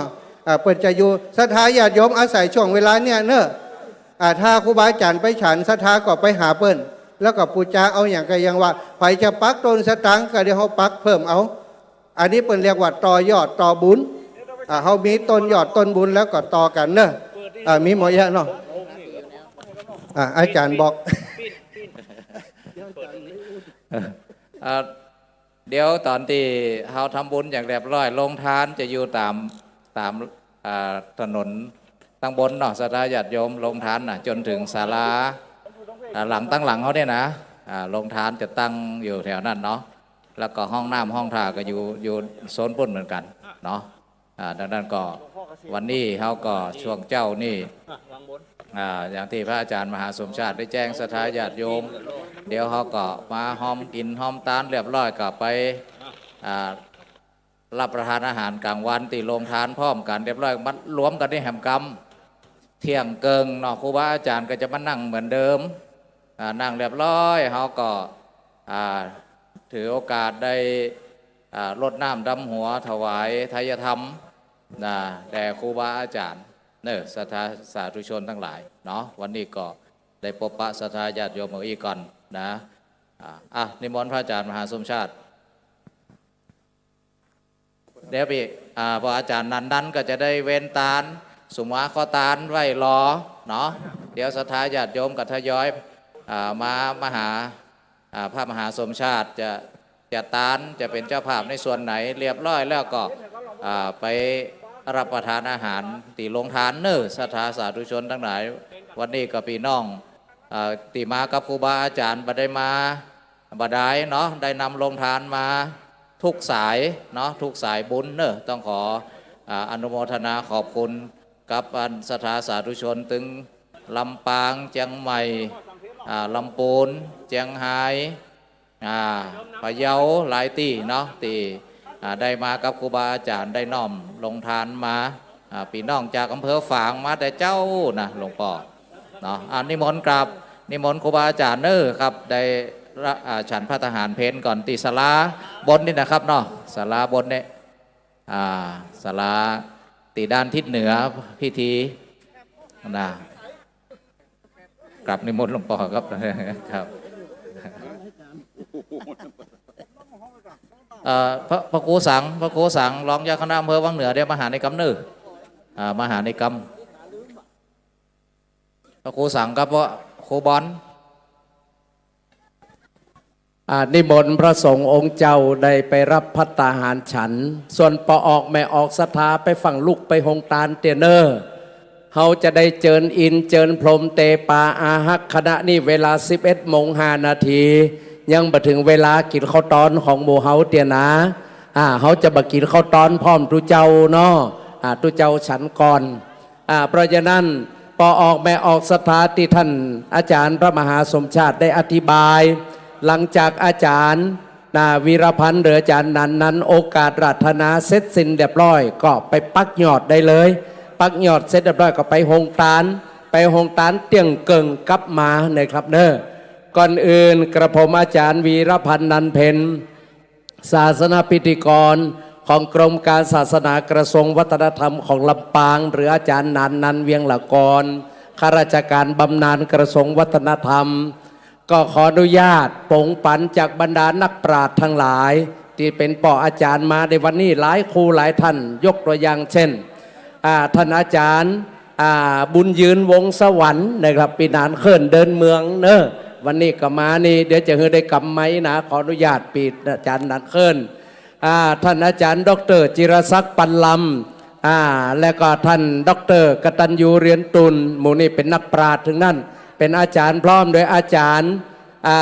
ทุกครูทุกท่านที่เป็นมัคคณายกเป็นผู้นำทั้งหลายกระผมขออนุญาตปงปันจากบูเฮา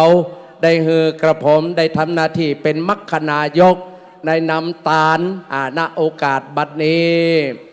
ปออกแม่ออกศรัทธาเนิ่นั่งอยู่ประจำตีถ้าจะลุกกับลุกมาปักยอดนี่ได้หนึ่งปักเซตกับกลับมานั่งตีเก่าไปฟังไปกินข้าวเดี๋ยวนะฟังเตเนอร์บัดนี้หมู่เฮาท่านทั้งหลายได้มีเมตตา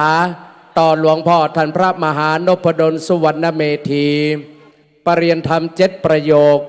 ผู้อำนวยการวิทยาลัยสงฆ์นครลำปางมีตำแหน่งทางการปกครองเป็นเจ้าคณะอำเภอวังเหนือสมปันเจ้าวัดบรรพตสถิตได้มาอยู่วัดป่าวัดดอยแห่งนี้ซึ่งเป็นวัดป่าที่อยู่ในใจกลางเมืองนครลำปางบ่ได้อยู่ไกลได้รับเมตตาจากพระสงฆ์องค์สังฆจตุรทิศทั้งสี่โดยเฉพาะของคลื่นสีขาว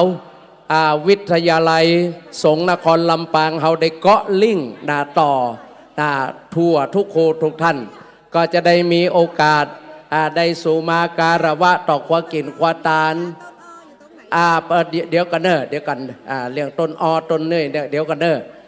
ตอนนี้ก็ปักเลี้ยงปักบะโอกับเลี้ยงต้นอ้อมไม่เฟอูคำเตียนะยังครับบัดนี้เตปาอาหักสิ่งศักดิ์สิทธิ์ทั้งหลายเสือวัดติปกปักรักษาวัดบรรพตสถิตเสือบานติปกปักรักษาหมู่บ้านไกลเคียงอาณาโดยทั่วเทวบุตรเทวดารุกขะเทวดาปกปักรักษาต้นไม้อากาศเทวดารักษาอากาศและแม่น้ำและไฟเหมืองนาทีตาน้ำเทวบุตรเทวดาองค์ปิมปาสารูปเจ้าปกปักรักษาองค์ปิมปาสารูปเจ้าองค์เก่าองค์ใหม่องค์ใหญ่องค์น้อยในวรวงศ์ของเขตแห่งวัดป่าวัดบรรพตสถิตแห่งนี้ผู้ข้าจะได้โอกาสราธนาว่าก่อนกับบรรดาพ่อแม่พี่น้องนักศิลป์นักบุญนะครับหลังจากที่เขาสมาคุตานโอกาสเวนตานแล้วเขาจะได้ถ่ายทอดสดนะครับก็เดี๋ยวป่อลุงโบกับบัวตองจะได้มามาจ่าต่อแห่งนะครับวันนี้กราบนิมนต์พระสงฆ์โอเจ้าฉันพระทหารเพชรด้านบนนะครับเดี๋ยวขอเชิญป่อลุงโบกับบัวตองนะครับได้ออกถ่ายทอดสดต่อครับหลังจากที่เวนตานสมาคุตานอาจารย์วิรพันธ์นันเพชรต่อครับขอกราบเรียนเชิญด้วยความเคารพอย่างสูงครับสุมาควตานเนอร์ สาธุสาธุสาธุอาหังวันตาสัพพะวัตถุนานาตานังสัพพังโตสังฆมาทะเมพันเตสาธุสาธุสาธุโอกัสสะข้าแด่สัพพะเยื่องเครื่องควาตานเจ้าตั้งหลายนานาหลายหลากพร้อมทุกภาคนานาอันสามณะโมลาสตาผู้กาตั้งหลายตั้งหญิงและตั้งใจที่ใดตกบาทเต้าเก่าเข้ามาเปื่อจะได้เครื่องกินขวาตานปาริโภนาการเสร็จเมียนแล้วสตาผู้กาก็มีหัวใจบ้องแปวจื่นเจยบ้านจริงใดนำเอาเครื่องไตยาวัตถุตานมาตาปันนาการตั้งไว้ยังกลางส่องนาพาติตาไหลรัตนะผ่านแผ่วพระเจ้าแก้วสามสิ่งประจักษ์ถวายตานแด่องค์สรีสัพปัญโยพระพุทธเจ้าพระสัทธรรมเจ้าพระสาวกสังฆเจ้าสันนั่นแต่ดีอาลีมินางกตาปุญเยนาบาลานีโดยอำนาจเตจาปารมีกุศลผลละบุญตานสัทธาผู้กาตั้งหลายตั้งภายในและภายนอกต่างก็ได้มาแส่ซ่องมุทิตาจิตอายุวัฒนะมงคล55 ปี37 วาษาของหลวงพ่อท่านพระมหานพดลสุวรรณเมธีมหาเถระตนบุญสมปันเจ้าวัดบรรพตสถิตเจ้าคณะอำเภอวังเหนือและก็ได้เป็นผู้อำนวยการวิทยาลัยสงฆ์นครลำปางได้มีโอกาสปั๊มเป่งบุญตานวันนี้สถาเจ้าตั้งหลายมาจากตุระทิศตั้งสี่หล่อนมาดแม่นผู้กาตั้งหลายได้ตกแต่งหางดาตานสปะวัตุตานังตั้งหลายมวลฝูงนี้บางทีก็เกรงว่าเป็นของตานอันบปริสุทธิ์สะอาดผ่องแผ้วบัดนี้แล้วตึงบ่ลืมหีดเก่าบัวล้านหลังแปลงพร่ำรอมน้อมนำมายังมาตุบุพาราชาดวงดอกข้าวตอกดอกไม้และลำเทียนนำสุกันโตตะกาอันมีกลิ่นหอมอ้อยหอยคือว่าน้ำส้มปล่อยเอามาสาระสะหลงพระภายพระพรหมสงใส่แล้วก็ขอใดกับกายเป็นวัตถุตานอันบริสุทธิ์สะอาดผ่องแผ้วจื่นเจยบ้านอย่าได้ห้ามตับห้ามตังไปสู่เมืองฟ้าแก้วยอดมหาเนรปานนั้นจุงจักมีเตียงแต่ดีหลีด้วยดังผู้กาจะขอสัมมาการวะมัคคัทธาเป็นอัฏฐภาษาบาลีว่าอะหังวันตามิสิรสาอิเมสเปตยะ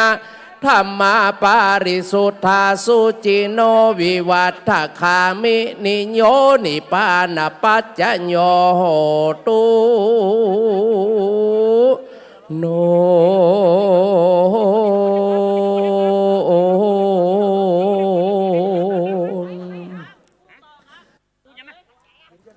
ท่านดร.จิรศักดิ์ปันลำผู้ช่วยศาสตราจารย์ดร.จิรศักดิ์ปันลำได้นำน้ำส้มปล่อยไปสละสรตอนนี้พญาตั้งเพศขายดีขนาดมือคนใดขี้ลืมมาเอาไปเถอะพญาแตกพญาไหลมันตาจากกะวาลิสุอาตากาจันตุเตวัตาโยอากันตัวปุญญโนอาโนโมทานตุการหันตุภาลาหมดวิธีกินเลยกินแล้วครบปากควงคาบหัวเลยไปควงตีโล่งๆปุ๊บนะในห้างฟังหลวงปุ๊บมาควงสินี่มันพิษกันก็เป็นมวยแวะต้องเทเนอะมันดังนาเนอะมันดังต่อฟังลาฝงโมเตปาแลเตปินอินตาพรหมยมมราดาวอันโยดาวเขต ไปบนกับต่างเต้าสีตนที่อยู่ฮักษาสัตตะพลจิตเหลี่ยมเล็มเขาอยู่กันทนผูก เดี๋ยว ขา กันเด้อฟังเอาตังค์มาใส่เดี๋ยวนะ ก็ขออัญเชิญเดินจอนมาคิดขีดแต้มจำจื่อจันแห่งเจ้าสามณะโมละสัตตาปูกาก็ขออัญเชิญเทวบุตรเทวดาเจ้าที่ได้อยู่เฝ้ารักษายังเจ้าสัตตาตานจุโกก็ขอจืเดี๋ยวรอกันเด้อถ้าขวดตันก็เป็นขวดทุกบ้านมาเด้อเสียงขวดนะบหวาน300ผู้ขาจากใดอังกาศราธนาเทวาบุตรเทวดาเจ้าเสือวัดเสือวาวัดบรรพตสถิตทานาตัตตินีขออัญเชิญมาบาดเดียวนี้มาแซ่ซองอานุโมตานางเปื่อจักใดนำเกินไปถวายแก่สักกะเทวราชันเจ้าวาโยสันนิสินโนวะลัมโบทิโมเลมาลังสะเสนังมหันติวิจัญโยสัมโพธิมากัจฉิอานันตญาโนโลกุตตะโมตังปะนามามิพุทธังตังปะนามามิธัมมังตังปะนามา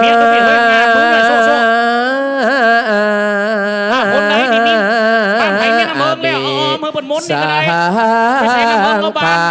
ขังสาธุสาธุสาธุโอกัสสะข้าแด่พระจินาตันไหลรัตนา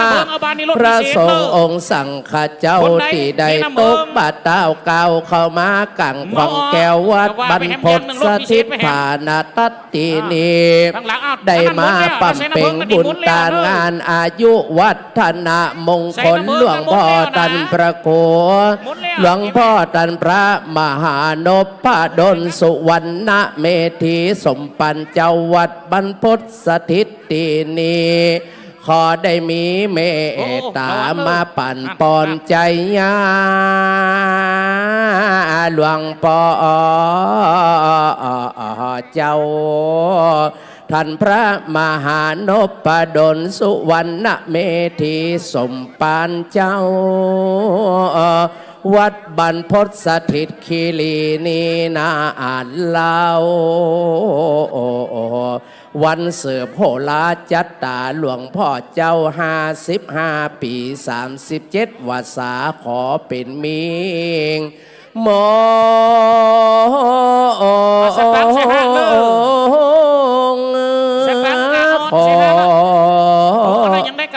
ขออัญเชิญเหล่าถ้วยเทพเทวบุตรเทวดาปกปักรักษาวัดวาพระศาสนาขอได้นิมันตนาบูรพาจารย์หลวงพ่อเจ้าพระมหานพดลที่ได้ละสังขารไปแล้วนับตั้งแต่อดีตหลวงพ่อเจ้าคณะจังหวัดลำปางทุกรูปทุกตนทุกองค์และอดีตหลวงพ่อเจ้าคณะอำเภอวังเหนือที่หลวงพ่อได้เป็นลูกศิษย์ลูกหาหลวงพ่อท่านประโควรธรรมานุศิษย์อดีตสมปันเจ้าวัดบ้านใหม่ตลอดจนหลวงพ่อท่านพระมหาเถระเจ้าอดีตสมปันเจ้าท่านพระครูสิริธรรมวิพัฒน์หรือหลวงพ่อศรีอ่องที่ได้มาสร้างวัดสร้างวาที่นี่หลวงพ่อมหานพดลมาเป็นสมปันเจ้าสืบทอดก็ขอได้เกิดเป็นแก้วเป็นคุณเป็นบุญเป็นกุศลแผ่พายายบุญนะไป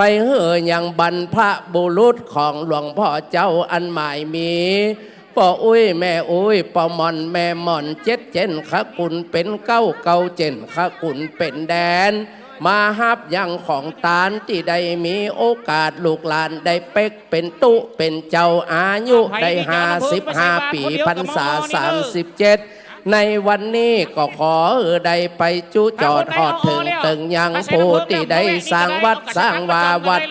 บรรพตสถิตไปเถิงมาย้ำเจ้าก็ขอได้กับกายเป็นเข้าง่ายไปเถิงมาย้ำควายก็ขอได้กับกายเป็นแผ่นผ้านุ่งควาทรงไปเถิงเมื่อตะวันบ่ายคล้อยมาแหลงลงก็ขอได้กับกายเป็นเข้าติบนำติบ10 ประการเป็นอลังการอันผ่าเสริฐขอใดมาบังเกิดกับกายเป็นเกินเงินเกินคำเป็นสะเปาแก้วสะเปาคำเป็นผ่าศาสตร์เงินผ่าศาสตร์ตองเป็นมากแก้วตัวจื่ออาชาในเป็นป่าไทยาเกิดเข้าห่อขอหลวงพ่อประสงค์องค์เจ้าติละสังขารไปแล้วได้มาพัตตาอานุโมทนาตานตลอดจนบรรดาญาติกาวงวานพี่น้องของหลวงพ่อท่านพระมหานพดลที่ได้มรณกรรมจำจากขอใดมาฮับเอาของตานติกังขวางแก้วพระนาไพรวัดบรรพตสถิตฐานตัตตินีขออัญเชิญมาบาดเดียวนี้มาฮับเอาของตานยามตะวันบ่ายลาแล้วก็จะได้ปันนามปอนใจหลวงพ่อพระมหานพดลสุวรรณเมธีอายุยิ่งมันยืนยาว100 ขวบเข้าได้อยู่ในศาสนังพระพุทธเจ้าปั้นเป็นสามีตนองค์อาจเป็นสังฆราชตนทรงธรรมได้เป็นตียินยำนบไว้วันตาแก่คนและเทวดาตั้งหลายสมดังกรรมกัมพาธนาอติกันโตปีกาวา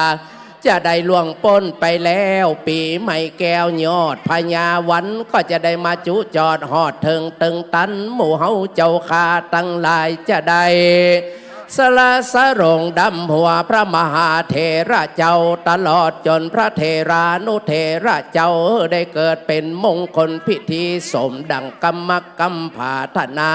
จุยังจุประการนั้นจุงจักมีเตียงแต่ดีหลีด้วยดังภูคาจะขอปดเกณฑ์เวนตานเป็นกรรมดีอัฏฐภาษาบาลีพระมุนีสัมมาสัมพุทธันเจ้าวาสาตุสาธุสาธุอิมานิมะยังพันเตขาฐานิญาโภชานิญานิจตุปัจจยาสัพพะวัตถุตานังมูลานิจังกตานังจะธรรมเตสนังจะพุทธปะโมกขัสสะภิกขุสังคัสสะพุทธปะโมกขภิกขุสังโฆสามเณราอนันจะสักกัจจังเตมาปุเชมาอาเพชาอาสาธารนาสปะโลกิญญาโลกุตตราสปะสัมปัตตินังอรหันตาอรหันติมักกะญาณังตินังนิพพานาปัจจโยตุโน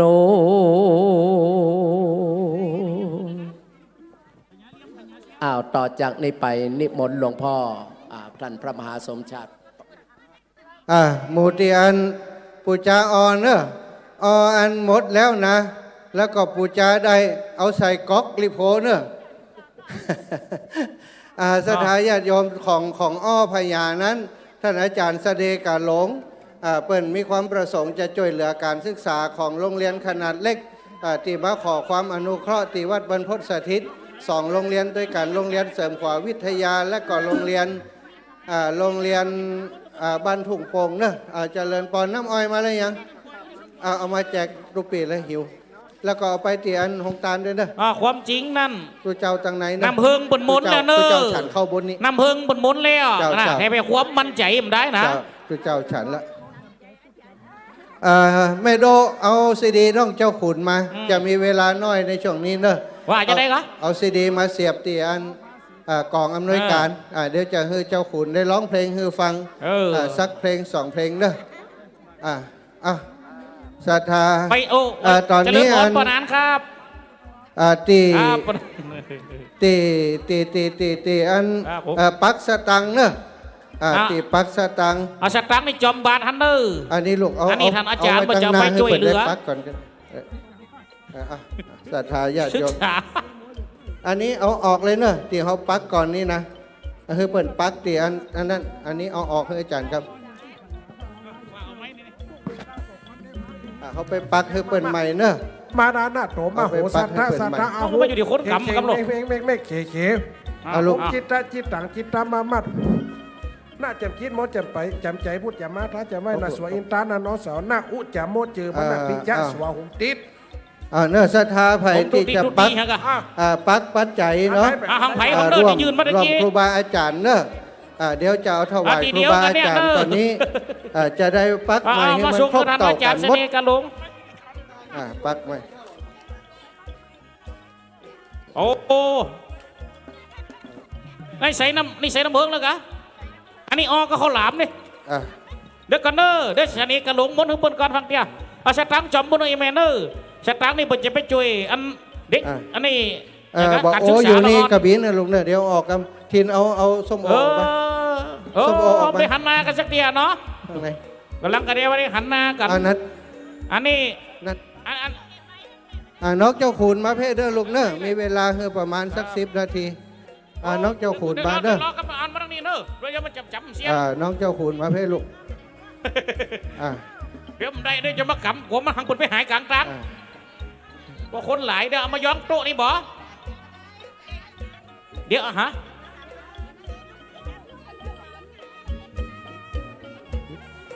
อ้าวกินแล้ววิธีกินคือครบปากเห็นเนอครับ เจ้าขุน วิธีกิ ไม่ต้อยเอาเจ้าขุน คร มา บ เพ่ ปากอ้อเห็นเนอ เจ้าขุน ฮะ เด้อ ใส่แล้วแหละมันเป็นยัง แม่เลี้ยงมาปั่น ไม่ออกบ้านใหม่ดิจะไปซอเฮอนำพลมาเลยเนอเป็นขวดเดี๋ยวมันจะมุนอันนี้คือมุนบนก่อน สาธุดีลีอาจารย์ในวั อั น นนี้ นี้ อ้อ ก็ พ เป็น ญา วัน เลียม ดี เนอที่บนเหลาเลียม เจ นี่ ริญ นะ สุภมังคละอันประเสริฐล้ำเลิศยิ่งกว่าวันและยามทั้งหลายมูลส อันนี้ ถา น้ำเอาไว้ก็มือมด ไป นะ หาที่นุงนัดนั่นเลย ว่าเลย มูลสถา เอามา แม่คำสุข เอามา คำปา ปาก แล้ว พระอาจารย์ให้กันยุ่งเอาเนอะ 10 แพ็คร้อยตำรวจตีบุญเรืองคุณสุภัตราจันทวงศ์ได้ร่วมบุญน้ำ10 แพ็คได้ตานไปหาพ่อหลวงของข้าแม่หลวงบุญคำปาแล้วพ่อหลวงดีแม่หลวงคำมาจันทวงศ์เด็กชายBMเด็กชายโมลูก เพดังเพเนอะดังเพเอาละมันดังเพผูกเอาดังผูกอีปากเลียมๆนะมันดังเพ รับแล้ว มันยืนมันดังเพ มูลสถาแม่นวลคำปาแล้วแม่ปิมปาลุง อันนี้ พิงแม่เฉลียวกอง อันนี้ จุ ข้าง ม บน บัน นี่ แม่ นี่ ตอนมูลสถาแม่สุขคำปาแล้ว เอาไปวกใส่ทั้งบุญเนอะวกไปใส่ทั้งบุญเนอะ แม่สายป้อสาย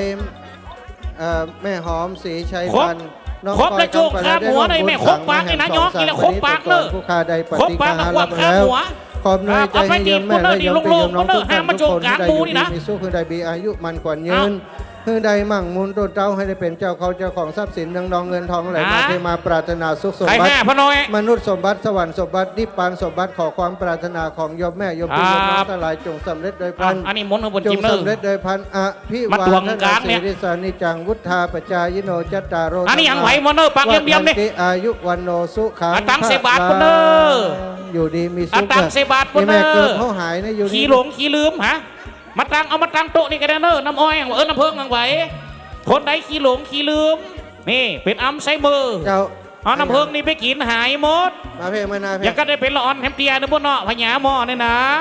เหมือนกับละออนปอ4ป5เอาไว้ปืน ไปกินนักนะนี่มีอย่างละออนอนุบาลหมดถ้ากินนักเลย เอา ทางเพเนอร์อันนี้หางบนเพอันนี้หางบนเพนี่อ้าวเอาหางบนเอาบนพี่ฮะเอาใส่ปุนเนอร์ใส่ปุนเนอร์ตั้งนี่ใส่ปุนเนอร์อาจารย์บนจะไปช่วยละออนโดยโอกา เอา ส เปิดเพลง การ อัน ทำ ข กา อ รง เฮียน น้องเจ้าขุน พญาปุ๊ เลย เพลงน้องเจ้าขุนนะเอาเปิดเลยน้องเจ้าขุนมาร้องเพลงลูก ถ้าคนใดได้กินอ้อพญานี่พญาจะกลับมาอย่างเก่าอย่างเป็นละออนนี่เนอ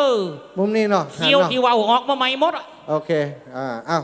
ศรัทธาญาติโยมแนะนำให้รู้จักเด็กชายตัวน้อยน้องเจ้าขุน มันได้ใบ เด็กชายรัต ใบไปก่อนอันนี้ใบ เด็กชายอย่างเนาะ ส่งไปหลวงเด้อ เด็กชายรัฐกิจปอเสลาหรือว่าน้องเจ้าขุ เอา น ไป ปอ บุญ ศรี ใน ลา น้ำเด้อ น้องเจ้าขุนเนาะว่าวันผูกจะไปอัดเพลงก็ว่าอัดมาแล้วได้เพลงใหม่แห่งเพลงกันวันนี้3 เพลงรถดอกโอเคเนอะเพลงหนึ่งได้สัก200นี่ก็คุ้มเนาะพูดจะเพลง50ก็คุ้มเนาะวันนี้น้องเจ้าขุนจะมาร้องเพลงให้ฟังจะได้นำปัจจัยไปสมทบร่วมกับการวันนี้เปิดจามุทิตาท่านอาจารย์มหานพดลโดยอีวะเนาะจะให้ร้องเพลงก่อนพังเอาตังค์มาฮืดอ่ะฟังก่อนถ้าม่วนก็ใช้เอาใส่ก่อนตอนที่ร้องพังมาเด้อนะน้องเจ้าขุนมันอันจะตกใจปอหมวดปอใช้มะกำไม้ให้จิมไอ้นัดคืนเพลงเลยครับกินจ้ะเอาตังค์ ไป ก่อน ตังปุ่นเด้อของไผ่ของหัวเด้อ ชีวิตจริงน้องเจ้าขุนเป็นอย่างไรฟังจากเพลงนี้เนอะสถาน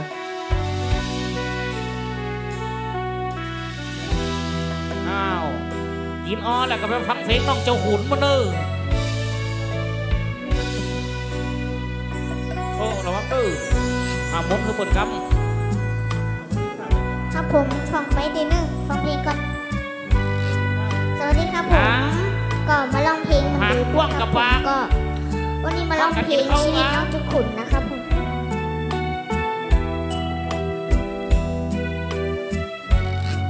อ้าวเดี๋ยวจุ่มกันมาเด้อท่านอาจารย์ชนีกระลุกจะม้วนอันนี้อาจารย์ชนีกระลุกวิทย์จังสอสตังสิปุ่นเลยแม่เด้อมานี่เด้อชนีกระลุกจังสออยู่นี่มาแล้ว ผู้คนหลายหน้าต่างพามาดูมาแซวว่าคุณเกิดแล้ว แต่ว่ามือหน้าไม่มี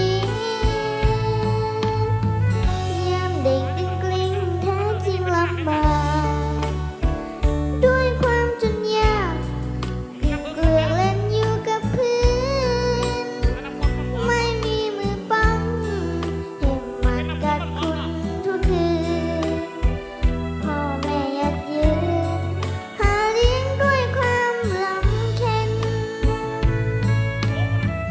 ทั้งนมผ้าอ้อมผ้ายอมในยา อันนี้มีกระอ้อเดียวเด้อ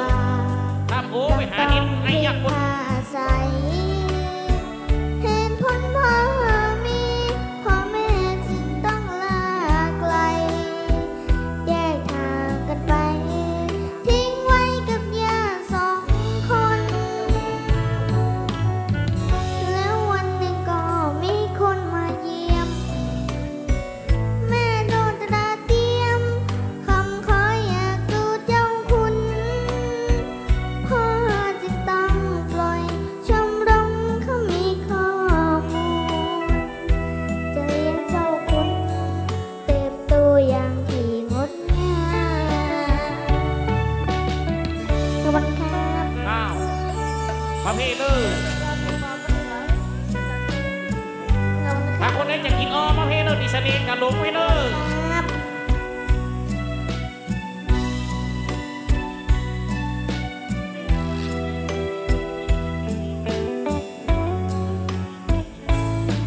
ขอบคุณครับ ผมได้เมื่อยชมรมผู้พิการวันเนื้อไม่นานเจ้าคุณต้นทุนเดิมมีพูดจาไพเราะสนอที่เสียงดนตรี ซึ่งมีวันนี้วันที่ทุกคนได้ฟัง ไอ้ขี้หลงขี้ลืมหายหมดเลยเมานี่ไปดู อ้อมเก็บเงินทุกคนหยิบยืม เสียบหันหลัง แต่คุณส่ง ทำเสียบกับใส่บาตรก็ได้เด้อ ช่ว ทำ ย ให้ เห เสี ลื ยบ อ นี้ กันด้วยกันมากมาย พี่สมทบทุนนอน ช่ว นะ ย ครับ แม่คุณ เพื่อการศึกษา ส เรา ร้างสุขภาพ โรงเรียนมันคง ผ่อนคลายแสนมีความหมายเจ้าคุณได้กตัญญูชีวิตต้องสู้คุณครูพร่ำสอนแม้กินเดินนอนต้อง อ้าว มี ไม่ ค เสียว า บ ม กับมา ดี แอมแล้วเด้อให้จะเสียบก็ได้ ส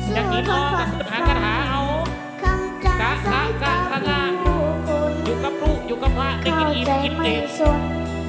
ก้าวไปด้วยใจเปี่ยมคุณ ตั้งใจก้าวไปด้วยใจเด็ดเดี่ยว ใช่คุณคนเดียว คนพิการหวังได้พึ่งพาจะใช้น้ำเสียงหาเลี้ยงครอบครัวภายหน้าแบ่งเบารักษาคนพิการตลอดไป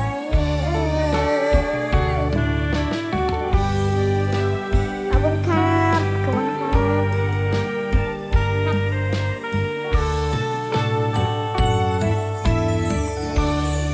อ้าวตบมือเป็นกำลังใจให้ละอ่อนเด้อเด้ออ้าวตอนนี้อ้อพญาเข้ามาได้แล้วเด้อชะนีกะหลวงนั่งมนต์เนี่ยพระเจ้าอ้อพญามาพี่ดิชะนีกะ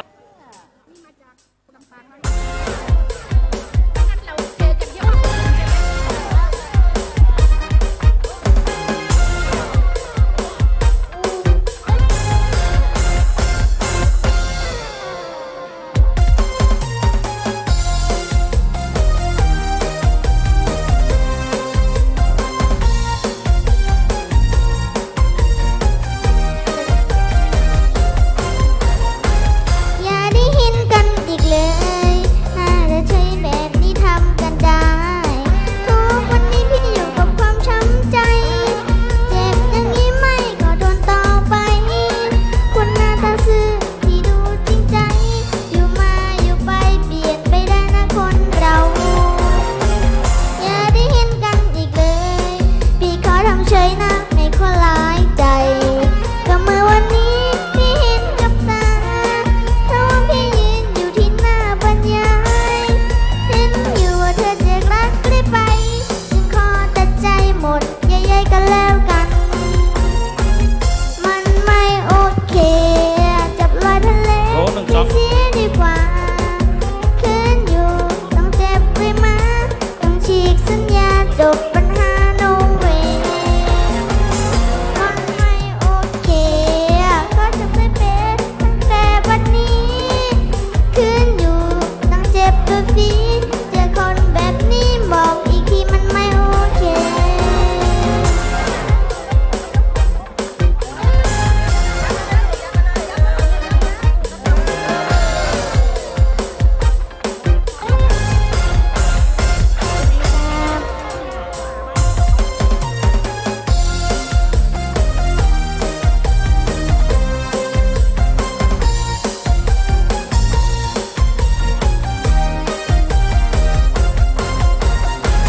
อย่าได้เจอกันอีกเลย หน้าตาใช้แบบนี้ทำกันได้ ทุกวันนี้พี่อยู่กับความช้ำใจ เจ็บอย่างนี้ไม่ก็ทนต่อไป คนหน้าตาซื่อที่ดูจริงใจ อยู่มาอยู่ไปเปลี่ยนไปได้นะคนเรา อย่าได้เจอกัน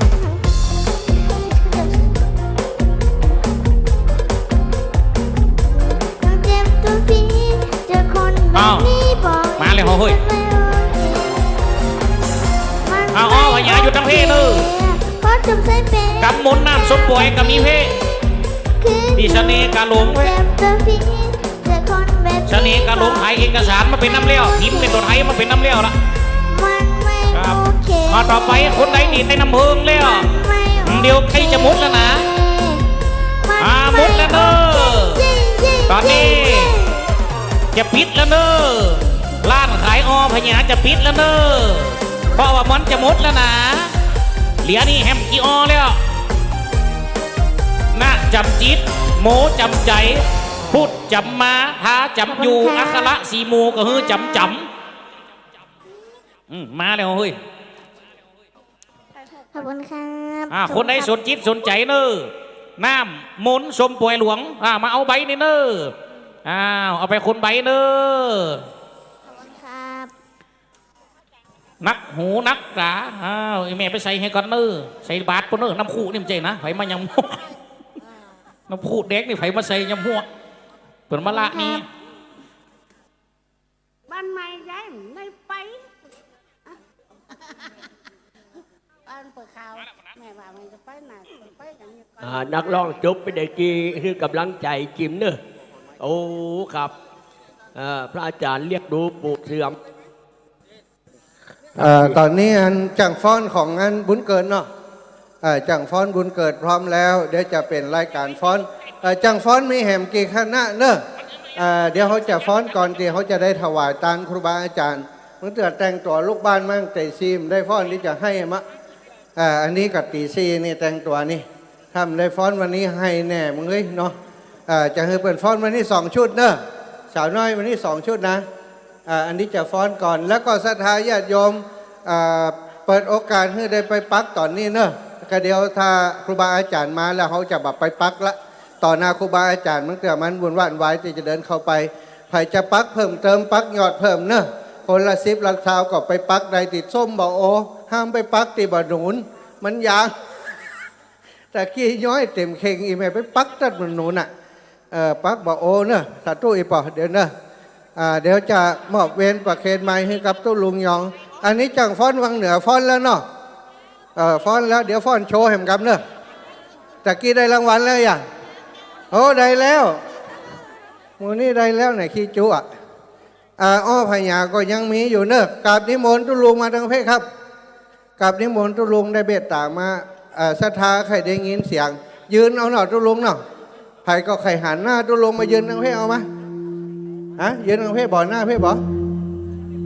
เดี๋ยวตุลุงช่วยเป็นโฆษกกรรมครับขอโอกาสกับครูบาอาจารย์นะครับเนอะแต่ก็โอกาสกับครูบาอาจารย์ปีนั้นมาเอาเสียงในฟิล์มนะครับมาได้เสียงบัดแด้ทีนี้ตัวจริงเสียงจริงนะปีนั้นเนอะ วันนี้ก็ตุลุงก็ได้มาครับอาจารย์พระครูอภิวัฒนวิกรมออกวัดมาก็ประมาณ6 โมงปลายเนาะตอนนี้จังฟ้อนแล้วเด้อแล้วก็ไผ่กระไดของดีเสน่ห์การหลงเอาแล้วอพยานึกินอพยาปัญญาดีแม่จันเขาว่าจะเอาเลยเนี่ยแม่จันเรือนใสตอนนี้ยังมีอยู่เนี่ยพระเจ้าปูจาตั้งจอตั้งตุงก็ดีมาตามแต่เจตนาศรัทธาเด้อวันนี้โดยบุญบารมีครูบาอาจารย์หลายเนอะโดยเมตตาบารมีธรรมหลวงพ่อพระครูสุจิตานุรักษ์ด็อกเตอร์ครูบายี่แก้วเจ้าคณะอำเภอฝางวัดพระพุทธบาทอุดมนบ่อสาวาวันนี้เปิดโปรดเมตตามาเป็นประธานเด้อญาติโยมแล้วก็แถมได้ตุนครูบาอาจารย์จากวัดเวียงป่าเป้าพระครูหลวงพ่อพระครูนิวิศีลสังวรอันนี้พี่น้องบ้านหงโฮมกินโฮมตาลเดี๋ยวประกาศกันเด้อมีการนำกาไฟเนาะยินดีเนอศรัทธาญาติโยมทั้งหลายพี่น้องศรัทธาดีมาแล้วเอาพระจักรใดของดีเด้อแต่ดีอาจารย์เสน่ห์การหลงตุปิเก๋เขาเนี่ยอันนี้กูทองการเตะนำเตะทำตอนนี้เป็นมนนำเรียกว่าพยาเนอะขับขานตำนานซอก็ดีหลายอย่างเนาะพี่น้อง หลังจากที่เราสื่อพระราชดากันไปพิธีเรียบร้อยตอนแม่น่าเจ้าดีแต่เอาเจิญเจ้าตะกี้น้องเจ้าขุนก็ห้องเพลงไปแล้วตั้งคณะครูบาอาจารย์เอาเลยเจ้าพี่ปูโจมปูจาเด้ออันนี้เนาะอันนี้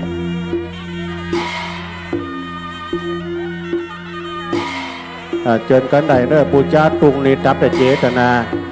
แล้วก็พระยาปักตุนบะโอเนอตะกี้นะอาจารย์ท่านพระมหาสมชาติว่าภัยจะเพิ่มยอดนะตอนบ่ายโอ้ขอบคุณแม่เนออันนี้แม่อย่างเนี่ยแ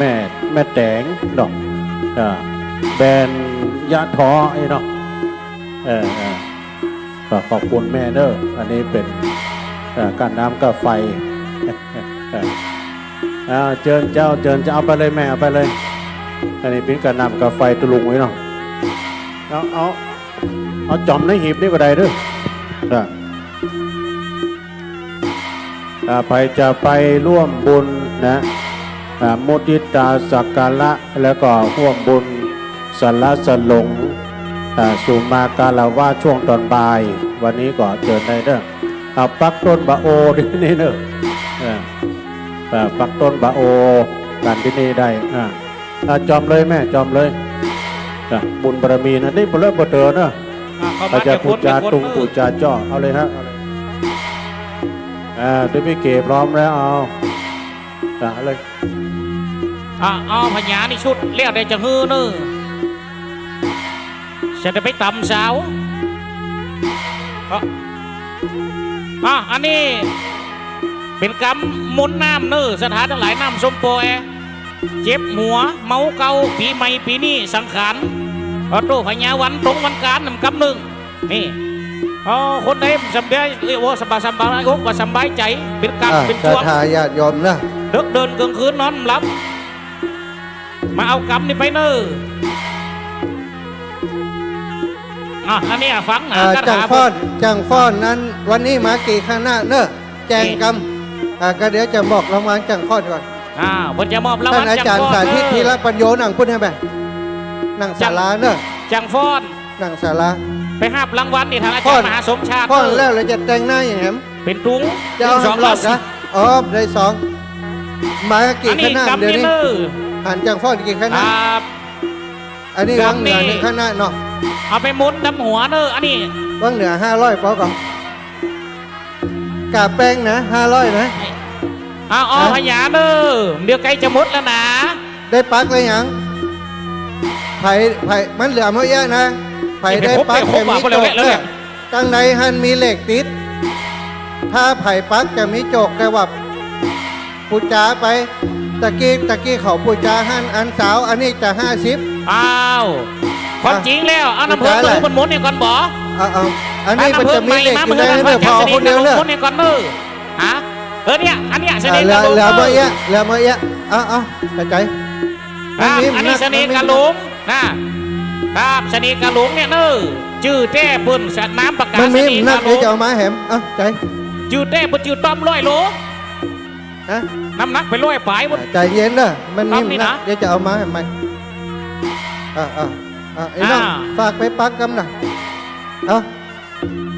คณะจังฟ้อนไปหับรางวัลที่อาจารย์มหาสมชาติคนนั้นไปห้องร้อยขอให้ถูกหวยก่อนเปิ้ลอันนี้ฝังหนาสถาบันดาบ่แม่พี่น้องกำสมปล่อยหลวงกำสมปล่อยขวบนี่นะปัดเป่าซับปะกุบะทวังกังบุญบุญร้อยต่างๆนะกำมันมีนี่มดเนอนี่อมไหลลิดอย่างน้ำมันยันอมไหลเลียนอย่างมันงาป้าอันนี้ตามเขาไปหน่อยกำตามเขาไปหน่อยเดี๋ยวมันจะไม่หมดหรือตามเขาอันนี้กำมันอยู่ให้เลยแม่อันนี้เจกำมุนนะอย่าไปว่าศูนย์กันเลยนะ2 กระถาตีกันอยู่ว่าอุดวะอันนี้กระถาส้มปล่อยหลวงส้มไปควบมุนเสน้ำเนอได้จะว่าฟักอมส้มปล่อย7 ฟั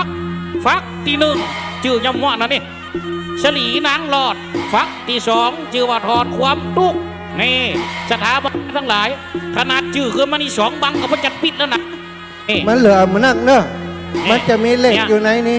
จะปักก็ปักเอาใกล้จะเสียงแล้วถ้าปักเอา3 อัน3 อัน100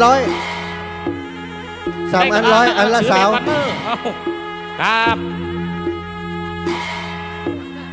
3 อันละสาว3 อัน100เดี๋ยวใบนี่ก็ใกล้จะมดแล้วนะเลี้ยงกี่ใบแล้วนะเดี๋ยวมันจะหมดเวลาเสน่ห์ตะลุงแปลงมาเจ๊ปันกันเข้ามวยปันกันดึงเอาไปในสถานทั้งหลายมันใจกันนะมาชมไปหลวงชมไปขวบเห็นวัดห้อยเห็นตัวเป้ตัวปันเขาควเอามวยกับมึงมาอันละสาว3 อัน100คาถาชมไปหลวงชมไปขวบนี่นะ3 อัน100โอ้ก็มีขายตั้งปุ่นเนอร์ที่ไอ้ยักษ์ปุ่นเนอร์กำอันนี้ก่อนมันกำไหมล่ะขยมมาเอาตังค์กะขยมมากำตังค์กะเอาแม่ได้ยังไอ้แม่ยิบเลยเอาแล้วกะตอนนี้ใบสมปล่อยหลวงสมไปขวบมาเอาเพนเนอร์เอาดีแล้ว เอาอันละสาวสามอันร้อยเอากี่อันสามอันล่ะ โอบทงทงมหาทงทงกูจักทงตังฟ้า อันนี้เอาใส่ปุ้น กูจักทงตังดิน กำไว้อันเนอะ ส่วน มันมี ก นั สิ ก น เนอะ กูอย่าจ้ากูจักทงโอกำหยาบเล มั ย น นี่ มีอีกเอามาอีก วักจากกูเปลี่ยนเป็นฉันเอาเนอะฮะมันคืออูกูกะอ๋อกระถามันกูเนอะไปโดดห้อมได้เนอะมันว่าไปตามนี่ คนจีนถ่ายรูปดูเจ้าขายของ เจ๊กถ่ายรูปเสฮะอะยังอันเดียวแหละบาทแรกแม่อันเดียวร้อยมามิดทั้งทอน โหน้ำลำไยแหละเอาน้ำลำไยขอบคุณจากนักเนอเอ้าน้ำลำไยเนอบำรุงเบาหวาน ไอ้แม่ทอนเช้า ฟังนะฟัง ท นะ อนเช้า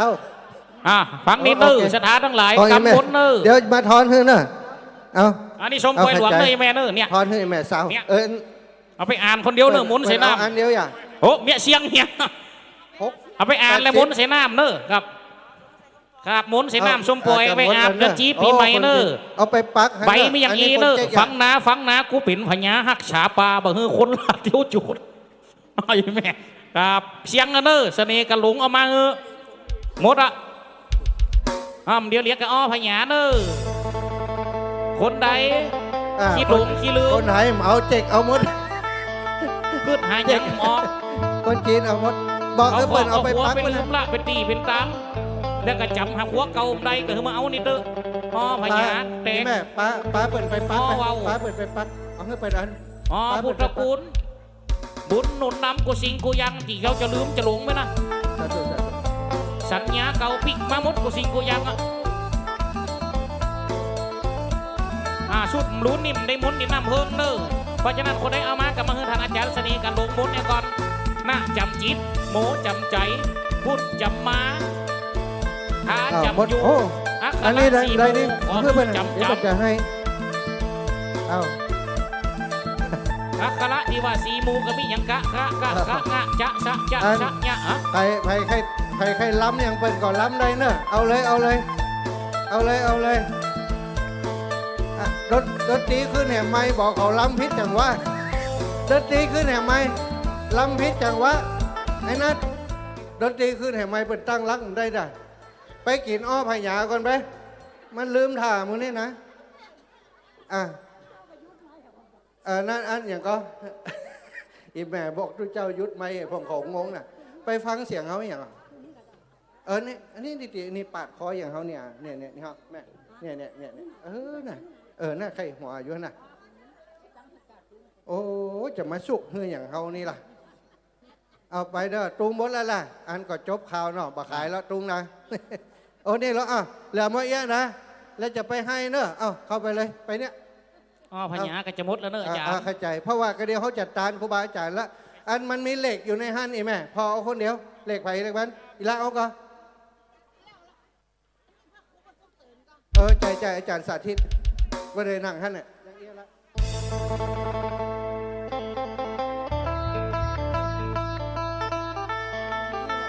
พญาเนี่ยถ้าไปกินก็ไปกินที่โล่งๆเนอะเพราะมันจะมีตอนสุดได้เอาขวางข้ามหัวเนอะใจเอาไปให้หมดเนี่ย ขวางข้ามหัวคนอื่นตัวเก่านะจะข้ามหัวคนอื่นนะเอาคนหน่อยเข้าไปพูดเลยอีแม่อยู่ไหนวะเนี่ยเอาปักหันก่อนปักตีนาพระเจ้าเป็นไปหันงวนไปเลย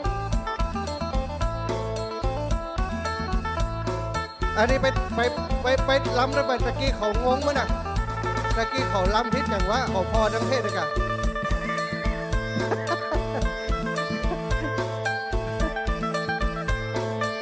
อยู่ตั้งนาที่นั่งลงเนอะมูตั้งหลังประหารเขากำหินไว้นี่นะระวังงอนเนอะอีป้อไปเลยพูดเนอะป้อเอาไปทั้งพูดเลย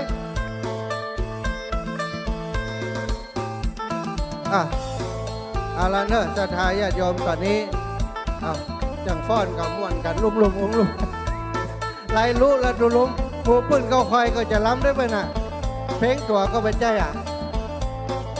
เพลงตัวก็ไปใจ เอาปั่นกันเนอะเอาให้หมดเลยนะ เดินไปเลยเอาให้หมดเลยเพราะเดี๋ยวจะถวายตานครูบาอาจารย์ละ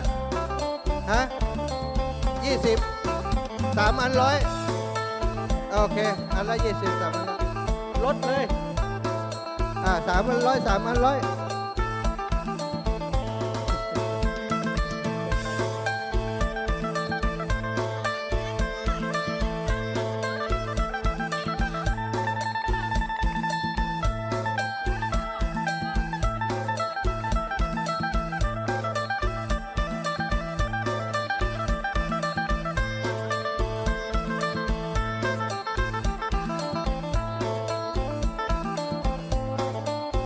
ตั้งแห่ง300ครับ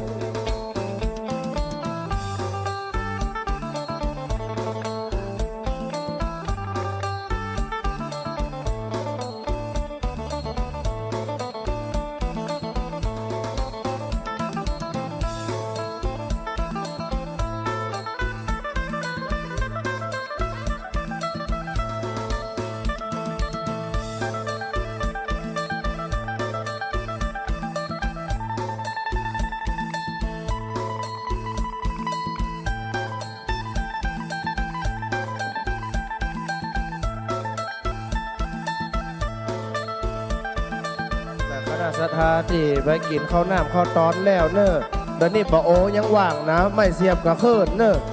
น่าช่วยกันพักเนอะคณะศรัทธาเนาะปะโอกันยังว่างไม่เสียบกับเคิร์นอยู่กองอำนวยการนี่นะ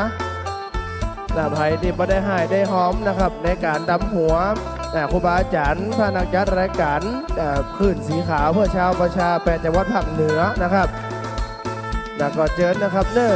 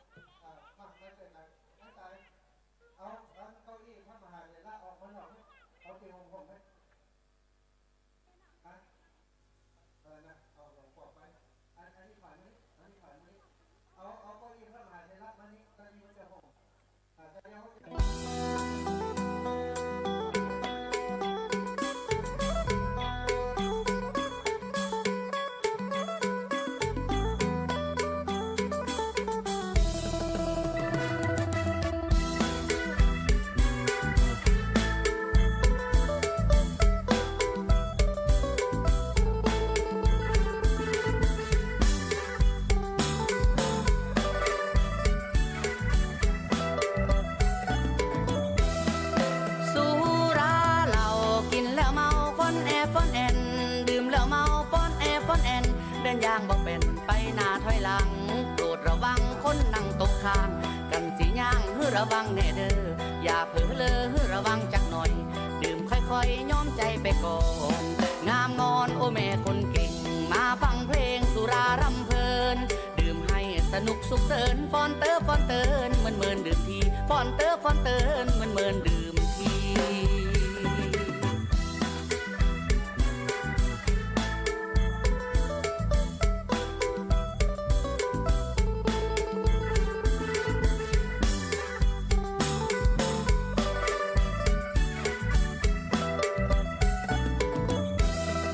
สุ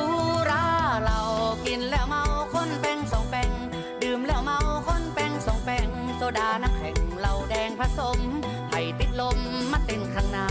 ยกมือจ้ายกมือขึ้นปอนแอวอ่อนๆม้วนกันหลายๆเจิญหญิงใจายมารำมาปอนรำวงเอ็ดดีตลาดแตกวันนี้เอ็ดดีตลาดแตกเพราะมาจ่ายแจกความสุขแน่นอนเมาแล้วพรุ่งนี้ค่อยถอนเมาแล้วนอนไม่เดือดร้อนใครดื่มแล้วไปนอนไม่เดือดร้อนใคร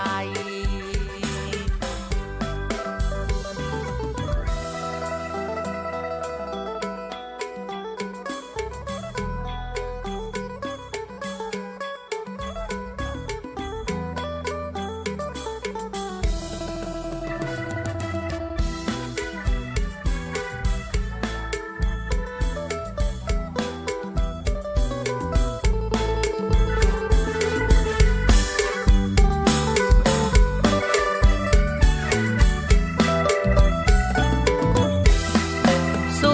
ราเหล้ากินแล้วเมาฟ้อนแอฟ้อนแอนดื่มแล้วเมาฟ้อนแอฟ้อนแอนเดินอย่างบอกเป็นไปหน้าถอยหลังโปรดระวังคนนั่งตกข้างกันสิย่างฮือระวังแน่เด้ออย่าเผลอเลอฮือระวังจักหน่อยดื่มค่อยๆย้อมใจไปก่อนงามงอนโอแม่คนเก่งมาฟังเพลงสุรารำเพลินดื่มให้สนุกสุขเสริญฟอนเตอร์ฟอนเติร์นเหมือนดื่มทีฟอนเตอร์ฟอนเติร์นเหมือนดื่มที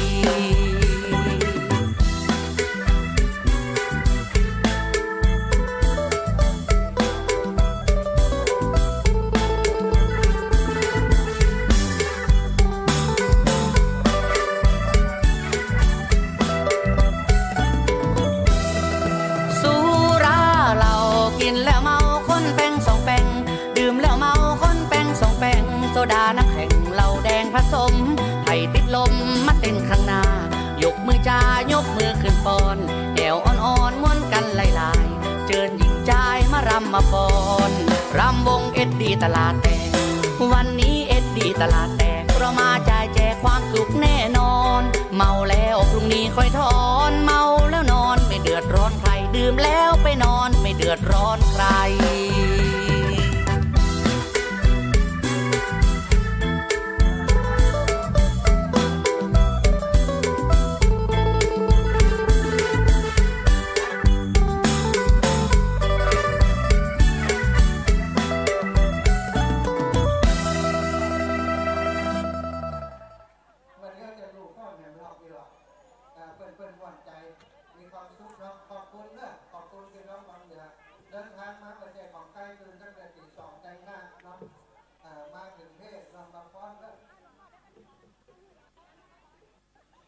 ท่านอาจารย์พระประหลัดก็ลง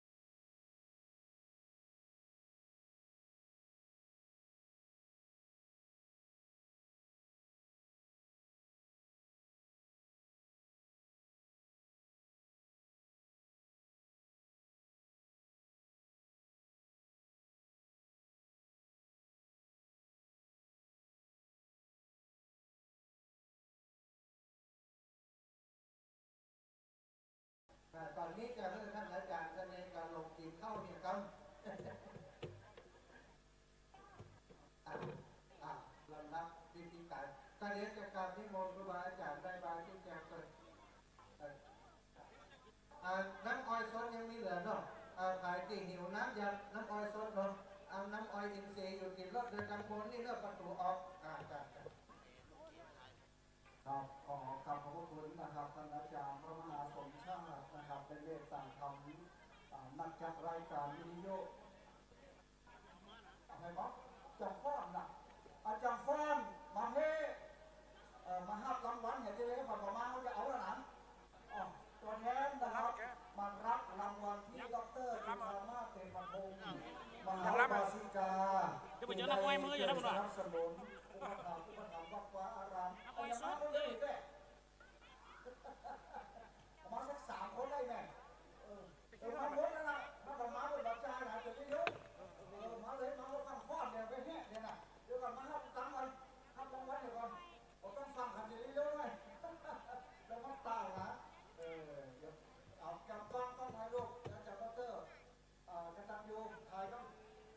เดี๋ยวสักครั้งมาในนอกเอาตั้งบ้านหัวด้วยทหารเรานะจังฮะเอาตั้งห้องไหนวะเดี๋ยวก่อนเนี่ยขอจัดกันแม่เราแม่ในห้องก็หอเอาตั้งบ้านหัวหลังจากที่เขากินเขาน้ำจำเขาตอนอิ่มหนำสำราญแล้วเลยอีกปล่อยแม่เขาเดี๋ยวเอาใจเยอะๆก่อน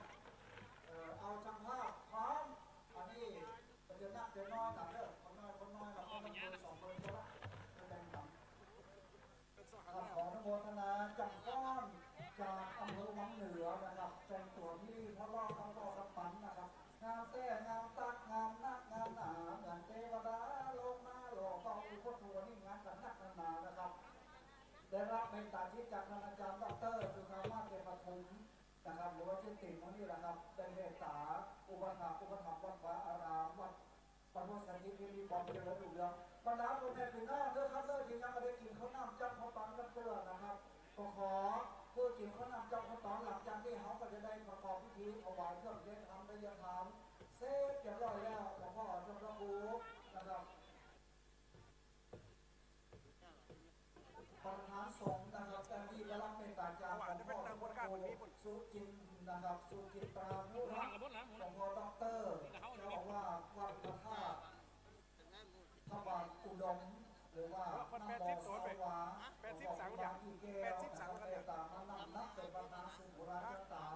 ก็ได้หันสักครั้งหนึ่งนะครับมาโอกาสนี้เดี๋ยวขอเรียนเชิญนะครับพระหลวงโบ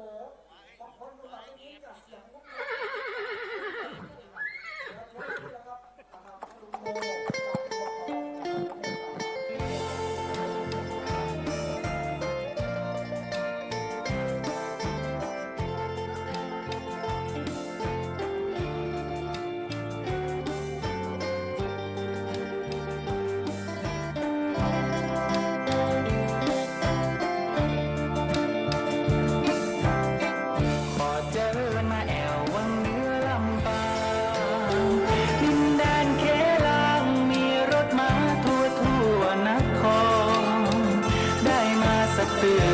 แล้วจะเชื่อตามดังกำปอนเสียงซึ้งเสียงฟ้อนเสียงกองผู้จาเจิญมาลำปางขอเข้าไปไว้เจ้าพ่อพญาวังสวัสดีเจ้าสวัสดีเจ้าสวัสดีเจ้าพอออกไม่ออกทุกท่านนะเจ้าในระหว่างที่ฟังเสียงเขา2 คนก็ฟังจังฟ้อนไปตัวพอจังฟ้อนไปตัวแนะนำชื่อยังเป็นทางการแหมกัมลุงโบตัวแต้ๆเป็นเจ้าใครที่ฟังเสียงลุงโบอยู่อันนี้แฟนรายการหมดเลยกันแม่นกับแม่ฟังลุงโบล่ะตัวแต้รอก่อนรอไปหมดเจ้าพันโทชูเกียรติแม่อ้อยริมวังเจ้าพันโทชูเกียรติมีโฉมปัจจุบันนี้เป็นนายกสมาคมนักจัดรายการวิทยุกระจายเสียงนครลำปางนะเจ้าขอบพระคุณทุกท่านตัว เจ้า ถูกต้องเราจะไปด้วยทุกที่เลยนะเจ้า ขออนุญาตแนะนำตัวเก่ายังเป็นทางการ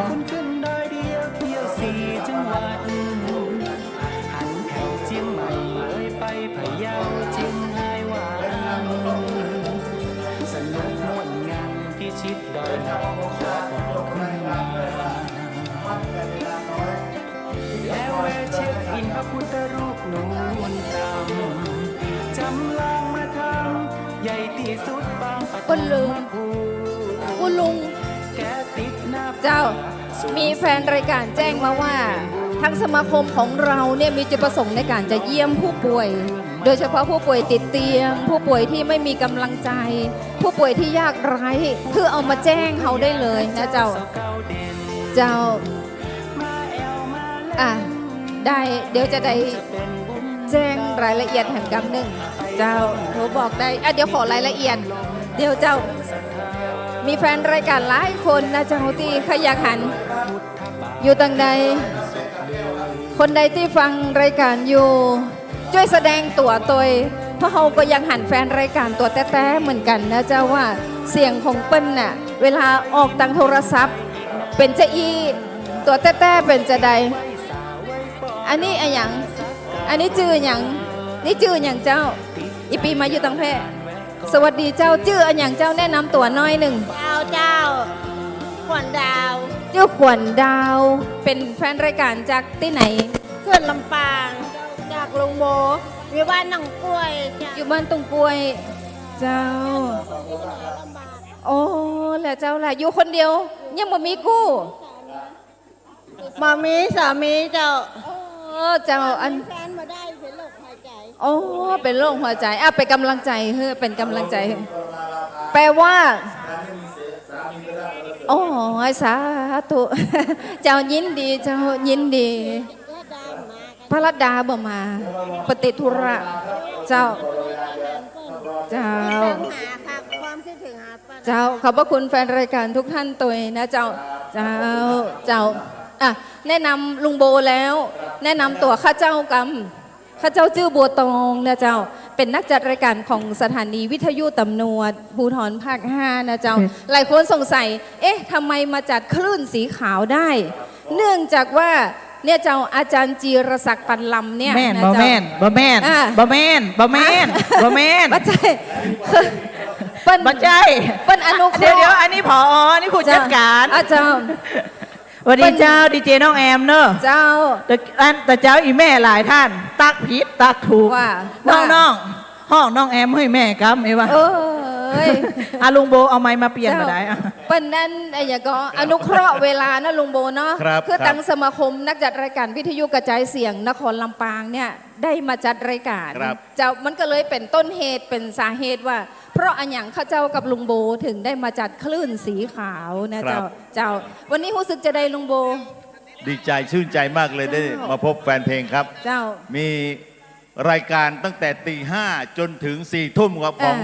วิทยาศาสตร์นครลำปางครับเกี่ยวกับธรรมะเกี่ยวกับเรื่องราวต่างๆมากมายครับคือคลื่นนี้ข้อดีเลยใช่เป็นเปื้อนเขาได้อีแม่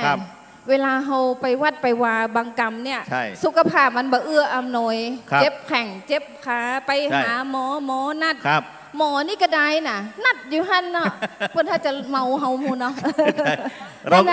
ได้ยินเสียงตัวเจ้าตั้งแต่ตี 5นะครับพอสายๆมาครับอยากจะแต่งงานครับก็ต้องมาทางนี้ครับทางอาจารย์ตีนี่ครับดูวันเดือนปีครับเจ้าดูวันเดือนปีคือเขาก็บ่จำเป็นว่าบางทีอย่างที่บอกว่าอาจจะไม่ต้องไปวัดเขาสามารถจะเปิดคลื่นนี่ฟังได้เลย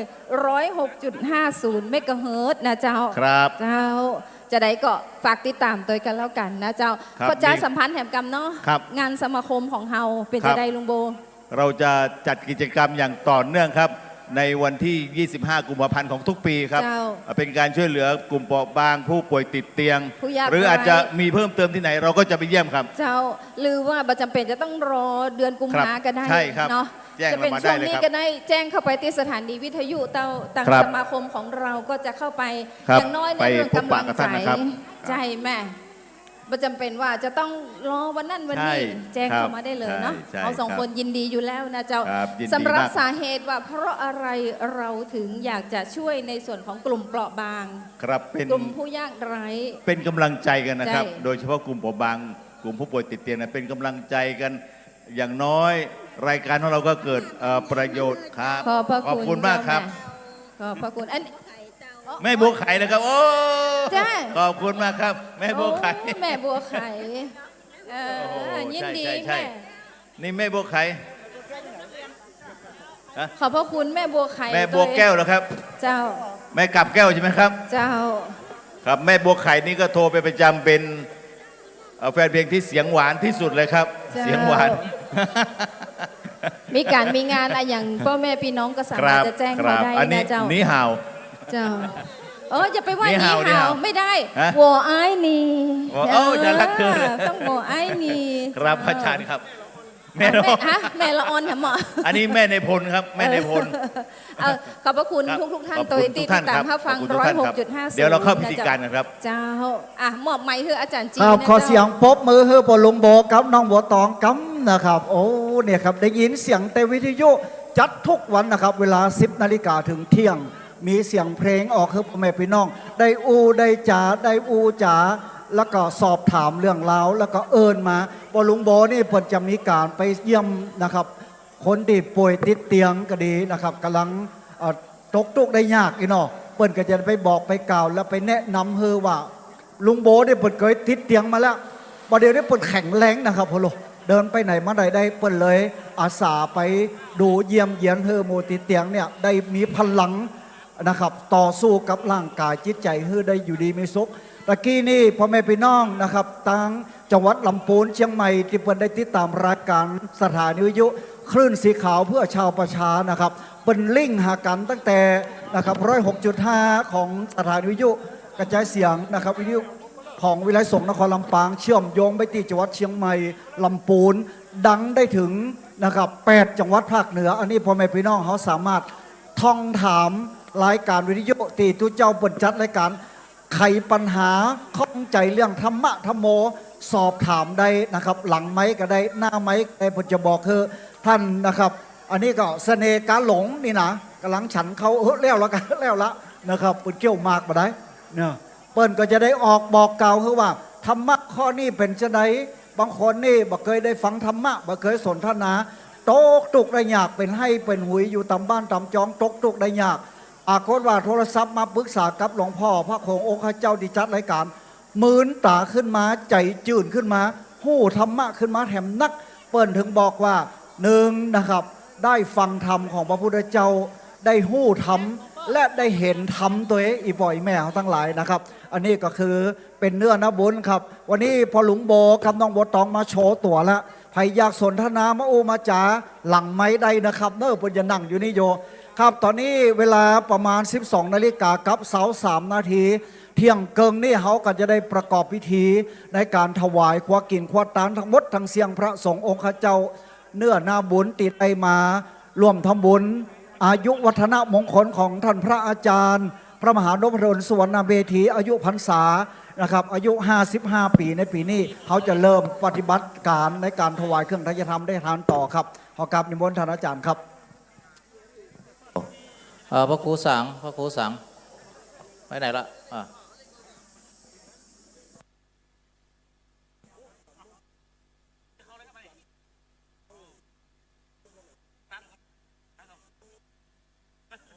ครับขอกราบถวายการต้อนรับหลวงพ่อธรรมครูวรการโกวิทรองเจ้าคณะอำเภอเมืองลำปางนะครับวัด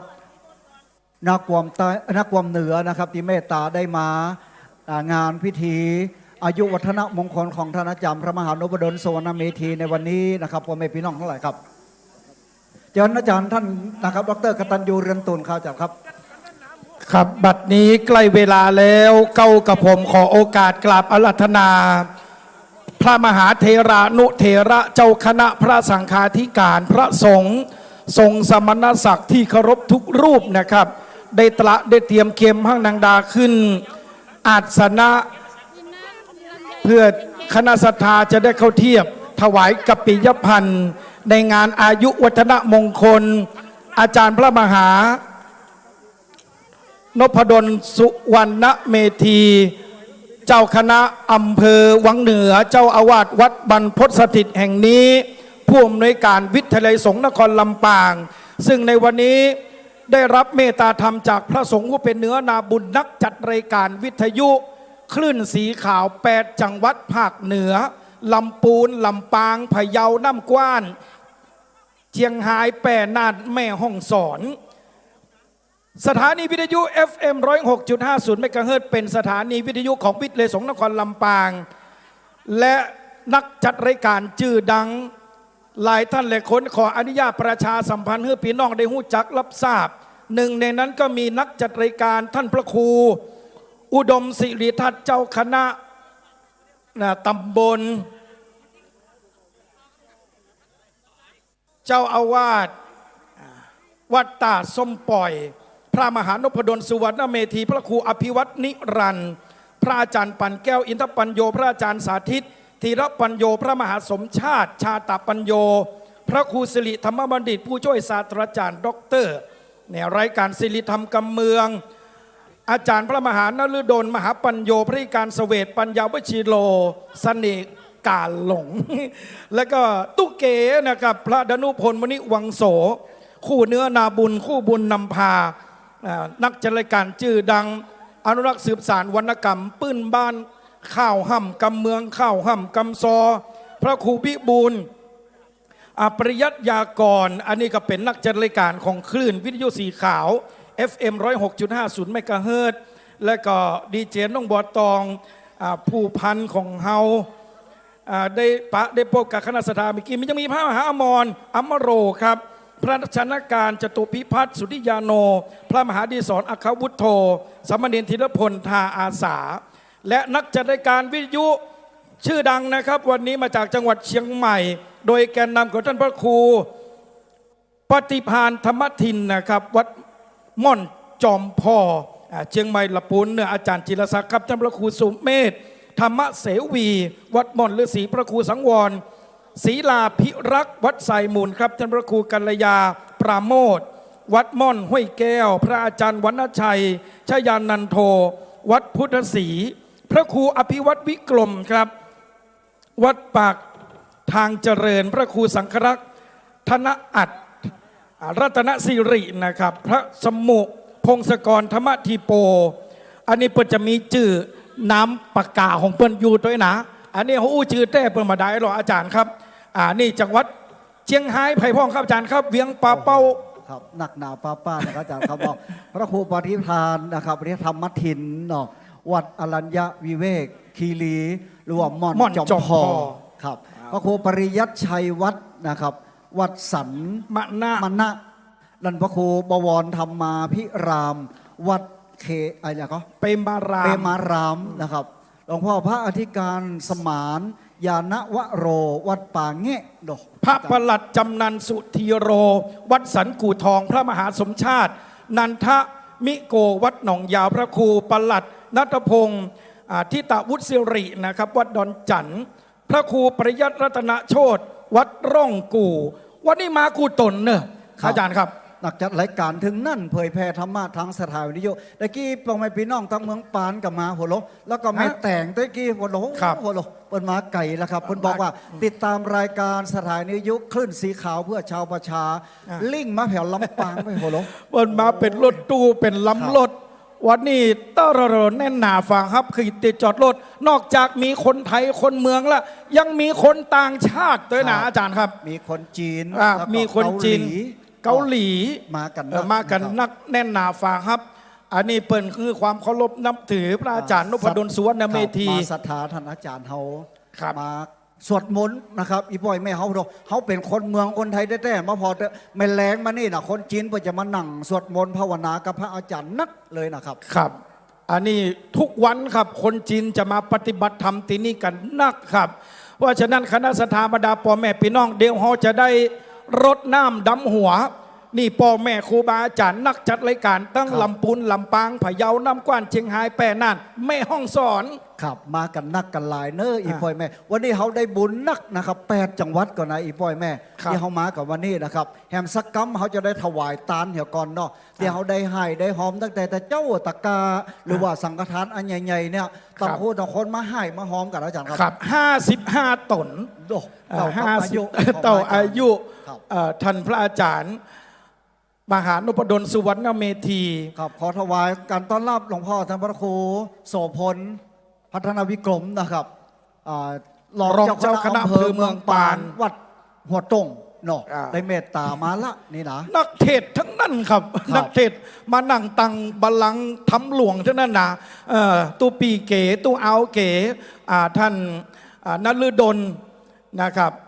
ครับตัวปีเก๋เนี่ยเพิ่นบอกว่าอย่าบังงามไม่บังงามแท้ว่าหายแต่เทศเก่งนะครับครับเก่งไปได้เหี่ยวได้กี่ขึ้นดังตังบัลลังก์ทองเปิ้นได้หมนลายเกี่ยวกับอ้อพญานะครับตำรับตำลาแต่เนี่ยตะกอนนี้วัดบรรพตสถิตเนี่ยนะครับผมเองก็เป็นเจ้าพิธีเหมือนกันตะกอนนี้มาประกอบพิธีปลุกเสกพุทธาภิเษก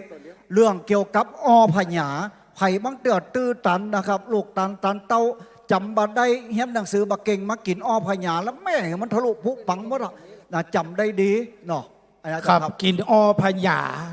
เนี่ยจังซอนี่โอ้เพิ่นกินอ้อพญาสินจำดีครับขณะนี้เก้ากับผมได้รับสัญญาณมาจากพระสงฆ์ฝ่ายพิธีคือพระอาจารย์มหาสมชาติท่านได้บอกว่าขณะนี้พร้อมแล้วก็ขอนิมันตนาพระสงฆ์องค์เจ้าผู้เป็นเนื้อนาบุญได้ขึ้นนั่งเทียบบนอาสนะในห้องเวลานี้และก็กราบอาราธนาอาจารย์ดร.พระครูสุจิตานุรักษ์หรือว่าครูบาปีแก้วได้ขึ้นนั่งเทียบบนอาสนะในห้องเวลานี้พระสงฆ์ทรงสมณศักดิ์เจ้าคณะพระสังฆาธิการผู้เป็นเนื้อนาบุญเจ้าภาพผู้ปวนาตนตัวจะได้เข้าเทียบประเคนถวายกัปปิยพันธ์ตามลำดับอาจจะไม่ได้เลี้ยงตามยศถาบรรดาศักดิ์ตามวัยวุฒิคุณวุฒิแล้วก็ต้องขอสุโมกสุมาตัววันนี้ในทางพุทธศาสนาเพราะว่าหลักสมดุลยภาพเสรีภาพสันติภาพพาราดอนภาพมัชฌิมาปฏิปทานะบ่มียศถาบรรดาศักดิ์สักอย่างครับวันนี้นะเพราะว่าเป็นงานแบบวัดลาดนี่เนาะมันจะเป็นงานหลวงหรือรัฐพิธีถ้าเป็นราชพิธีงานหลวงเลยมันจะแต่งตั้งเจ้าคณะภาษาธิการนี่ตามลำดับชั้นนะครับเจ้าคณะอำเภอรองอำเภอเจ้าคณะตำบลรองตำบลเจ้าวาดอีเป็นต้นแล้วครับแล้วก็สมณศักดิ์แต่ละชั้นนะครับอาจารย์ครับครับตอนนี้พร้อมแล้วขอเรียนเชิญคณะศรัทธามูลศรัทธาทุกท่านทุกคนครับได้นั่งตามปรามผามเต้นโต๊ะตั้งมานั่งเก้าอี้ตีคณะศรัทธาบรรดาพ่อแม่พี่น้องได้ปากันมาในวันนี้ในงานอายุวัฒนมงคลพระมหานพดลสุวรรณเมธีเจ้าอาวาสวัดบรรพตสถิตตัวเจ้าผู้เป็นเนื้อนาบุญพระสงฆ์ในวันนี้55 ตน55 องค์55 รูปนะโดยคณะศรัทธาได้ภาวนาตนตัวเป็นเจ้าภาพแจ้งเอาลายใหม่เอาชื่อเขาได้จดได้แต้มไปหมดแล้วครับและในขณะนี้จะได้มอบหมายหน้าที่ที่จะได้เลี้ยงตามกำหนดการต่อไปนี้คือกับคณะกรรมการฝ่ายศาสนาพิธีได้จัดแจงแต่งดาเป็นลำดับต่อไปครับอาจารย์ครับบรรดาพ่อแม่พี่น้องนักศิลป์นักบุญนะครับเนาะเขาจะได้ร่วมกันถวายจตุปัจจัยทายธรรมและก็อาบน้ำดำหัวพระสงฆ์องค์ข้าเจ้าเป็นเรื่องนาบุญเป็นห้อยฮีดวัฒนธรรมประเพณีอันดีงามเขากุฏิเขาไปอาบน้ำดำหัวโดยเฉพาะลำปางวันนี้ได้8 จังหวัดครับอาจารย์ครับ8 จังหวัดก็รอครับบรรดาแม่พี่น้องเขาตั้งทั้งหลายกำเดียวอย่าได้เมตตาทำหลวงพ่อพระครูอภิวัตรนะครับได้เมตตาจะได้นำพ่อแม่พี่น้องเขาได้ถวายเครื่องทายธรรมทายทาน แล้วก็จะได้นะครับในการอาบน้ำดำหัวขอกราบถวายการต้อนรับหลวงพ่อท่านพระครูวิบูลย์ปริยัติยากรเจ้าคณะตำบลเวียงเหนือเขต2เจ้าวาดวัดดอกเปล่าตะกี้หันมาละเนาะขอถวายด้วยความเคารพครับ ขออนุญาตในส่วนของกำหนดการที่จะเกิดขึ้นในบักกีนาทีข้างหน้านี้เขาจะได้กล่าวคำถวายโดยมีท่านอาจารย์ วีรพันธ์นันเพนปูจานมัคคณายกจะได้นำคณะศรัทธามูลศรัทธากล่าวคำถวายกปิยพันธ์หลังจากนั้นเจ้าภาพก็จะได้เข้าเทียบถวายตามลำดับฮับปอนเซตก็จะได้ส่งน้ำรดน้ำดักหัวพ่อแม่ครูบาอาจารย์ทุกรูปจุตนจุองค์ขณะนี้พระสงฆ์องค์เจ้าได้ขึ้นนั่งเทียบบนอาสนะแล้วคณะศรัทธาก็ได้พร้อมกันแล้วเขาจะได้กล่าวคำถวายกปิยพันธ์ไปพร้อมๆกันในโอกาสนี้เรียนเชิญอาจารย์วีรพันธ์นันเพนปูจานมัคคณายกได้นำคณะศรัทธากินตาลเป็นลำดับต่อไปด้วยความเคารพครับ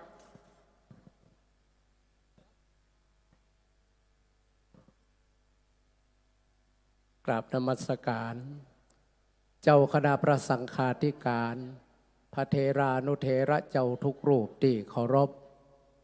ท่านอุบาสกท่านอุบาสิกาสาธุชนผู้มีใจบุญทั้งหลายวันนี้ในที่ชุมนุมสงฆ์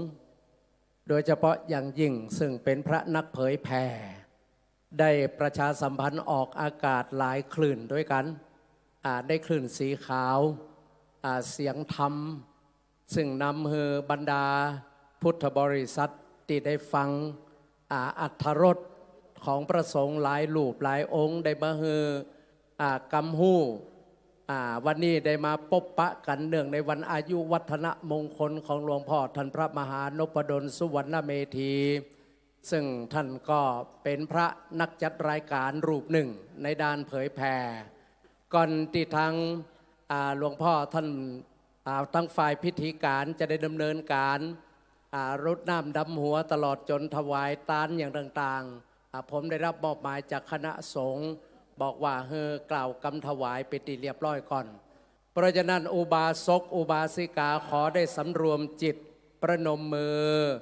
ตั้งนะโมพร้อมกัน3จบและกล่าวคำถวายตามกระผมดังต่อไปนี้นะโมตัสสะภะคะวะโตอะระหะโตสัมมาสัมพุทธัสสะนะโมตัสสะภะคะวะโตอะระหะโตสัมมาสัมพุทธัสสะนะโมตัสสะภะคะวะโตอะระหะโตสัมมาสัมพุทธัสสะกล่าวตามกระผมครับอิมานิมะยังพันเตจตุปัจจยมุลานิสัปริวารานิภิกขุสังคัสสะโอโนชยามะสาธุโนพันเตภิกขุสังโฆอิมานิมะยังพันเตจตุปัจจยมุลานิสัปริวารานิปฏิคันหาตุอามหากังทีคารตังหิตายาสุขายาข้าแต่พระสงฆ์ผู้เจริญข้าพเจ้าทั้งหลายขอน้อมถวายซึ่งจตุปัจจัยไทยธรรมพร้อมด้วยบริวารทั้งหลายเหล่านี้ของข้าพเจ้าทั้งหลายแด่พระสงฆ์ขอพระสงฆ์จงรับจตุปัจจัยไทยธรรมพร้อมด้วยบริวารทั้งหลายเหล่านี้ของข้าพเจ้าทั้งหลายเพื่อประโยชน์และความสุขแก่ข้าพเจ้าทั้งหลายแก่ปิยชนทั้งหลายสิ้นกาลนานเทินศรัทธาญาติโยมทั้งหลายได้กล่าวคำถวายเป็นที่เรียบร้อยเฮาท่านทั้งหลายนั้นได้ตั้งกุศลและเจตนาได้ร่วมกันถวายให้ครูบาอาจารย์มากมายโดยนำจิตนำใจญาติโยมก็หลั่งไหลกันมาการประเคนนั้นก็จะแจ้งให้ญาติโยมทุกท่านได้เข้าประเคน1 รูปญาติโยมประเคน2 ท่าน2 คนฉะนั้นก็จะบ่มีการอ่านชื่อ ซึ่งท่านพระมหาสมชาติชาตปัญโยท่านได้อ่านชื่อไปตั้งแต่เจ้าเข้ารายการก็อ่านทุกครั้งญาติโยมที่เป็นเจ้าภาพก็ขอเจริญพรเจิญเข้ามาประเคนเลยณเวลานี้1 รูปประเคน1 ท่านญาติโยมที่เป็นเจ้าภาพจำนวนท่านละ500ก็ดีท่านละ1,000ก็ดี2,000ก็ดี3,000ก็ดีก็ขอเจริญพรลุกขึ้นมาเลยเพื่อความรวดเร็วเรียบร้อยแล้วก็จะได้ทำพิธีอื่นๆต่อไปขอเจริญพรอาจจะบ่มีการอ่านชื่อแล้วเนอะญาติโยมหูตัวก็ขอเจริญพรลุกขึ้นมาเลยนิมนต์ท่านอาจารย์พระมหานพดลสุวรรณเมธีได้ประเคนครูบาอาจารย์มหาเถระแถวหน้านี่ทั้งหมดก่อนก็ได้นะครับ9 ตนนี่นะครับนิมนต์ท่านอาจารย์พระมหานพดลประเคน9 ตนที่เหลือศรัทธาไปประเคนที่ครูบาอาจารย์นั่งตั้งหน้าธรรมจักรเนอะญาติโยมไปประเคนครูบาอาจารย์ตั้งหน้าธรรมจักร1 รูปก็ประเคน2 ท่านเมื่อประเคนเรียบร้อยแล้วขันโยมหรือว่าคนขับรถก็ยกไปเลยเนอะเพราะประเดี๋ยวตั้งหน้าจะเป็นน้ำขมิ้นส้มปล่อยประเคนแล้วก็ขันโยมหรือว่าคนขับรถประเคนแล้วคนขับรถยกไปเลย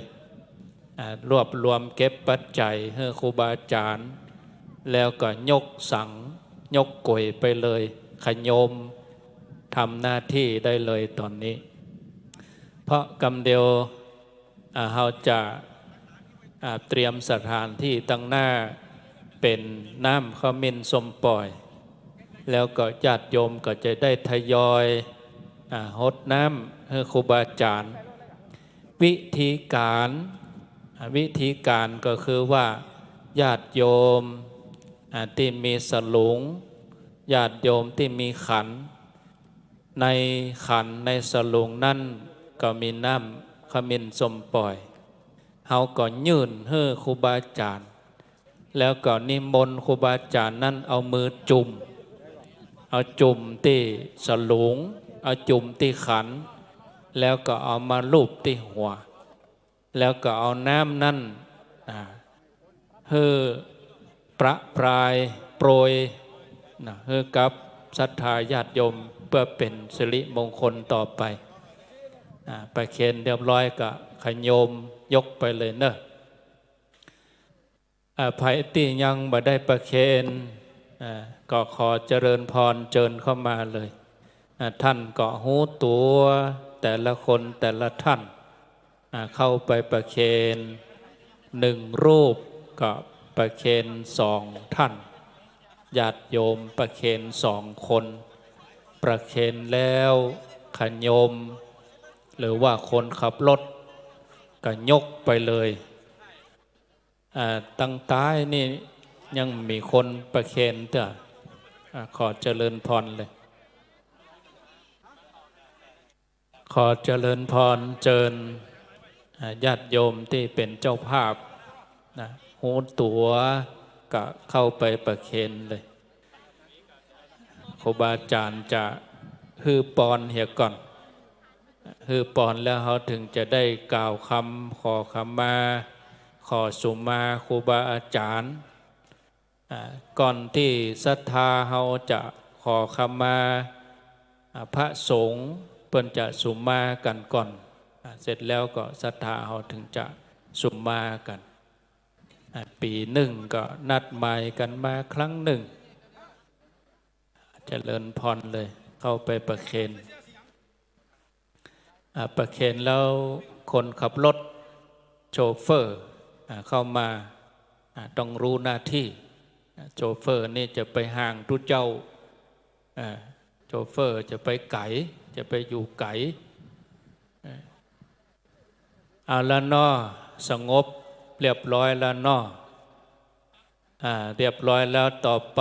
ตั้งใจเตรียมน้ำหยาดเตรียมตรวจน้ำเนอะศรัทธาเตรียมตรวจน้ำเตรียมหยาดน้ำนิมนต์ครูบาอาจารย์ได้ฮือปอนกับนิมนต์หลวงพ่อพระครูสุจิตานุรักษ์กับหลวงพ่อครับ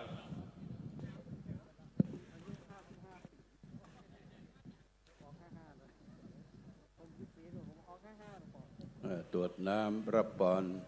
เป็นฐานเบื้องต้น โดยการนำของท่านอาจารย์ท่านพระมหาสมชาติพระมหานพดลสุวรรณเมธีวันนี้เป็นเจ้าของพิธีเจ้าของจตาก่อนจะมีการสุมาคารวะเป็นลำดับต่อไปยะถาวาริวังหาปุราปาริปุเรนติสาคารังเอวะเมวะอิโตทินังเปตานังอุปกปปติอิชิตังปฏิตังตุมหังคิปะเมวะสมิจฉตุสพเพปุเรนตุสังฆปาจันโทปนะระโสยะถามะนิโชติละโสยะถาติโยอวิวัชชันตุสัพพะโรวินาสันตุมาเตภวัตุวันตะโยสุขิเทขโยโกภวสัพติโยวิวัชชันตุสัพพะโรโควินาสันตุมาเตภวัตุวันตะโยสุขิเทขโยโกภวสัพติโยวิวัชชันตุสัพพะโรโควินาสันตุมาเตภวัตุวันตะรายโยสุขิเทขโยโกภวะอภิวาทนาสิริสนิจจังพุทธาปัจจายโนจัตตารโอธรรมาวัฏฐานติอายุวันโนสุขังภะรังสัพพะพุทธานุภาเวนัสสัพพะธัมมานุภาเวนัสสัพพะสังฆานุภาเวนะพุทธรัตนังธัมมรัตนังสังฆรัตนังเตนังรัตนานาดุภาเวนะจตุราสิตสังหาสธรรมาขันธานุภาเวนะปิตกตยานุภาเวนะชินนาสาวกานุภาเวนะสัพเพเตโรกะสัพเพเตพยานสัพเพเตอันตรายาสัพเตตุวันทวายสัพเพเตนิมิตาสัพเพเตอวมังคาราวินาสันตุอายุวันตะโกตนาวันตะโกสิริวันตะโกยสวันตะโกปรวันตะโกวันนาวันตะโกสุขวันตะโกโหตุสัพพทาตุกโรกะพยาเวราสง กาสันตุปัจจุบันทวาอเนกาอันตรายาปิวินาสันตุจเตสัสสะชยสิทธิทานังลาภังโส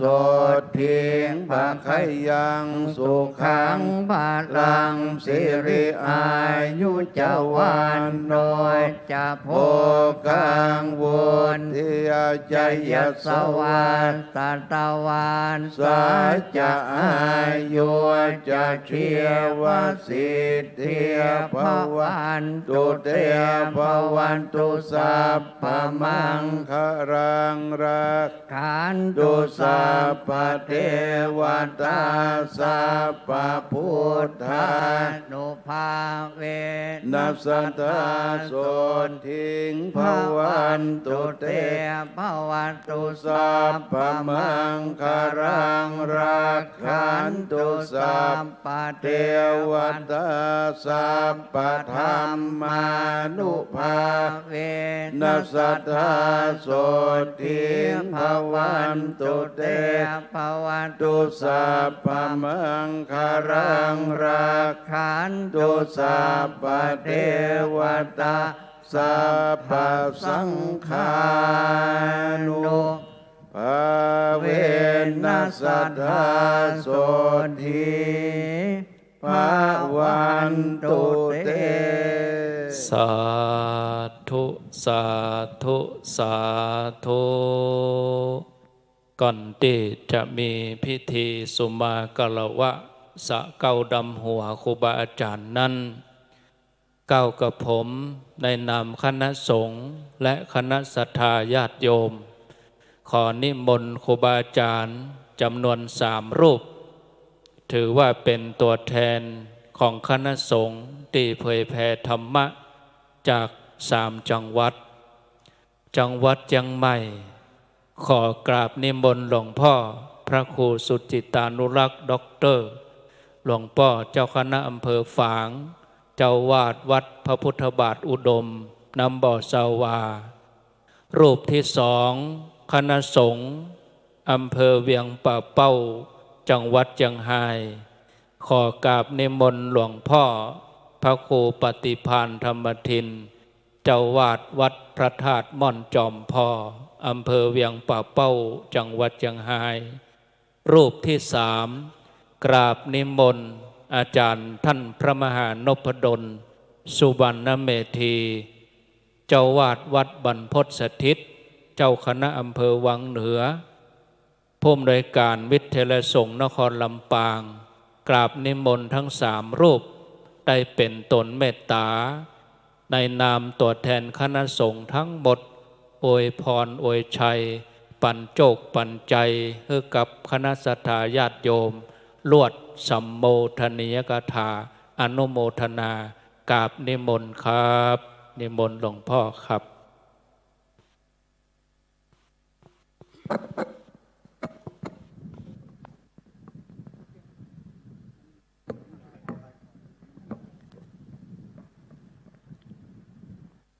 ขอถวาย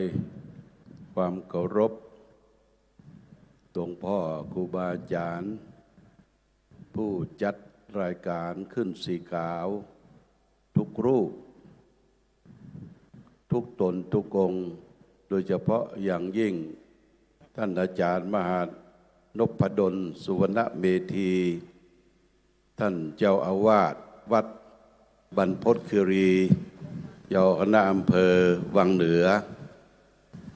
ที่ได้จัดทำบุญในวันนี้เป็นการทำบุญครบรอบ55 ปีที่ท่านได้ดำรงตนอยู่ในร่มผ้ากาสาวพัสท่านยังได้เป็นพระนักพัฒนาทั้งด้านจิตใจและพัฒนาทั้งสังคมมนุษย์ทั่วไปโดยเฉพาะอย่างยิ่งสถาบันที่สำคัญก็มหาวิทยาลัยสงฆ์จังหวัดลำปางมาครั้งนี้ฉลองพระครูมาครั้งหน้าจะได้ฉลองพระราชาคณะเนี่ย จำคำพูดหลวงพ่อไว้ แน่นอนตั้งใจได้ประพฤติปฏิบัติ และขอเจริญพรญาติโยมท่านสาธุชนทั้งหลาย ที่เรามากันได้วันนี้มาเพราะธรรมะเป็นสื่อกลางธรรมะเป็นสื่อนำได้นำจิตนำใจศรัทธาญาติโยมได้มาร่วมกัน เป็นสิ่งที่น่าอนุโมทนาบางท่านก็สวกไม้เต้าเดาลมมาอุตส่าห์มาก็มาดายมาให้มาหอมมาร่วมทำบุญศูนย์ตาลใส่บาตรใส่เปาะสมมาคารวะทุเจ้าประสงค์ทั่วไปอันนี้มาด้วยน้ำใจ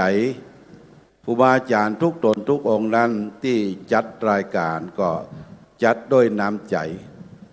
บหารแก่ปัจจัยเบี้ยวัดสตุ้งสตางค์แต่ประการใดตึงตั้งแต่เจ้าอย่างท่านอาจารย์พระครูอภิวัตรแล้วก็ท่าน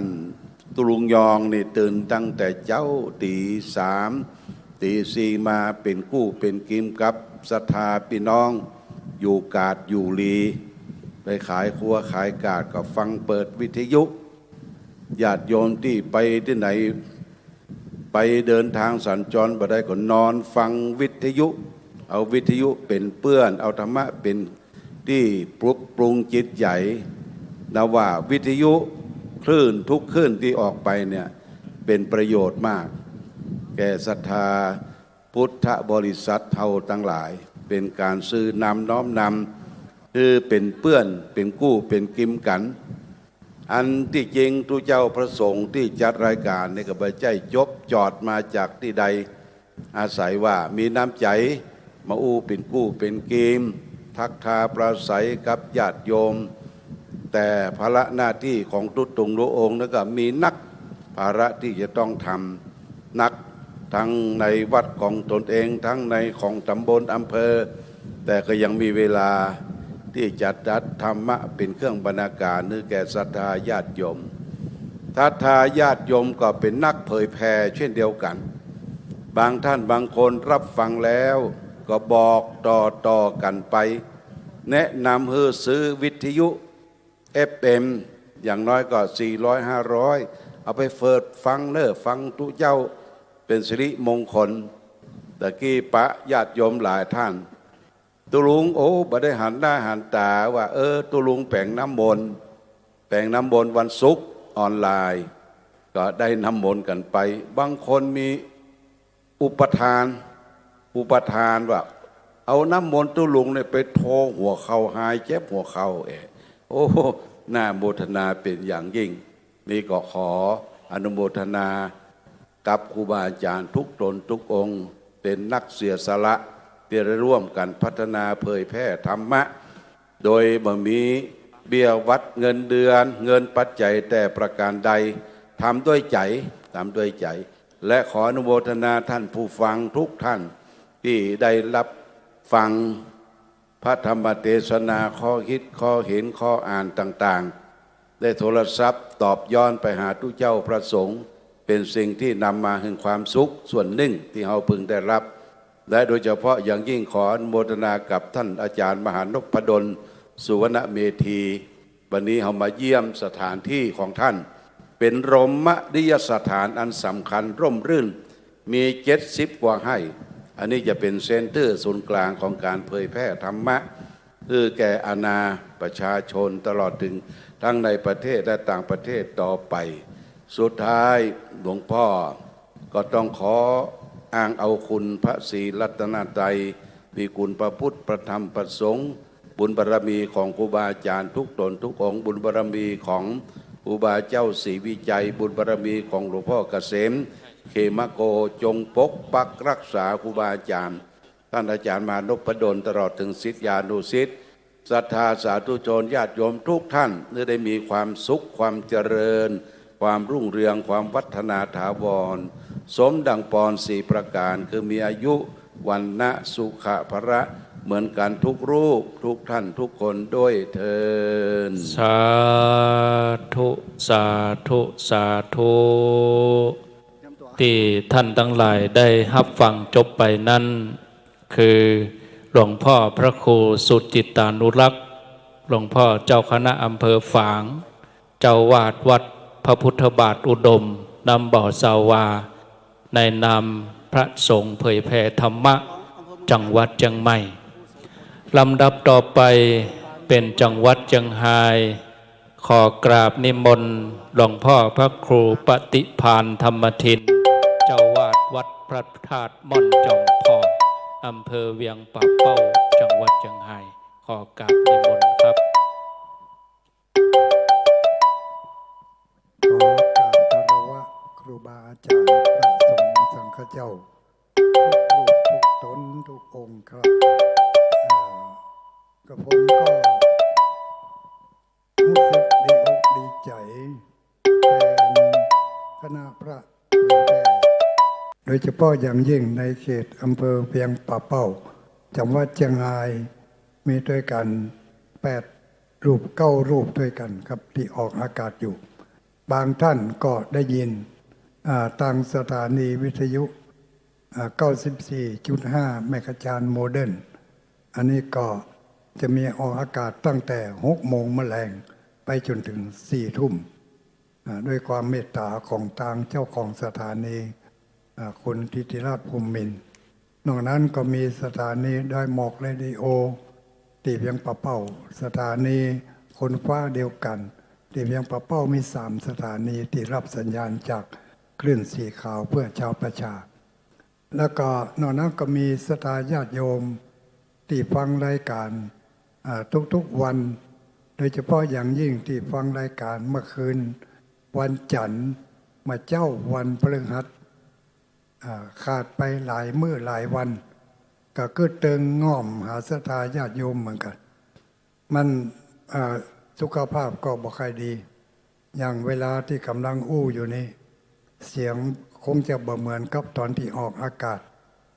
เสียงบ่รอนะเนี่ย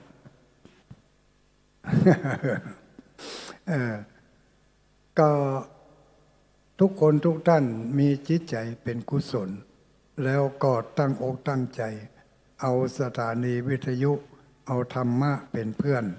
ก่อนรับก่อนนอนก่อนออกไปทำการทำงานทุกเจ้าก่อนออกไปทำการทำงานเฮามีสโลแกนในความรู้สึกในความคิดว่าตื่นเจ้ามาล้างหน้าโดยน้ำใสล้างใจโดยน้ำธรรมสโลแกนของวันพฤหัสบดีตื่นเจ้าล้างหน้าโดยน้ำใสล้างใจโดยน้ำธรรมตอนกลางคืนวันจันทร์มาคืนบึดนี่จะได้โฮเนอร์ทุกคืนวันจันทร์ยกเว้นคืนวันจันทร์ต้นสัปดาห์ก็ตั้งแต่2 ทุ่มเป็นต้นไปทุกคนที่ได้ยินเสียงของตุลุงอาตมาภาพตุลุงดอยที่มาอยู่ในเวลานี้อยากจะทราบว่าเป็นแฟนพันธุ์แท้หรือไม่ถ้าเป็นแฟนพันธุ์แท้ต่อยอดคาถาต่อไปนี้พุทโธเอาว่าดังๆพุทโธพุทโธสถาวาตัวหลวงปู่ว่าต้องว่าเองนะว่าจนจบพุทโธเศธโธพุทโธเศธโธ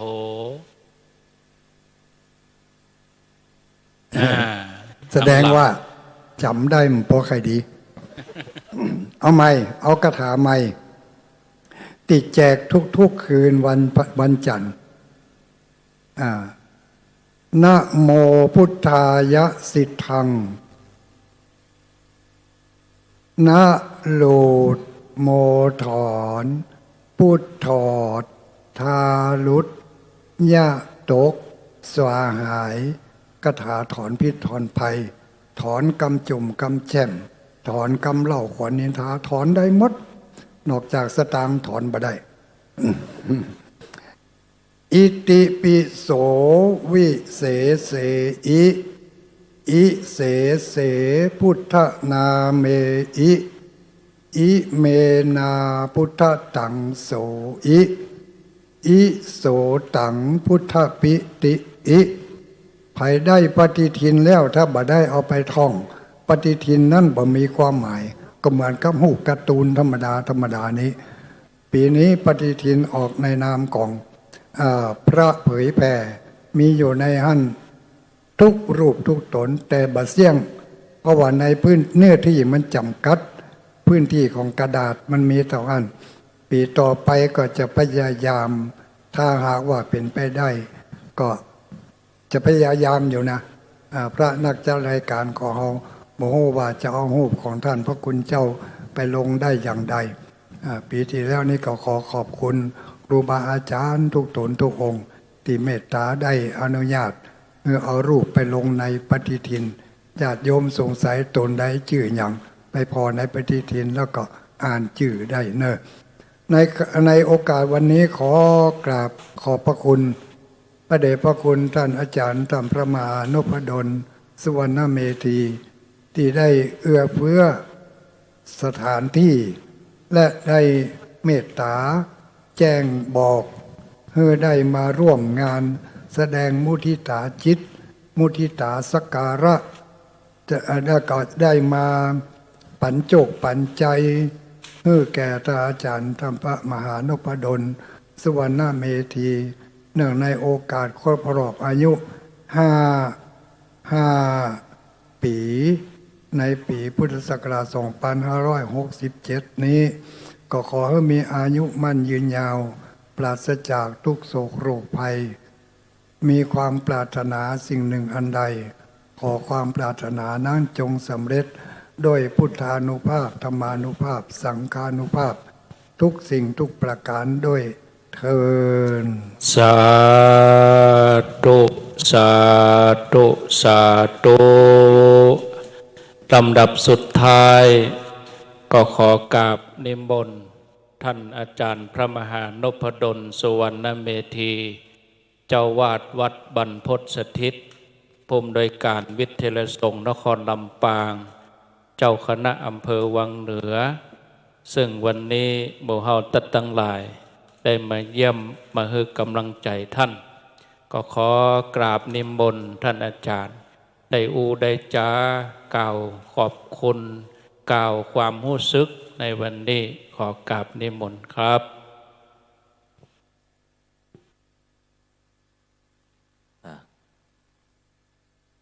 เก้าจน10 จนบริจนความคิดเก้าพิษ10 พิษบริพิษเมียตั้นเก้าลั่น10 ลั่นบริลั่นเจ้านายเก้าขาย10 ขายบริขายลูกกินเก้าหมิ่น10 หมิ่นบริหมิ่นประมาทเก้าขาด10 ขาดบริขาดศีลขาดธรรมเก้าทำ10 ทำบ่เต่ากระทำบุญเก้าคุณ10 คุณบ่เต่าคุณป่อคุณแม่เก้าแผ่10 แผ่บ่เต่าแผ่เมตตาเก้าหา10 หาบ่เต่าหาตัวตนก็ขอฝากหลวงพ่อพระครูปฏิภาณธรรมทินหรือหลวงปู่ดอยแห่งวัดพระธาตุจอมพอตลอดถึงครูบาอาจารย์ทุกรูปทุกท่านที่เป็นนักจัดรายการก็ดีเป็นเจ้าของสถานีเครือข่ายวิทยุคลื่นสีขาวเพื่อชาวประชาขอเจริญพรมายังคณะศรัทธาสาธุชนทุกท่านที่มาร่วมกันแสดงความกตัญญูกตเวทีต่อครูบาอาจารย์ทุกท่านที่ท่านได้มอบธรรมะกับหมู่เฮาสาวประชาคลื่นสีขาวเป็นครอบครัวอบอุ่นนะพระอาจารย์ก็ได้เข้ามาสู่สมาชิกของคลื่นสีขาวเพื่อชาวประชาก็ขึ้นปีที่2เนาะก็ถือว่าเป็นน้องใหม่ก็ตีมาตีไปก็คือ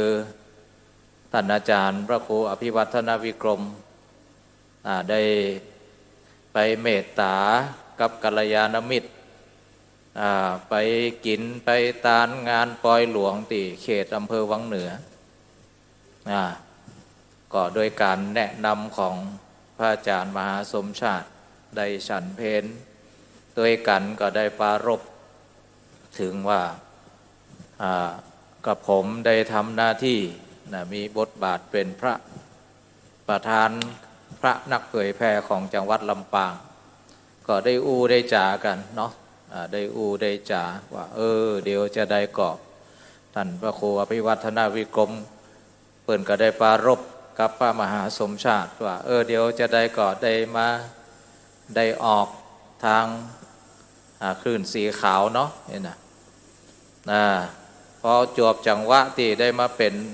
ผู้อำนวยการวิไลสงฆ์นครลำปางซึ่งมีสถานีFM 106.5ก็เป็นจังหวะที่มันเหมาะกันเนาะซึ่งมีอาจารย์ดร.จิรศักดิ์ปันล้ำก็เป็นครูบาอาจารย์นี่แหละที่ได้จัดรายการ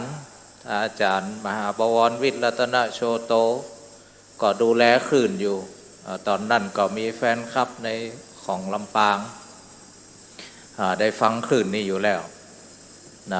แต่พอดีก็มามาจ๋าเลยห้องประชุมกับนักเผยแผ่ของจังหวัดลำปางทั่วจังหวัดลำปางว่าใครจะมีเวลามาจัดรายการพ่องนี่นะก็เลยจัดคิวจัดตาราง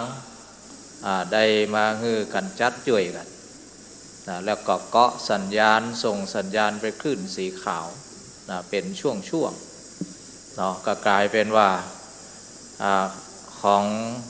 วิทยุของวิไลสงฆ์นครลำปางได้เป็นสมาชิก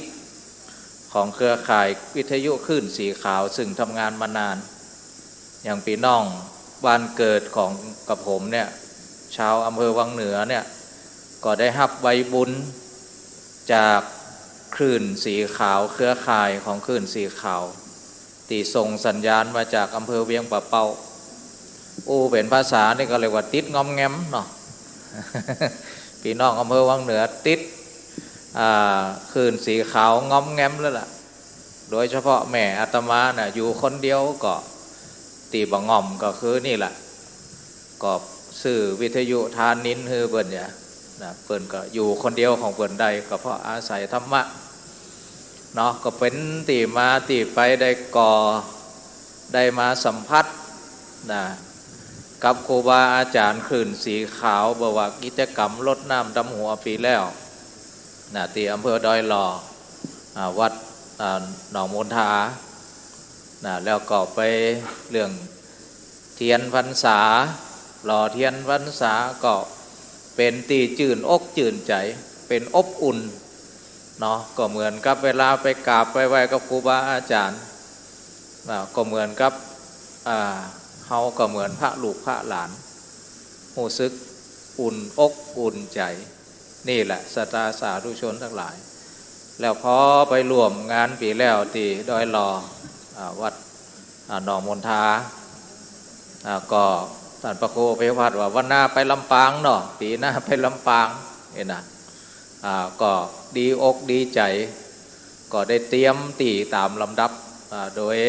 อาจารย์พระมหาสมชาติกระย่ำตีสตาญาติโยมมา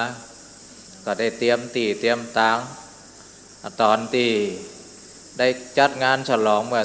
27-28 มกราก็ที่นี่ก็ยังบ่ได้ปูตัวนอนเดียเนาะเป็นที่จัดลงทานปูตัวนอนได้เกิงเดียวก็พอทราบข่าวว่าจะได้เป็นสถานที่จัดก็พยายามเล่งเพราะว่าเป็นหน้าห้อนเนาะไปจัดในศาลาก็ห้อนแล้วก็วันก่อนวันที่4ที่ผ่านมาหลวงปู่ดอยก็ไปเจอกันที่บ้านอาตมาบ้านวังเจริญเนาะเนี่ยศรัทธาสาธุชนทั้งหลายครูบาอาจารย์ก็ได้อยู่ก็เหมือนกับอาตมาเนี่ยเหมือนพระลูกพระหลานก็ได้อยู่กับตนบุญเนาะอุ่นอกอุ่นใจได้มาหลวงปู่ดอยวันนี้ก็นำไอศครีมมานำมาลงทานมาไปไหนก็ทำให้มีกำลังใจได้เห็น วัดปฏิบัติปฏิปทาของหลวงปู่หลวงป่อตั้งหลายเนาะแล้วก็ในส่วนของหลวงพ่อพระครูสมุวิษณุวัฒน์วรกิจโจนะก็อันนี้ก็ทรงลูกศิษย์ลูกหามาคอยดูแลถ่ายทอดนะสดนะได้ปลาลูกศิษย์มานอนแฮมแกมมือถ้าแล้วใน3-4 คืนนะกว่าจะตั้งเครื่องถ่ายทอดสดของสถานีวิทยุของฝ่ายหินเนาะอันนี้ก็เล็กๆน้อยๆแค่นั้นติครูบาอาจารย์เนาะดังนั้นติเฮาหัน50-60 รูปก็ล้วนแล้วแต่มาด้วยใจอย่างนั้นหลวงพ่อพระครูสุจิตานุรักษ์ได้กล่าวถึงปีนี้ในฐานะที่ได้เป็นเจ้าภาพเนาะศรัทธาสาธุชนทั้งหลายขาดเหลือตกหล่นอย่างในการต้อนรับก็ขอสุมาอภัยตัวเนาะต้องขอสุมาอภัยตัวแต่ดีใจที่ตั้งเครือข่ายขึ้นสีขาวที่โดยท่านพระครูอภิวัฒนาวิกรมซึ่งเป็นผอ.คอยประสานงานเป็นไม้เป็นมือให้กับหลวงปู่หลวงพ่อทั้งหลายในการสนองงานเพื่อพระศาสนาได้เลือกเอาวัดบรรพตเป็นตัวแทนได้เป็นธรรมสัญจรเนาะปีหน้าทราบข่าวว่าอาจจะไปเจียงไฮ้ที่วัดหลวงปู่ดอยเนาะ หลวงปู่ดอยนะศรัทธาญาติโยมเขาจะเคลื่อนทับธรรมะไปด้วยกันนะได้แสดงความกตัญญูกตเวทีเอาละวันนี้ก็ที่เลือกวันที่8นี่ก็เลือกเป็นวันเกิดอาตมาตัวเองนะก็ได้เมตตาจากครูบาอาจารย์ได้มาเจริญพุทธมนต์สืบมูลาจตาฮือศีลฮือปอนเนาะก็เก้ากับผมก็ขอกราบขอบพระคุณในเมตตาธรรมของครูบาอาจารย์ทุกรูปทุกท่านที่ได้เสียสละเวลามาเดินทางบางเตี่ยก็หลวงพ่อฟางก็หลงไปตั้งเส้นพะเยาพุ่นนะวันเหล่าตะกี้นะ อันนี้ก็วันที่28หลวงพ่อก็เมตตามาทั้งที่สุมาเตะแข่งขาหลวงพ่อก็ยังดามเล็กอยู่นะก็ยังได้มีเมตตากับวัดบรรพตสถิตแล้วก็กับศรัทธาญาติโยมแฟนคลับที่อยู่ลำปางเพื่อได้เห็นตาได้ยินเสียงเนาะเอาละก็ขอในส่วนที่บุญคุณงามความดีในส่วนของคณะศรัทธาวัดบรรพตสถิตก็ดีชาวพี่น้องลำปางก็ดีที่ได้มีโอกาสได้ต้อนรับครูบาอาจารย์หลายจังหวัดเนาะก็ขอเป็นบารมีหนุนส่งให้ทุกท่านครอบครัวคืนสีขาวเพื่อชาวประชาหมู่เฮาทั้งหลายได้ขับเคลื่อนสนองงานพระศาสนาช่วยกำจุนพระศาสนารวมกันประสานมิตรรวมกันผลิตกิจที่เป็นกุศลรวมใจหมู่เฮากันทุกคนรวมมนัดมาพัฒนาคุณธรรมพัฒนาวัดวาอารามในส่วนนี้ได้มีกำลังจิตกำลังใจมีธาตุขันธ์สุขภาพแข็งแรงทุกท่านทุกคนแล้วก็เดินทางไปกลับบ้านกลับจองโดยสวัสดิภาพด้วยเถิดสาธุสาธุสาธุนิมนต์พระสงฆ์ที่มีอายุพรรษาต่ำกว่า35 พรรษากับอาราธนามาตั้งหน้าเพื่อนนะครับต่ำกว่า35 วรรษานะครับนิมนต์มาตั้งเพศนะครับนิมนต์ท่านพระครูสิริธรรมบัณฑิตเจ้าวาดวัดมิ่งเมืองมูลได้กล่าวคำขอขมาต่อครูบาอาจารย์นิมนต์หันหน้าไปตังมหาเถระพุ่นนะครับนิมนต์ตรงนี้นะครับที่บนแต้นสังก็นิมนต์ลุกมานะครับต่ำกว่า35 พรรษาครับนิมนต์มาทุกรูปเลยนะครับท่านพระครูสิริธรรมบัณฑิตนะครับแต่ละตนนิมนต์ครับถือสลุงกำสลุงตัวนะครับเอาสลุงมาตัว สลุงน้ำนี่นะครับถ้ามีน้ำก็กุดเอาน้ำตังเพตักน้ำตังเพมีครับนิมนต์นะครับศรัทธาเฮาท่านที่นั่งเก้าอี้ก็สามารถที่จะลงมานั่งตั้งลุ่มตัวได้ถ้าบัดลำบากนะถ้าลำบากก็นั่งหันก่อนก็เดียวก็จะเป็นเรื่องของศรัทธาอันนี้เป็นเรื่องของครูบาอาจารย์พระสงฆ์ก่อนอันนี้มนต์นะครับตีนั่งตีอยู่ได้พร้อมกันด้วยความงดงามของคณะสงฆ์นะครับศรัทธาหันก็จะเกิดปีติศรัทธานะครับพระสงฆ์เฮาก็เป็นแบบอย่างกับศรัทธาญาติโยมครับพร้อมแล้วนะครับนิมนต์นั่งอาจารย์ท่านมหานพดลสุวรรณเมธีจะได้กล่าวนำนะครับ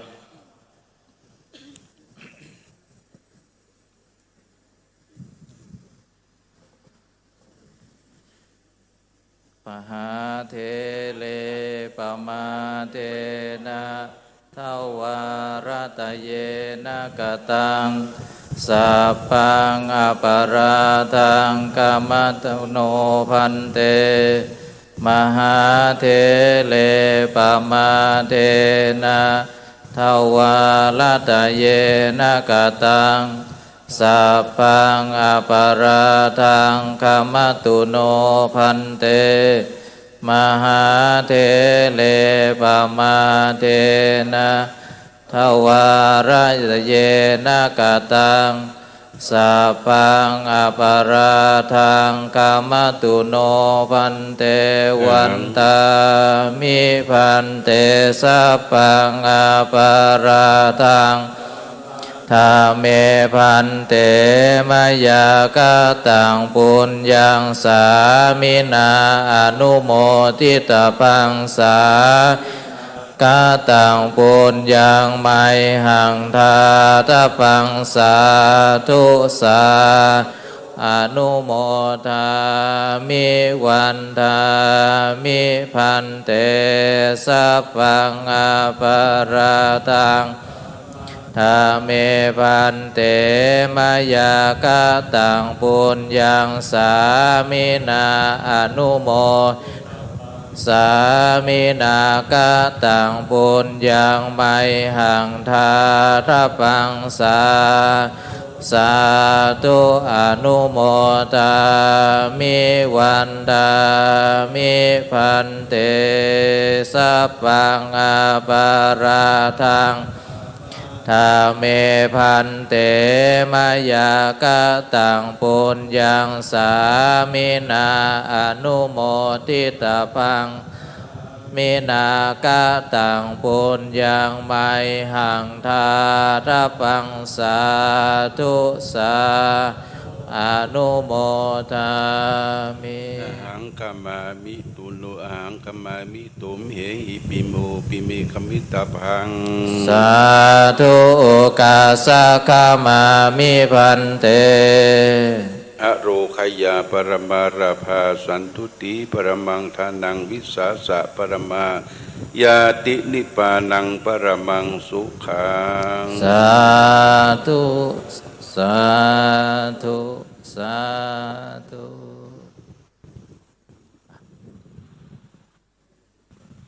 นิมนต์ครูบาอาจารย์เอาน้ำขมิ้นสมปล่อยประเคนสุมากะละวะคือมหาเถระเอามือจุ่มแล้วก็เอาลูบหัวนะครับบัดได้ตักหดมือเปิ้นเนอะเปิ้นเอามือจุ่มเอานะครับตั้งแถวตั้งเพศนะครับนิมนต์ตั้งแถวตั้งเพศนะครับเพื่อความงดงามเนาะศรัทธาจะได้เป็นตัวอย่างตัวนะครับ เมื่อทำการสุมากะละวะแล้วก็ไปนั่งที่เดิมนะครับกำเดียวศรัทธาก็จะได้ประกอบพิธี โดยป้อนนานอาจารย์จะได้นำพี่น้องศรัทธาญาติโยมศรัทธาที่มีน้ำข้าวมิ้นส้มปล่อยก็เกี่ยมไว้เนอเอาใส่ขวดก็ได้ ถ้าบะหมี่ก็เอาเสาะมา ถ้าบะหมี่ก็เอาข้าวตอกดอกไม้เอาน้ำขมิ้นส้มปล่อยใส่ขวดมาเนอะคณะกรรมการจะสามารถมีน้ำขมิ้นส้มปล่อยตั้งไว้แล้วก็คือสถาตักเอาเปิ้นมีถังมีสลุงสถาตักเอาตอนนี้ก็เปิดแห่เบาๆคลอไปเนี่ย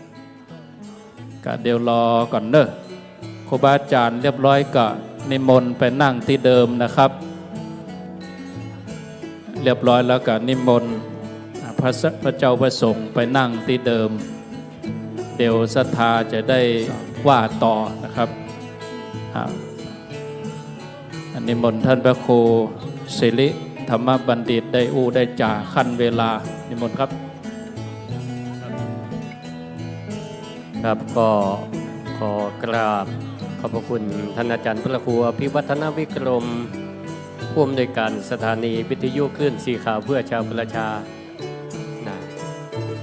ก็ได้เมตตาปลงวางไม้คือผมเหลือธรรมภาพพระครูศิริธรรมบัณฑิตขอถวายความเคารพท่านอาจารย์พระวิสุวัฒน์วรกิจโจครับทั้งสองรูปนี่ก็ได้เป็นตนเมตตาเมตตาที่ให้เวลารายการศิริธรรมกำเมืองได้มีโอกาสดังไปไกลถึงละปูนเชียงใหม่แล้วก็ไปตั้งเอาหลายที่หลายตังเวียงป่าเป้าแหวเมืองนั่นเด็กๆมาก็ซ้ำมีคนฟังนักฟังหลายอันนี้ก็ด้วยเมตตาบารมีของท่านอาจารย์พระครูอภิวัฒนวิกรมที่เป็นได้เมตตาต่อเจ้าของสถานีภาคธุรกิจหลายตีหลายตังแล้วก็เจ้าของสถานีภาคธุรกิจเองก็ดีเปิ้นก็ใจบุญใจกุศลนอกจากจัดรายการเพื่อการธุรกิจแล้วก็ยังมีใจบุญใจกุศลได้เปิดโอกาสให้สถา FC รายการสถานีวิทยุเปิ้นได้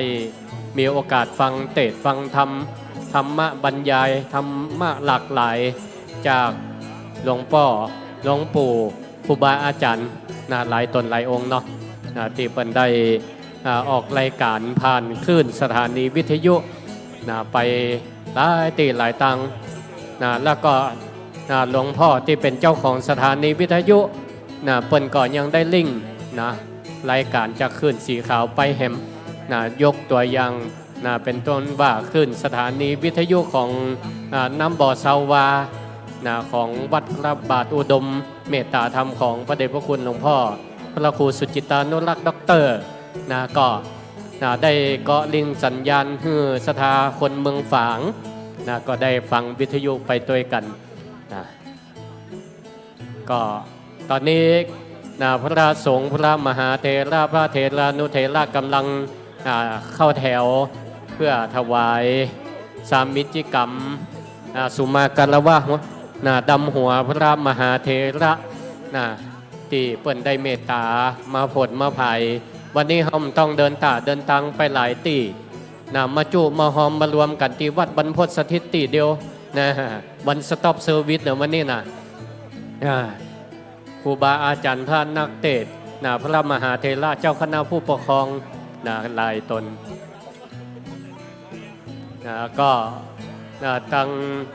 ท่านสถาญาติโยมท่านทั้งหลายขออนุโมทนาขอบคุณทุกผู้ทุกท่านที่ได้ปากันมาหลายตีหลายตังพ่องก็บ่มามือเปล่าเอาเข้าเอาน้ำเข้าอาหารเอาไอติมก็มาขอขอบคุณสถาเจ้าภาพทุกผู้ทุกท่านขออนุโมทนาขอบคุณสถาเจ้าสถาสังถวายพระมหาเถระที่ได้กราบอาราธนามาเนื่องในงานเจริญอายุวัฒนมงคลของท่านอาจารย์พระมหานพดลสุวรรณเมธีเจ้าคณะอำเภอวังเหนือเจ้าวัดบรรพตสถิตผู้อำนวยการวิไลสงฆ์นครลำปางตัวแล้วก็ครับสาธุครับอนุโมทนาทุกผู้ทุกท่านครับที่เปิ่นได้ปากันมาเป็นเจ้าสถาเจ้าสังเจ้าภาพสังเจ้าภาพลงทานทุกลงทาน ก็ขออนุโมทนาขอบคุณทุกผู้ทุกท่านเนาะที่เพิ่นได้ปากันมาแล้วก็ตอนนี้ก็พระมหาเถระก่อนรับกรรมสุมาการวะจากทุกผู้ทุกท่านอยู่เนอะกราบขอบพระคุณครับ1 2ครับบรรดาพ่อแม่พี่น้องนักศิลป์บุญนะครับต่อไปก็ศรัทธาเฮาเนอร์เตรียมน้ำเขามินสมปล่อยแล้วก็ว่าตามอาจารย์ดร.จิรศักดิ์ปันลำนั่งก่อนเนาะเดี๋ยวตุเจ้าแล้วกันอันนี้มนต์พระสงฆ์ไปนั่งบนแต้นสั่งเลยนะครับพระยังกลับเตือนนะครับเมตตาศรัทธาก่อนนะครับนั่งบนแต้นสั่งก่อนนะครับเดี๋ยวศรัทธาจะได้ไปสุมากลวะอ้าวเกี่ยมน้ำเขามินสมปล่อยเนอเอาว่าตามอาจารย์ดร.จิรศักดิ์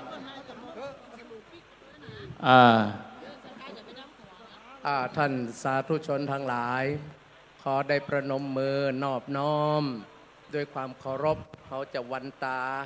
การวะเนอวันตาหน่อยเนอวันตามิพันเตสะปังอาปาลาทังคามาทาเมพันเตมายังกะตังปุญญังมินาอนุโมติตาปังสามินากะตังปุญญังไมหังตาตาปังสาธุอนุโมตามิพันตามิพันเตสปังอาปาราทังคามาทาเมพันเตมายังกะตังปุญญังมินาอนุโมติตาปังสามินากะตังปุญญังไมหังตาตาปังสาธุอนุโมตามิวันตามิพันเตจัตตารโอธัมมาวัฏฏ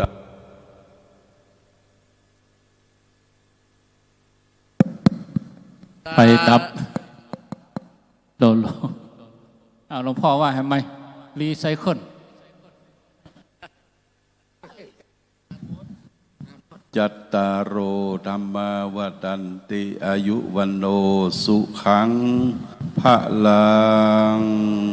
ตาปังอาปาลาทังคามาทาเมปันเตมายังกะตังปุญญังมินาอนุโมติตาปังสามินากะตังปุญญังไมหังตาตาปังสาธุอนุโมตามิจัตตารโอธัมมาวัฏันติอายุวันโนสุขังพะลัง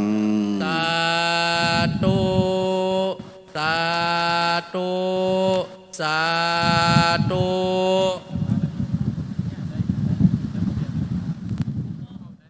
ต่อไปศรัทธาเนอะบัดเดี๋ยวนี้น้ำไผ่แบบมีน้ำเขาเป็นสมปล่อยกับเจ้านะเอาน้ำนี้เนอะเอาน้ำนี้แล้วก็สายนี้จะเดินถ้าตักตังเพก็เดินไปนี่เนอะเดินไปนี่ไปสวนกันนะถ้าสวนกันมันจะยุ่งเดินไปแล้วก็เอาไปเทใส่ตีของท่านครูบาอาจารย์ท่านบ่ต้องหดมือเปิ้นเนอะเอาเทเปิ้นแล้วเปิ้นก็เอาเจ้ามือจุ่มแล้วก็เอาลูบหัวนะอันนี้เอาไปเทใส่ตั้งนี้เนอะแล้วก็แหมสายหนึ่งมาทางเพตักนี่แล้วก็เดินออกทางเพเท่ากับว่าเดิน2 ด้านเดินไปทางเพด้านเดินไปทางเพด้านเนอะเอาเลยเอาศรัทธานี่คือดำหัวแบบปื้นเมืองเหนือเนาะหลวงพ่อมหาสมชาติเนาะใจแล้วป่ะเฮาบ่ต้องหดมือเอาน้ำไปใส่สลุงมันเด้อเอาใส่สลุงใส่เดินไปบ่ต้องไปอูไปตักอย่างหลวงพ่อมันจะจ้าสาธุไปสาธุไปมหาเถระก่อนมีหน้าที่เอาน้ำสงปล่อยใส่สลุงใส่ขันด้านหน้าเดี๋ยวพระสงฆ์องค์เจ้าก็จะเอามือแตะติดสลุงมาตาหัวคนเดียวถ้าไปตามันเดี๋ยวหลวงพ่อจะเป็นวัดนะแยกเป็น2 สายก้อยๆเดินไปแม่เดินไปเลยเนอะคนนำนาเดินเลี้ยวหาน้อยตั้งหลังมันแน่นเดินเลี้ยวหาน้อยคนที่หลังกองยืดหลังเนอะเดี๋ยวมันจะหัวโจนกัน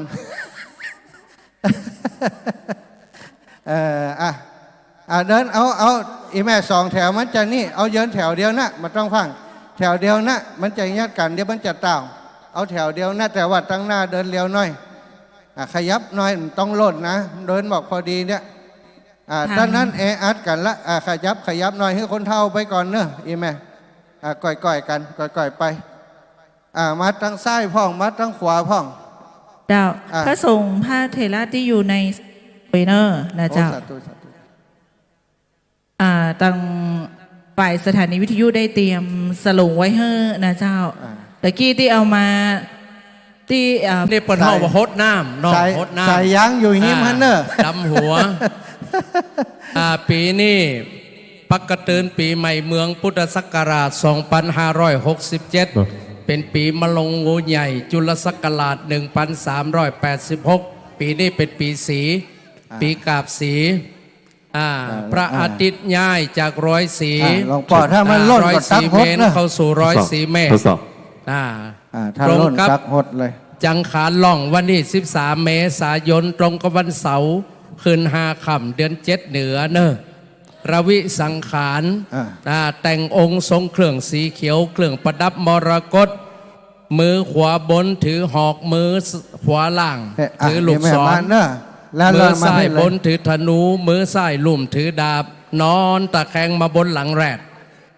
ปีนี้นางสงกรานต์ชื่อว่านางมโหธรเทวีทรงพาหุรัตน์เน็บดอก3 หาวคือดอกพักตบชวามีแก้วนิลลัตเป็นอาภรณ์เครื่องประดับพักษาหารคือเนื้อทรายมือขวาทรงจักรมือซ้ายทรงตรีศูนย์ใสญาติลืมตาบนหลังนกยุงแปลว่านกวันที่13จังขานล่องวันที่14วันเน่าหรือวันเนาในปักกฐินของตั้งภาคกลางและปฏิทินของตั้งเชียงใหม่เปิ้นจะเขียนวันเนาอยู่2 วันคือวันที่14กับวันที่15แล้ววันเถลิงศกวันพญาวันนี่เปิ้นจะเป็นวันที่16แต่คณะสงฆ์ภาค6ซึ่งประกอบด้วยลำปางพะเยาแป่น่านเจียงไฮ้ได้สืบทอดกันมาตั้งแต่ครั้งเมื่อเจียงใหม่เปลี่ยนจังขานล่องวันที่14เมื่อ 4-5 ปีที่แล้ววันที่15วันเน่า16วันพญาวันนี่ของตั้งเชียงใหม่เปิ้นนะประกาศจัดปฏิทินหลวงแต่คณะสงฆ์ภาค6ในเขาก็ยืดแบบปฏิทินศาสนา100 ปีเอาวันที่13วันจังขานล่อง14วันเน่าหรือวันเน่าวันเดียวของภาค6นะวันที่15วันพญาวันเนอะวันที่16วันปากปีแต่ตั้งเชียงใหม่ตั้งแม่ฮ่องสอนตั้งละปูนเป็นคณะสงฆ์ภาค7เนาะเปิ้นอาจจะยืนพื้นเป็นวันที่13ตรงกันปีนี้แต่ว่าเปิ้นเน่า2 วันวันเน่า2 วันแล้วก็วันที่16วันเถลิงศกหรือวันพญาวันแต่คณะสงฆ์ภาค6นี่เน่าวันเดียวก็หมายความว่าวันที่13จังขานล่อง14วันเน่า15วันพญาวันอันนี้ก็แจ้งเพื่อทราบบ่มีพิษได้ถึง2ได้ถึง2แบบเนอะครับอันนี้ตอนนี้พนานเปิ้นตกลงกันแล้วไหมก็เจ้าอันนี้ตกลงกันแล้วนะเนาะสัมภาษณ์เดียวกันแล้วนะ3 นานนะเจ้าวันนี้พ่อแม่พี่น้องว่าพนานคนใดรอละกันคนใดเปียนักคนนั้นรอสุดเนาะวันนี้นะรอลุ้นว่าพนานคนใดเพิ่นจะเปียนักสุดนะเจ้าสำหรับพระอาจารย์พระเถระผู้ใหญ่นะเจ้าอันนี้มาจากเมืองฝางมาตั้งแต่ตี 4แล้วนะเจ้าหลวงพ่อพระครูมาจากอำเภอฝางจังหวัดเชียงใหม่เนาะเจ้าคณะอำเภอฝางจากวัดพระบาท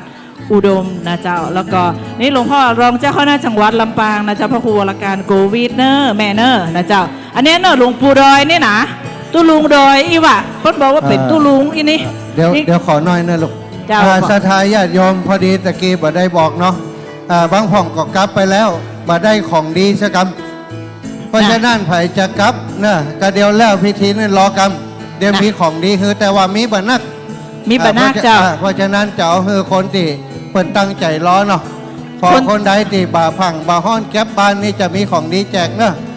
วันนี้เป็นวันอายุวัฒนมงคลท่านอาจารย์เพราะบางคนก็เอารถมาล้อจอกลอกแล้วก็ได้บ่ได้แล้วนะแล้วเปิ้นบ่เฮือเผื่อตัวนะเนาะตุ๊ปเนาะเปิ้นบ่เฮือเผื่อนะบ่เฮือห้าเผื่ออันนี้ตู้ลุงดอยนะเจ้าหรือว่าหลวงปู่ดอยเนี่ยเนอะนี่นะตู้ลุงกะบ่เป็นหลวงพ่อเนาะหลวงปู่ก็บ่เอานะ ครับวันนี้แม่พี่น้องเนอสุมาแต่เข้าแถวกันกำเนาะครับเนาะ เจ้า มันจะได้ อันนี้หลวง เรียบร้อย พ่อพระครูอุดมศิริทัศน์นะเจ้าสำหรับใครที่ติดตามภาพฟังศิริธรรมกำเมือง จะได้ยินเสียงหลวงพ่อพระครูอุดมศิริทัศน์อันนี้คือรูปนี้นะเจ้าอันนี้เปิดกำลังถ่ายทอดสดนะออกทีวีตู้เย็นหม้อหุงข้าวออกหมดนะหลวงพ่อเนาะ ครับปีที่ยินดีอย่างยิ่งนะครับที่ เจ้า พ่อแม่พี่น้องเขาติดนึดติดแนมนะครับ นี่ แฟนคลับของ ท่าน วิไล ผ ส อง นครลำปาง ท่านผอสถานี อันนี้พระมหาบวรวิทย์รัตนโชโตรูปนี้เนอะที่น้องแอมยืนอยู่หลังเปิ้ลนี่นะเจ้า อันนี้หลวงพ่อพระอาจารย์หลวงพ่อพระอาจารย์ ออกรายการตั้งแต่2 ทุ่มถึง4 ทุ่มนะ หน้า ครับ พระตำรู้หายออกพระออกคนเดียวปะนะครับ สถาว่าอดหลับอดนอนฝังบน เนาะ อยู่ นะอันสำหรับสถานที่บอกว่าเปลืองทานวิทยุมาเบิกเอาที่นี่นะเจ้า ครับ ตอนนี้เปิ้นมาละ ใครที่ว่า ตัวเป็นเปิ้นมาละมาถึงตะกี้ละนะเจ้า ไม่ได้กับเปียงทานนี่แหละ มานะเบียร์ยังชีพคนเฮานี่เบเหลือนะ ครับขอบคุณพ่อแม่พี่น้องนะครับ อยู่ในบ้านในจองฝังมัดนะครับ เพราะว่าเขาบ่ได้ รูป มี นี้ โอกาส พระอาจารย์พระมหาอดิศรอาคาวุฒโธนะเจ้าอันนี้พระอาจารย์จากวิทยาลัยสงฆ์นครลำปางนะเจ้าเจ้าอาวาดวัดกูคำนะเจ้าพระอาจารย์จะออกวันจันทร์ตอน6 โมงมะแรงแต่ตอนนี้พระอาจารย์อันไม่ได้จะออก มีการแซว ครับ นะ พี่ เจ้า ต้อยแม่บ่ต้องน้อยอกมองใจนะครับ ได้ฟังถึงบ้านถึงจองธรรมะประเดี๋ยว จ้ะ นี้เนาะ นี่เป็นหลวงพ่อพระอาจารย์พระมหานพดลสุวรรณเมธีพระอาจารย์พระมหานพดลจะออกอากาศทุกวันพุธนะเจ้า ครับ 6 โมงมะแรงจนถึง2 ทุ่มนะเจ้า อีก ถามน้อง พ่อ แอม แม่ ได้หน่อยโหโมถ้าถามอาจารย์จีมจิโหน้องแอมจะโพสต์ผอสถานีวันได้โมโหนี่นะน่าหลวงพ่อเนาะหลวงปู่ เอาเส ขับ น่ ร ห์ ถ การ เนาะ หลงไปไหน หลวงพ่อเสน่ห์กะหลงนะพระอาจารย์เสน่ห์กะหลงพระอาจารย์ เปิดว่าอ้อมดแล้วยังนี่วะ อ้อม เปิดเอาปีกบ้านหมดแล้วกัน อันนี้เป็นลูกไม่แต่งมากคุณลูกผมไม่แต่งวะนะนี่ ไก่ซุดที่ไหนนี่วันนี้ วันนี้ไก่ซุดตั้งใดฮะ อำเภอฝางอำเภอแม่แตงแล้วก็ อำเภอ เวียงป่าเป้า เวียงป่าเป้า นะครับ น้องแอมก็ไก่นะ อำเภอแม่ลาว จั กับ น ไม้วะพะโล ท่านผอน้องแอมก็ไก่นะ อยู่ลายตัง ยิ้มเยอะยุ่ยอะเป็นวันดีใจหันพ่อแม่พี่น้องมากันนักกันหลายติดนึดติดแน่น น่ะ มาไปไหนเลยนะค เดี๋ย รั วก่อนอีแม่เมืองฝางบ้านไหนอ่ะห้วยงูไหนตำบลอย่างอ่ะตำบลสันทราย อำเภอ อันนี้ก็ สันทราย ตำบลสันทรายเหมือนกันนะน่ะ เอออันนี้คนเมืองฝางนะครับ มาอยู่ อันนี้ ลำปาง คนบ้านสันต้นดูอ่ะตำบลสันทรายเหมือนกันนะน่ะคนเมืองฝางซึ่งหน้าตาดีเนาะ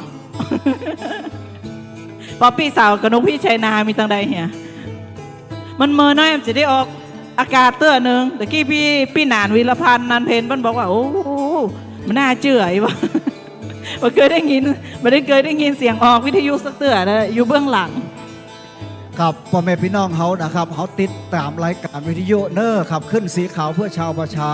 ลิงก์มาที่วิไลสงฆ์นครลำปาง 106.5 เมกะเฮิรตซ์นะครับ เจ้าดีเจเฮาดังๆ ทั้งนั้นดีเจที่เป็นคฤหัสถ์นะเจ้าเป็นคารวาสนี่นะเจ้านำทีมโดยท่านอาจารย์ดรจีรศักดิ์ปรำนะเจ้าผู้อำนวยการสถานีชะตา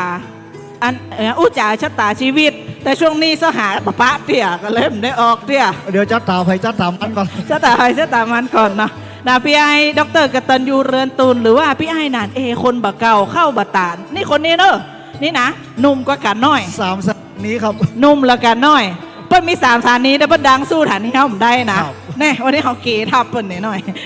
เนี่ยครับที่ออกสถานีกูเตือนนะ อูเลนเปิ้ลบ่ได้เนาะเสียงต้นชั่วโมงเป็นของพี่หนานเอทั้งนั้นน่ะนะเจ้าหอมเสียงมาตลอดพี่หนานเอบ่เคยเก็บกาสปอร์ตโฆษณาเนาะขอสุภาพ อี ขอบ พ่อย คุณ แม่เข้าแถว ข กั อน นุ เย้า โมทนา เยี่ ข ย อ ม บ เยี่ คุ ยม ณ เป็น ตุ้ย ว่า นะ นะ เจ้า ปิติยินดีอาจารย์ จะมีดีเจดิวหุ่นกินข้าวลำนะนี่จะเป็นทีมเทคนิค วันนี้ วันนี้ ติดงานวันนี้นะ วันนี้เปิดอ่านข่าวอยู่ วันนี้มีงานสลุงหลวงกองใหญ่ปีใหม่เมืองเจ้าอาจารย์เจ้าวันนี้ก็เลยยังเตรียม บรรดาง าน แม่พี่น้องเขานะสนับสนุนคนที่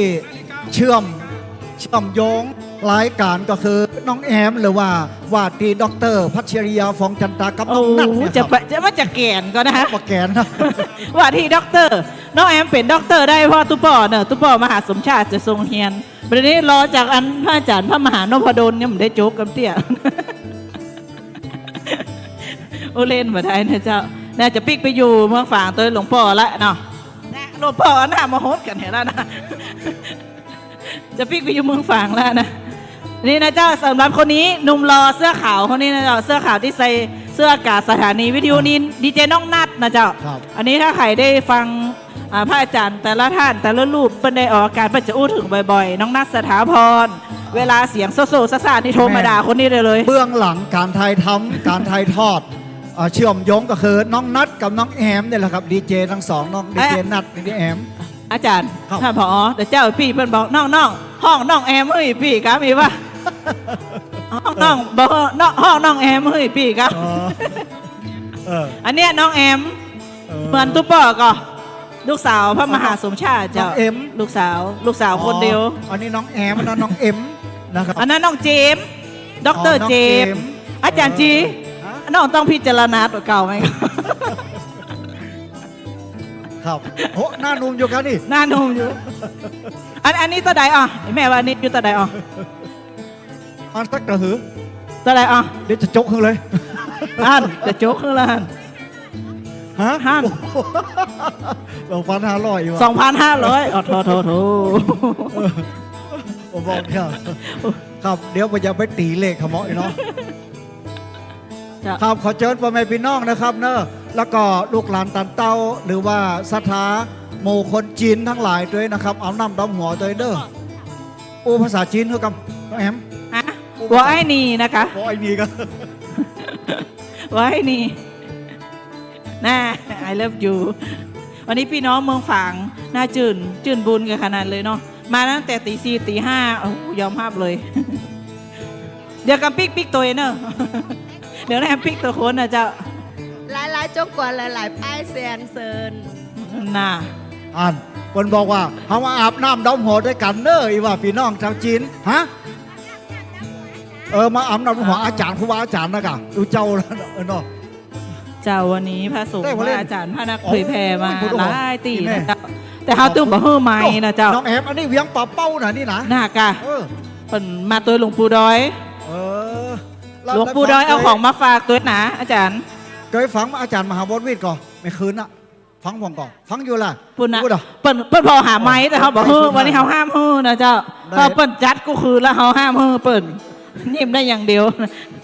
ขอประกาศคำครูบาอาจารย์นะครับผู้บริหารคณาจารย์เจ้าหน้าที่ของวิไลสงฆ์นครลำปางทั้งนิสิตนักศึกษาก็เดี๋ยวอาบน้ำดำหัวแล้วเฮามาคารวะคารวังแสดงมุทิตากับท่านผอ.วิไลสงฆ์นครลำปางเด้อครับเด้อรวมตัวกันที่นี่ที่หน่วยประชาสัมพันธ์ที่นี่ครับขอประกาศเสียงตามสายสำหรับใครที่เอากุญแจรถหายนะเจ้ามาหับที่น้องแอมที่กล่องอำนวยการนะเจ้าได้เมียบ้านเนาะอีซูซุนะเจ้าแสดงว่าไม่ใช่รถเครื่องแน่นอนอีซูซุนะเจ้ากุญแจรถหายมาแสดงความเป็นเจ้าของมีกระเป๋าน้อยสีน้ำตาลเนาะเจ้าถ้าสมมุติว่าซ่อหาบปะเด้อาจารย์จีจะขี่รถทีไปไล่กดรีโมทว่าดังกันใดก็จะเอากันนะอีวะดีก็อาจารย์กับดีอกดีใจพ่อแม่พี่น้องเฮานะครับได้อาบน้ำฟังธรรมในสถานีวิทยุบางคนนอนกึดอยากกึดไปไหนบันไดอาจารย์แล้วดีใจอีแม่อาจารย์ผอฐานี้อันน้องก็มีย่ามอย่างตู้เจ้าพ่นเนี่ยแล้วทำไมย่ามน้องมีอย่างเพิ่นนี่ปัจจัยล่ะน้องยังได้ซองได้เพิ่นนะอุเรียนบ่ได้นะโอ้แผลเอาน้ำแข็งมาใส่ให้หลวงพ่อบ่ก็เป็นว่ามันห่อนี่ว่าหลวงพ่อละว่าพระโคนะครับสุจินตา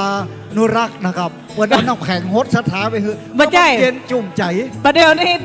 ที่เปียนี่พระอาจารย์พระครูวรการน่ะเดี๋ยวนี้นะเพิ่นนั่งด้วยกันพระก็ฮดกันคนเดียวนะเดี๋ยวนี้เปิ้นปิติยินดีหลวงพ่อเจ้าคณะอำเภอฝางด้วยนะครับมีลูกหลานเนาะมาทำงานที่วิไลสงฆ์นครลำปางหลวงพ่อน้องแอมนี่เป็นคนฝางผู้นะหลวงพ่อจะเอาปีกแล้วโอ้ยหลวงพ่อบอกว่าจะไปเปิดมจรเมืองฝางแล้วนั่นหลวงพ่อเนาะถูกหวยรางวัลที่ 1งวดเนี้ยขายหวยมาทั้งเพศนะ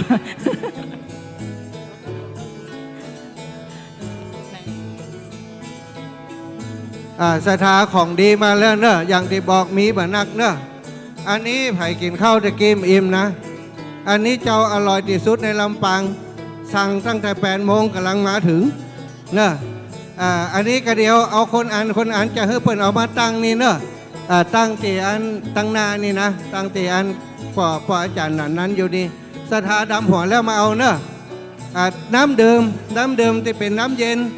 เดี๋ยวโยมมาเพ่เลยเนอะถ้าอยู่ปุ้นไผ่บาหารมันจะบ่มดนะก็เดี๋ยวเปิ่นดับหัวแล้วเปิ่นกลับไปก็เอามาบ่ได้อันคือเปิ่นได้กินใช่ครับสองเห็นมั้ย สาธุสาธุปิติยินดีอย่างยิ่งพ่อแม่พี่น้องเขาหลั่งไหลกันมาอนุโมทนาบุญด้วยกันนะครับเปิ้นอย่ามาดำหัวเจ้าจี้ได้ว่านะเพราะว่ามันกำหนดถึงเดือนเมษาแล้วอาบน้ำดำหัวได้หมดนะครับ วันนี้อันกาตีดำหัวตีศรัทธาเปิ่นมาหายมาหอมเนาะ190,000 กว่าบาทยังบ่จบเกือบประมาณ 200,000 บาทที่ถวายตานออกวันนี้เนอะอันนี้จากคลื่นสีขาวแล้วก็จากพี่น้องศรัทธาจังหวัดลำปางเฮาประมาณ 60,000 บาท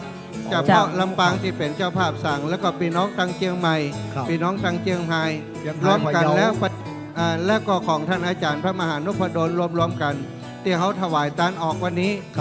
200,000 กว่าบาทเนอะ200,000 ไปนะเจ้า200,000 ไป เดี๋ยวพระอาจารย์ตุ๊ป่อเดี๋ยวผอสถานีจะห้อมแสน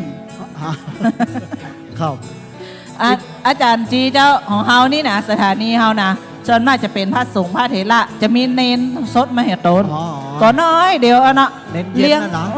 งเท่าใดกับบักกุ้มบักเต็มนะตัวน้อยๆนะเจ้าเนนไอสมณเณรธีรพลท่าอาสาลูกเนนเท่ามะกับลูกเนนนั่งอยู่หลังนี่เนอะตัวน้อยเดียวเนี่ยเนอะนั่งอยู่หลังหลวงพ่อพระครูอุดมศิริทัศน์นะเจ้าหลวงพ่อพระครูอุดมนั่งบังเนนเนี่ยนะเนนตัวน้อยเดียวขอบพระคุณท่านอาจารย์ปลัดวิสุวัตรเจ้าขึ้นสีขาวเจียงใหม่ตีวัดฝ่ายหินเจ้าแม่แล้วเจ้าเพิ่นมาถึงแล้วนะมาแล้วครับเมื่อกี้ปะขันหลวงพ่อเอาอย่างมาฝากพ่อโมโหนะก่อนเดินจงกรมด้วยกันเดินทุดงอันนี้แสดงว่าเป็นนักบินเก่าครับหลวงพ่อเปิ้นเจ้าอันทุปีเสน่ห์กันลงว่าช่วยโรงเรียนขนาดเล็กเนาะแล้วที่อันช่วยเจ้าหน้าที่สถานีตัวเล็กๆนี่หรอนะทุนการศึกษาครับขอบพระคุณท่านอาจารย์สาธิตนะครับเนาะอาจารย์สาธิตที่รับปัญโยเจ้านะครับพระอาจารย์พระครูวิบูลย์ปริยัติยากรนะเจ้าผอโรงเรียนวิสุทธิวิทยากรวันนี้ก็มาแต่บ่หัวปิกหรือยังนะเจ้าพระอาจารย์พระมหาพานุวัตรหรือว่าพระครูสิริธรรมบัณฑิตนะเจ้าพระครูสิริมีตั้งใดเนี่ยเอาน้ำมาโหดกันจะได้เลยมาอู้ถึงแล้วน้ำมาโหดกันจืดใจพ่อแม่พี่น้องขอฮื้อลำฮื้อลอยมีโจกมีใจในเดือนปีใหม่วันที่16ปีใหม่เด้อครับขอถูกหวยรางวัลที่2 3 4 5รางวัลที่1น้อยแอมขอก่อนตอนนี้ใจเวลาเหี่ยน้อยนะขอหมอกสุมาขันแก้วทั้ง3พร้อมๆกันไปนะครับนะนายช่างพลชนมาต่อคิวดำหัวแล้วขอปักอันสุมาขันแก้วเด้อมีทางไหนนะโอบาสกโอบาสิกาวันนี้เขาได้ยก2 เท้าก้าว2 ขาเข้าเขตวัดวาอารามสถานบุญ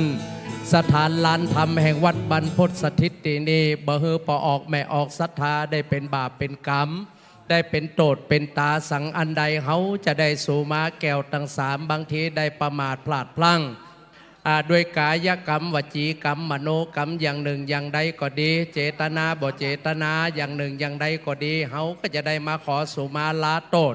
ขอได้โพดเป็นอโหสิกรรมอย่าได้เป็นนิวรธรรมกรรมอันแก่กล้าอย่าได้ห้ามตับห้ามตังไปสู่เมืองฟ้าแก้วยอดมหาเนรปาน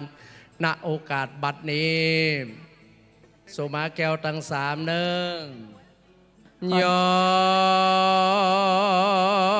สันเดสิโนวะลัมโพธิมูเลมาลังสะเสนังมหันติงวิจัญโยสัมโพธิมากัจฉิอนันตญาโนโลกุตตะโมตังปนามามะพุทธังตังปนามามะธัมมังตังปนามามะสังฆังสาธุสาธุสาธุโอกัสสะข้าแด่พระจินาตันไหลรัตนะพันแผ่วพระเจ้าแก้ว3 สิ่งเป็นแก้วยิ่งอุดมอาจจะในวันนี้หากว่าเป็นวันดีสลีสุภามังกาลอันผาเสริฐล้ำเลิศยิ่งกว่าวันและยามตั้งหลายเป็นวันได้มาปั่มเป่งบุญตานมุทิตาจิตอายุวัฒนะมงคลหลวงพ่อท่านพระมหานพดลสุวรรณเมธีเจ้าอาวาสวัดบรรพตสถิตเจ้าคณะอำเภอวังเหนือ ผู้อำนวยการวิทยาลัยสงฆ์นครลำปางอายุเวียนมาครบรอบ55 ปีในศาสนาพระพุทธเจ้าเป็กบวชได้อยู่35 36 37 วาษาดังอันก็ดีก็นับว่าเป็นพระมหาเถระได้มีโอกาสได้มามุทิตาจิตวันตาการวะเหตุว่าเป็นอาทิกันโตปีเก่าล่วงพ้นไปแล้วปีใหม่แก้วยอดพระยาวันจะมาจุจอดหอดถึงตึงตันหมู่เฮาเจ้าขาตั้งหลายวันนี้บ่ละเหียยังเหตุบริเสียยังป้าเวณีอันดีงามใดโอกาสใดสระสะหลงองค์ปิมพาสารูปเจ้าใดดำหัวพระมหาเถระพระเถรานุเถระเจ้าจุตนจุองค์มาจากทิศทั้งสี่ตลอดจนได้มีโอกาสปอออกแม่ออกศรัทธาได้มาการวะในวันนี้บางทีได้ยกสองเท้าก้าวสองขาเข้าสู่เขตวัดว่าประศาสนาวัดบรรพตสถิตฐานตัตตินีบางทีเกรงว่าได้ล่วงเกินด้วยกายกรรมวจีกรรมมโนกรรมผู้กาก็กลัวเป็นป่าปะกรรมติดเนื้อติดตัวไปภาคนาบัดนี้ตึงบ่ได้เหมือนเดินจ้าจึงได้ปากระดาษกระแต่งแปลงร่ำร้อมน้อมนำมายังบัตถุบุพาราชาดวงดอกขอดอกดอกไม้และลำเตียนจักได้มาสถิตเสถียรตั้งไว้เหนือแต่นเพื่อจักมาขอสัมมาการวะยังพระเจ้าแก้วทั้งสามขอได้โปรดเป็นอโหสิกรรมขออย่าได้เป็นนิวารธรรมกรรมอันแก่กาอย่าได้ห้ามตับห้ามตังไปสู่เมืองฟ้าแก้วยอดมหาเนรปานนั้นจุงจักมีเตียงแต่ดิลีด้วยดังผู้ข้าจะขอสัมมาการวะมคัตถะเป็นอัฏฐภาษาบาลีว่าอัจจโยโนพันเตอัจฉคมายะถาภาเลยะถามูละเหยะถาอากุสะเรเยมายังโยหังพันเตชาติโตปัฏฐาญาปมาตังวาอาคัมมะอัญโยนิโสมนัสสิกรังวาอาคัมมะพุทเทวาธัมเมวาสังเควาอาคาระวังอาการิมหากาเยนวาจาญวามนัสสาวาเตสังโนปันเตอาจยังอาจายโตปฏิกันหาตุอาญาติสังวราญาสาปังโตสังขมาตุโนอะระหังสัมมาสัมพุทโธภควาพุทธังภควานตังอาภิวาเทมิสวากขาโตภควตาธัมโมธัมมังนามาสามิสุปฏิปันโนภควโตสาวกสังโฆสังฆังนามามิ สาธุนะเจ้าโอ้ยรูปก็รอเสียงก็เพราะนะปีไอนานพัน นานพีละพันนานเพน นานพันนี่ได้2 คนละอาจารย์จีเพื่อกับนานพันขออนุญาตขอนิมนต์พระอาจารย์นักเผยแพร่ทุกรูปถ่ายรูปรวมกันเจ้ารวมเนี่ยแป๊บเดียวหลวงพ่อนั่งเนี่ยเดี๋ยวเขาเปิดมายืนหลังหลวงพ่อนี่กับเดียวนะมาเดี๋ยวช่างภาพมีเนี่ยเจ้าช่างภาพมีนี่ละนิมนต์พระอาจารย์พระนักเผยแพร่ทุกรูปเจ้ามายืนตั้งหลังหลวงพ่อนี่ก็ได้เจ้านิมนต์ท่านอาจารย์เสน่ห์กาหลงนะครับเนอะมาแบ่งขันตั้งด้วยนะมนต์น้ำตั้งกับเจ้ามานิมนต์ทุกรูปเลยนะเจ้านิมนต์ท่านอาจารย์แก้วเก๋นะครับเนอะไอ้ฮะแก้วเก๋ ซอยเปิดหรออ๋อแก้วเก๋พระอาจารย์สาธิตธีรปัญโยนะเจ้าพระอาจารย์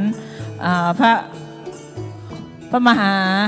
อดีศรนะเจ้าพระมหาสมชาตินะเจ้าพระครูสมุวิสุวัตอยู่ทางใด พระอาจารย์พระครูสมุวิสุวัตเจ้านิมนต์เจ้าฮะ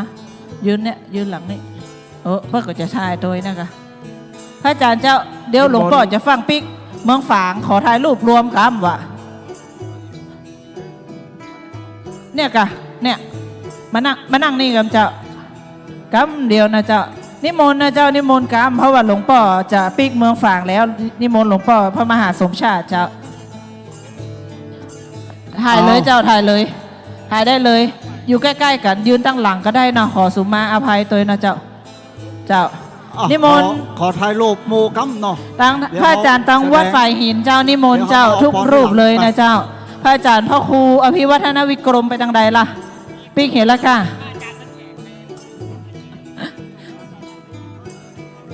นิมนต์นะเจ้ากราบนิมนต์ตุปีเสน่ห์กะหลงตุปีเก๋ตุปีต้อมนะเจ้านิมนต์กัมนะต้องหลวงพ่อนักจัดรายการทุกรูปทุกองค์นะครับตุปีเก๋ปีต้อมมาแพ้เจ้าถ่ายรูปเนี่ยมาด้วยกันเลยนะเจ้าน้องนัดน้องนัดกับท่านจุกเอาโต๊ะขาวออกเอาโต๊ะขาวออกก่อนเอาเจอกันอันนี้ผลฟังมาเอาโต๊ะขาวออกกันใส่2ละนิมนต์นะเจ้านิมนต์ทุกรูปนะเจ้าขอถ่ายรูปเป็นเพื่อปีหน้าหลวงตู้ลุงดอยจะเอาไปใส่ปฏิทินนะขายมาได้ถ่ายหูวันนี้ปีหน้าไม่ได้ขึ้นปฏิทินตู้ลุงดอยนะครับเขาจะได้เก็บภาพที่เป็นที่ระลึกอย่างอีนะครับสดสดงดงามอาจารย์จีเพื่อจะมอบธงกับตัวนะครับเดี๋ยวโมขยมหนังตั้งหน้าเด้ออาจารย์ดร.กตัญญูมาเดี๋ยวเอาเฉพาะพระสงฆ์ให้ก่อนเดี๋ยวเขาเอาเฉพาะตู้เจ้ากรรมนะเจ้านิมนต์เจ้านิมนต์พระอาจารย์พระเผยแพร่นักเผยแพร่ทางคืออะไรขึ้นสีขาวตุปีวันใหม่ไปทางใดล่ะบิ๊กเห็นแล้วก่ะพระครูอภิวัฒนวิกรมนะเจ้าพระอาจารย์สาธิตอยู่พระอาจารย์สมชาตินะเจ้าตามพระครูปลัดนะครับ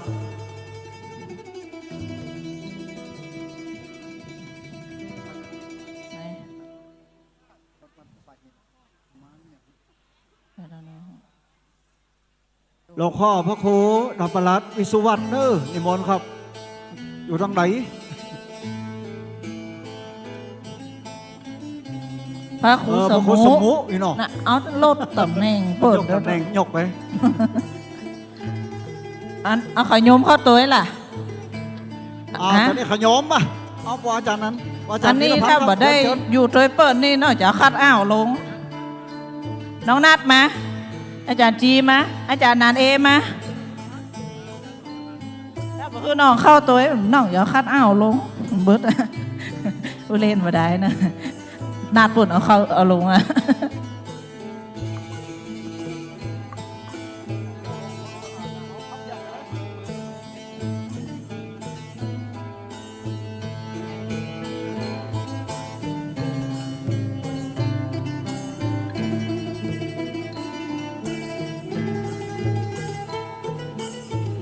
นะปีหน้าได้ขึ้นปฏิทินด้วยเพิ่ม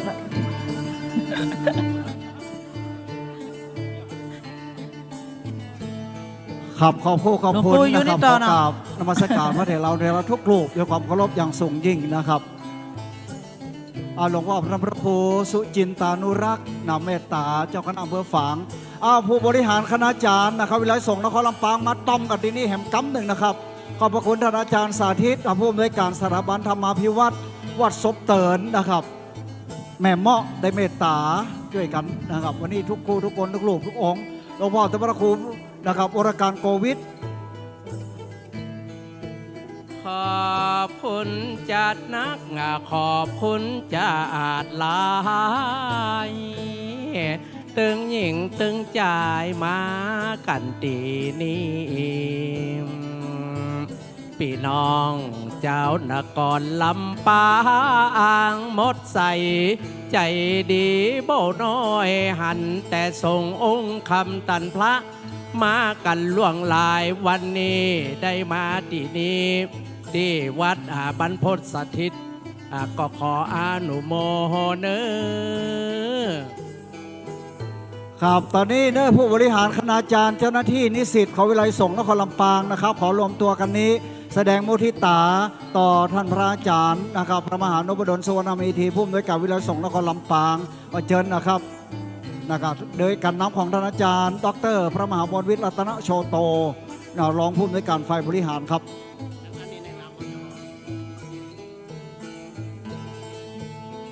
ในวันนี้เนาะเป็นพวกเราเป็นวันคล้ายวันเกิดท่านผู้อำนวยการวันนี้สงฆ์นครลำปางก็ถือโอกาสได้ทำบุญอายุวัฒนมงคล55 ปีในส่วนของผู้บริหารคณาจารย์เจ้าหน้าที่ตลอดถึงพระนิสิตและนิสิตทุกรูปทุกท่านก็ขอขอบคุณท่านผู้อำนวยการเป็นอย่างยิ่งที่จะได้ช่วยกันในการพัฒนาวิไลสงฆ์นครลำปางเป็นแก่นนำเป็นเจ้านำเพื่อที่จะพัฒนาวิไลสงฆ์นครลำปางให้มีความเจริญมั่นคงสืบต่อไปดังนั้นเนี่ยในส่วนของผู้บริหารข้าราชการเจ้าหน้าที่ก็ขออ้างอิงเอาคุณพระศรีรัตนตรัยอ้างอิงเอาคุณงามความดีต่างๆที่หมู่เฮาท่านทั้งหลายได้ปากันทำมาโดยตลอดก็ขอรวมกันเป็นตบะเดชะเป็นพระวะปัจจัยอำนวยพรท่านผู้อำนวยการวิไลสงฆ์นครลำปางท่านพระอาจารย์นพดลสุวรรณเมธีมีสุขภาพกายที่แข็งแรงสมบูรณ์แล้วก็ขอให้ท่านอาจารย์นั่นมีความเจริญในธรรมยิ่งขึ้นไปด้วยเถิด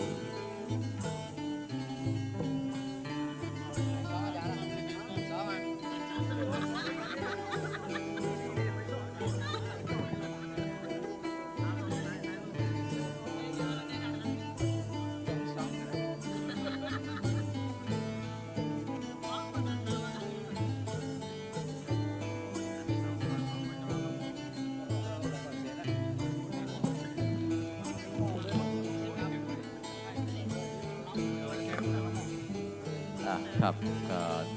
ก็ผมก็ขอกราบขอบพระคุณทางผู้บริหารคณาจารย์และก็เจ้าหน้าที่ของวิไลสงฆ์นครลำปางโดยการนำของท่านอาจารย์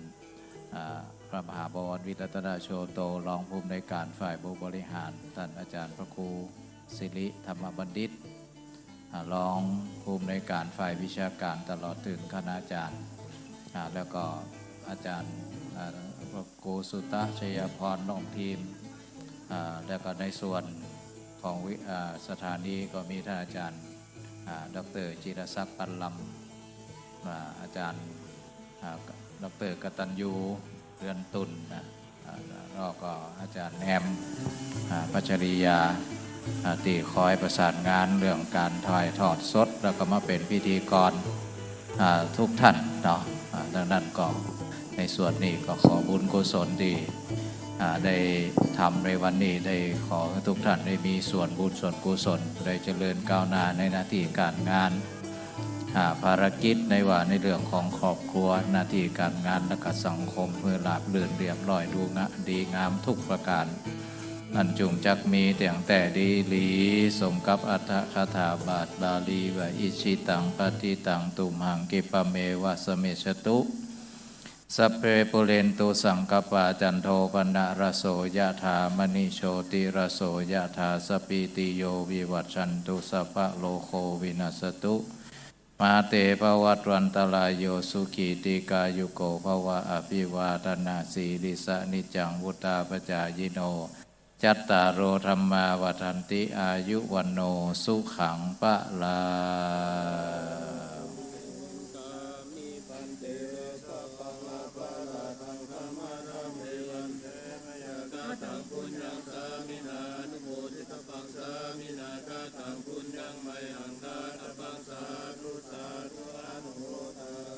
พุทธรักษาธรรมรักษาสังฆรักษาสัทธาสุธีพระวันตุเตครับ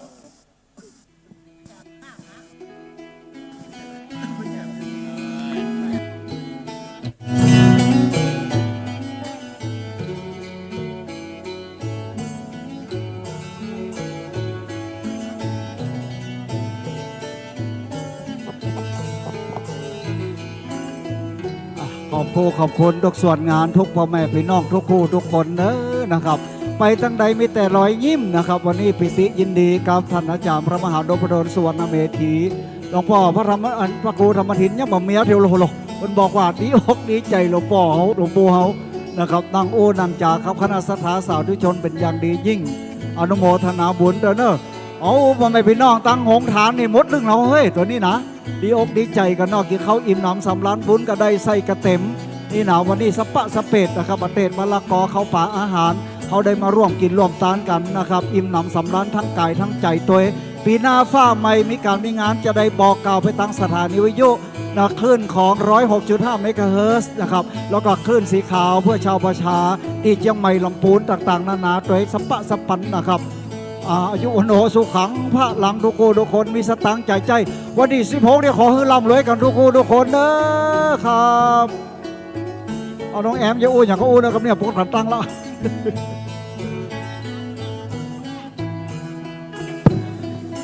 ครับคณะศรัทธาบรรดาพ่อแม่พี่น้องตั้งพี่ตั้งจองตั้งน้องตั้งบ้าน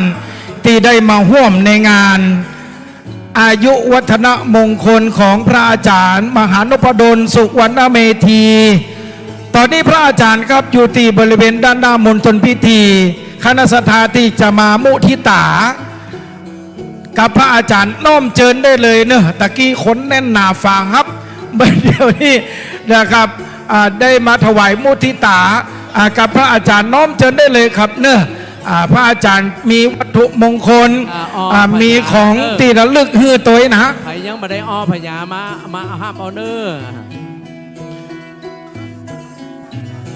เจ้าแม่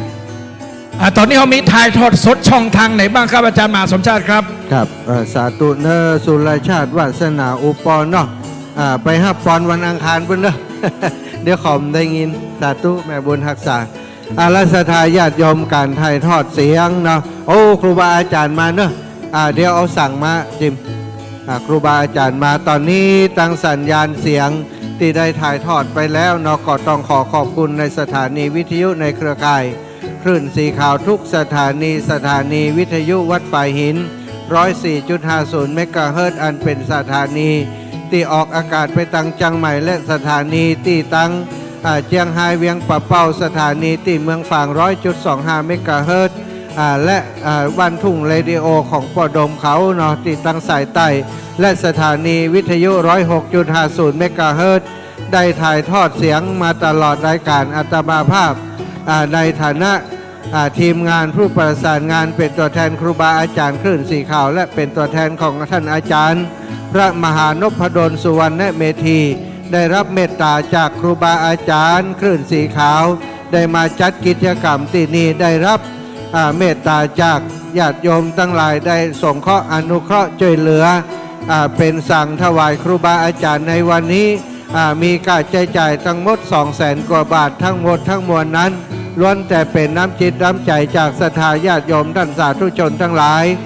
โดยเฉพาะทางสถานีวิทยุที่ได้ประชาสัมพันธ์ออกข่าวงานบุญนี้ไปตลอดเนาะทำให้การที่ศรัทธาญาติโยมได้มาวันนี้ทั้งหมดทั้งมวลก็เกิดจากที่ทางสถานีวิทยุทุกสถานีได้ออกอากาศไปก็ต้องขอขอบคุณเจ้าหน้าที่ผู้จัดการสถานีทุกสถานีที่ออกอากาศในวันนี้ในวันนี้ตอนนี้เนาะก็ขอ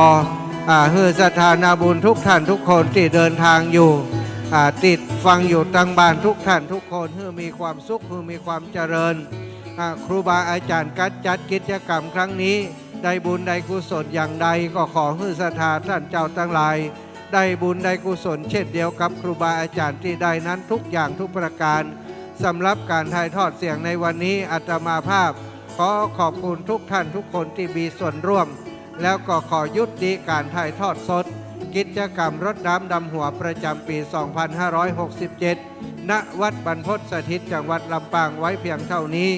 ขอความสุขสวัสดีบังเกิดมีแก่ศรัทธานาบุญครูบาอาจารย์ทุกรูปทุกองค์ตลอดถึงศรัทธาญาติโยมที่มีส่วนปน้อยปนานปอาจารย์พิธีกรโฆษกทุกท่านทุกคนที่มาร่วมงานในวันนี้ท่านเจ้าอยู่ดีมีสุขมั่งมูลตุดเต้าตลอดปีตลอดไปใจนั่นจงจะมีเที่ยงแต่ดิลีจัตตารโอธรรมาวัฏันติ อายุวันโนสุขังปะลา สาธุสาธุสาธุนะสมเป็นยอดพระมหานำสีกาอุบาสกอุปถากอุปถัมภพพระศาสนาเจริญทำตามคำสอนพระศาสดาจิตศรัทธาเลื่อมใสใฝ่ทางธรรมพระมหาสมชาติชาตะปัญโยผู้ประสาน10 ทิศครับสถานีวิทยุควายบ้านควายเมืองตีได้ปากันมาร่วมในงานอายุวัฒนมงคลพระมหานพดลสุวรรณเมธีเจ้าคณะอำเภอวังเหนือเจ้าอาวาสสูรถปอเลี้ยงรถต่างเมียงรถโตโยรถส่งของเป็นกิโลเนี่ยครับ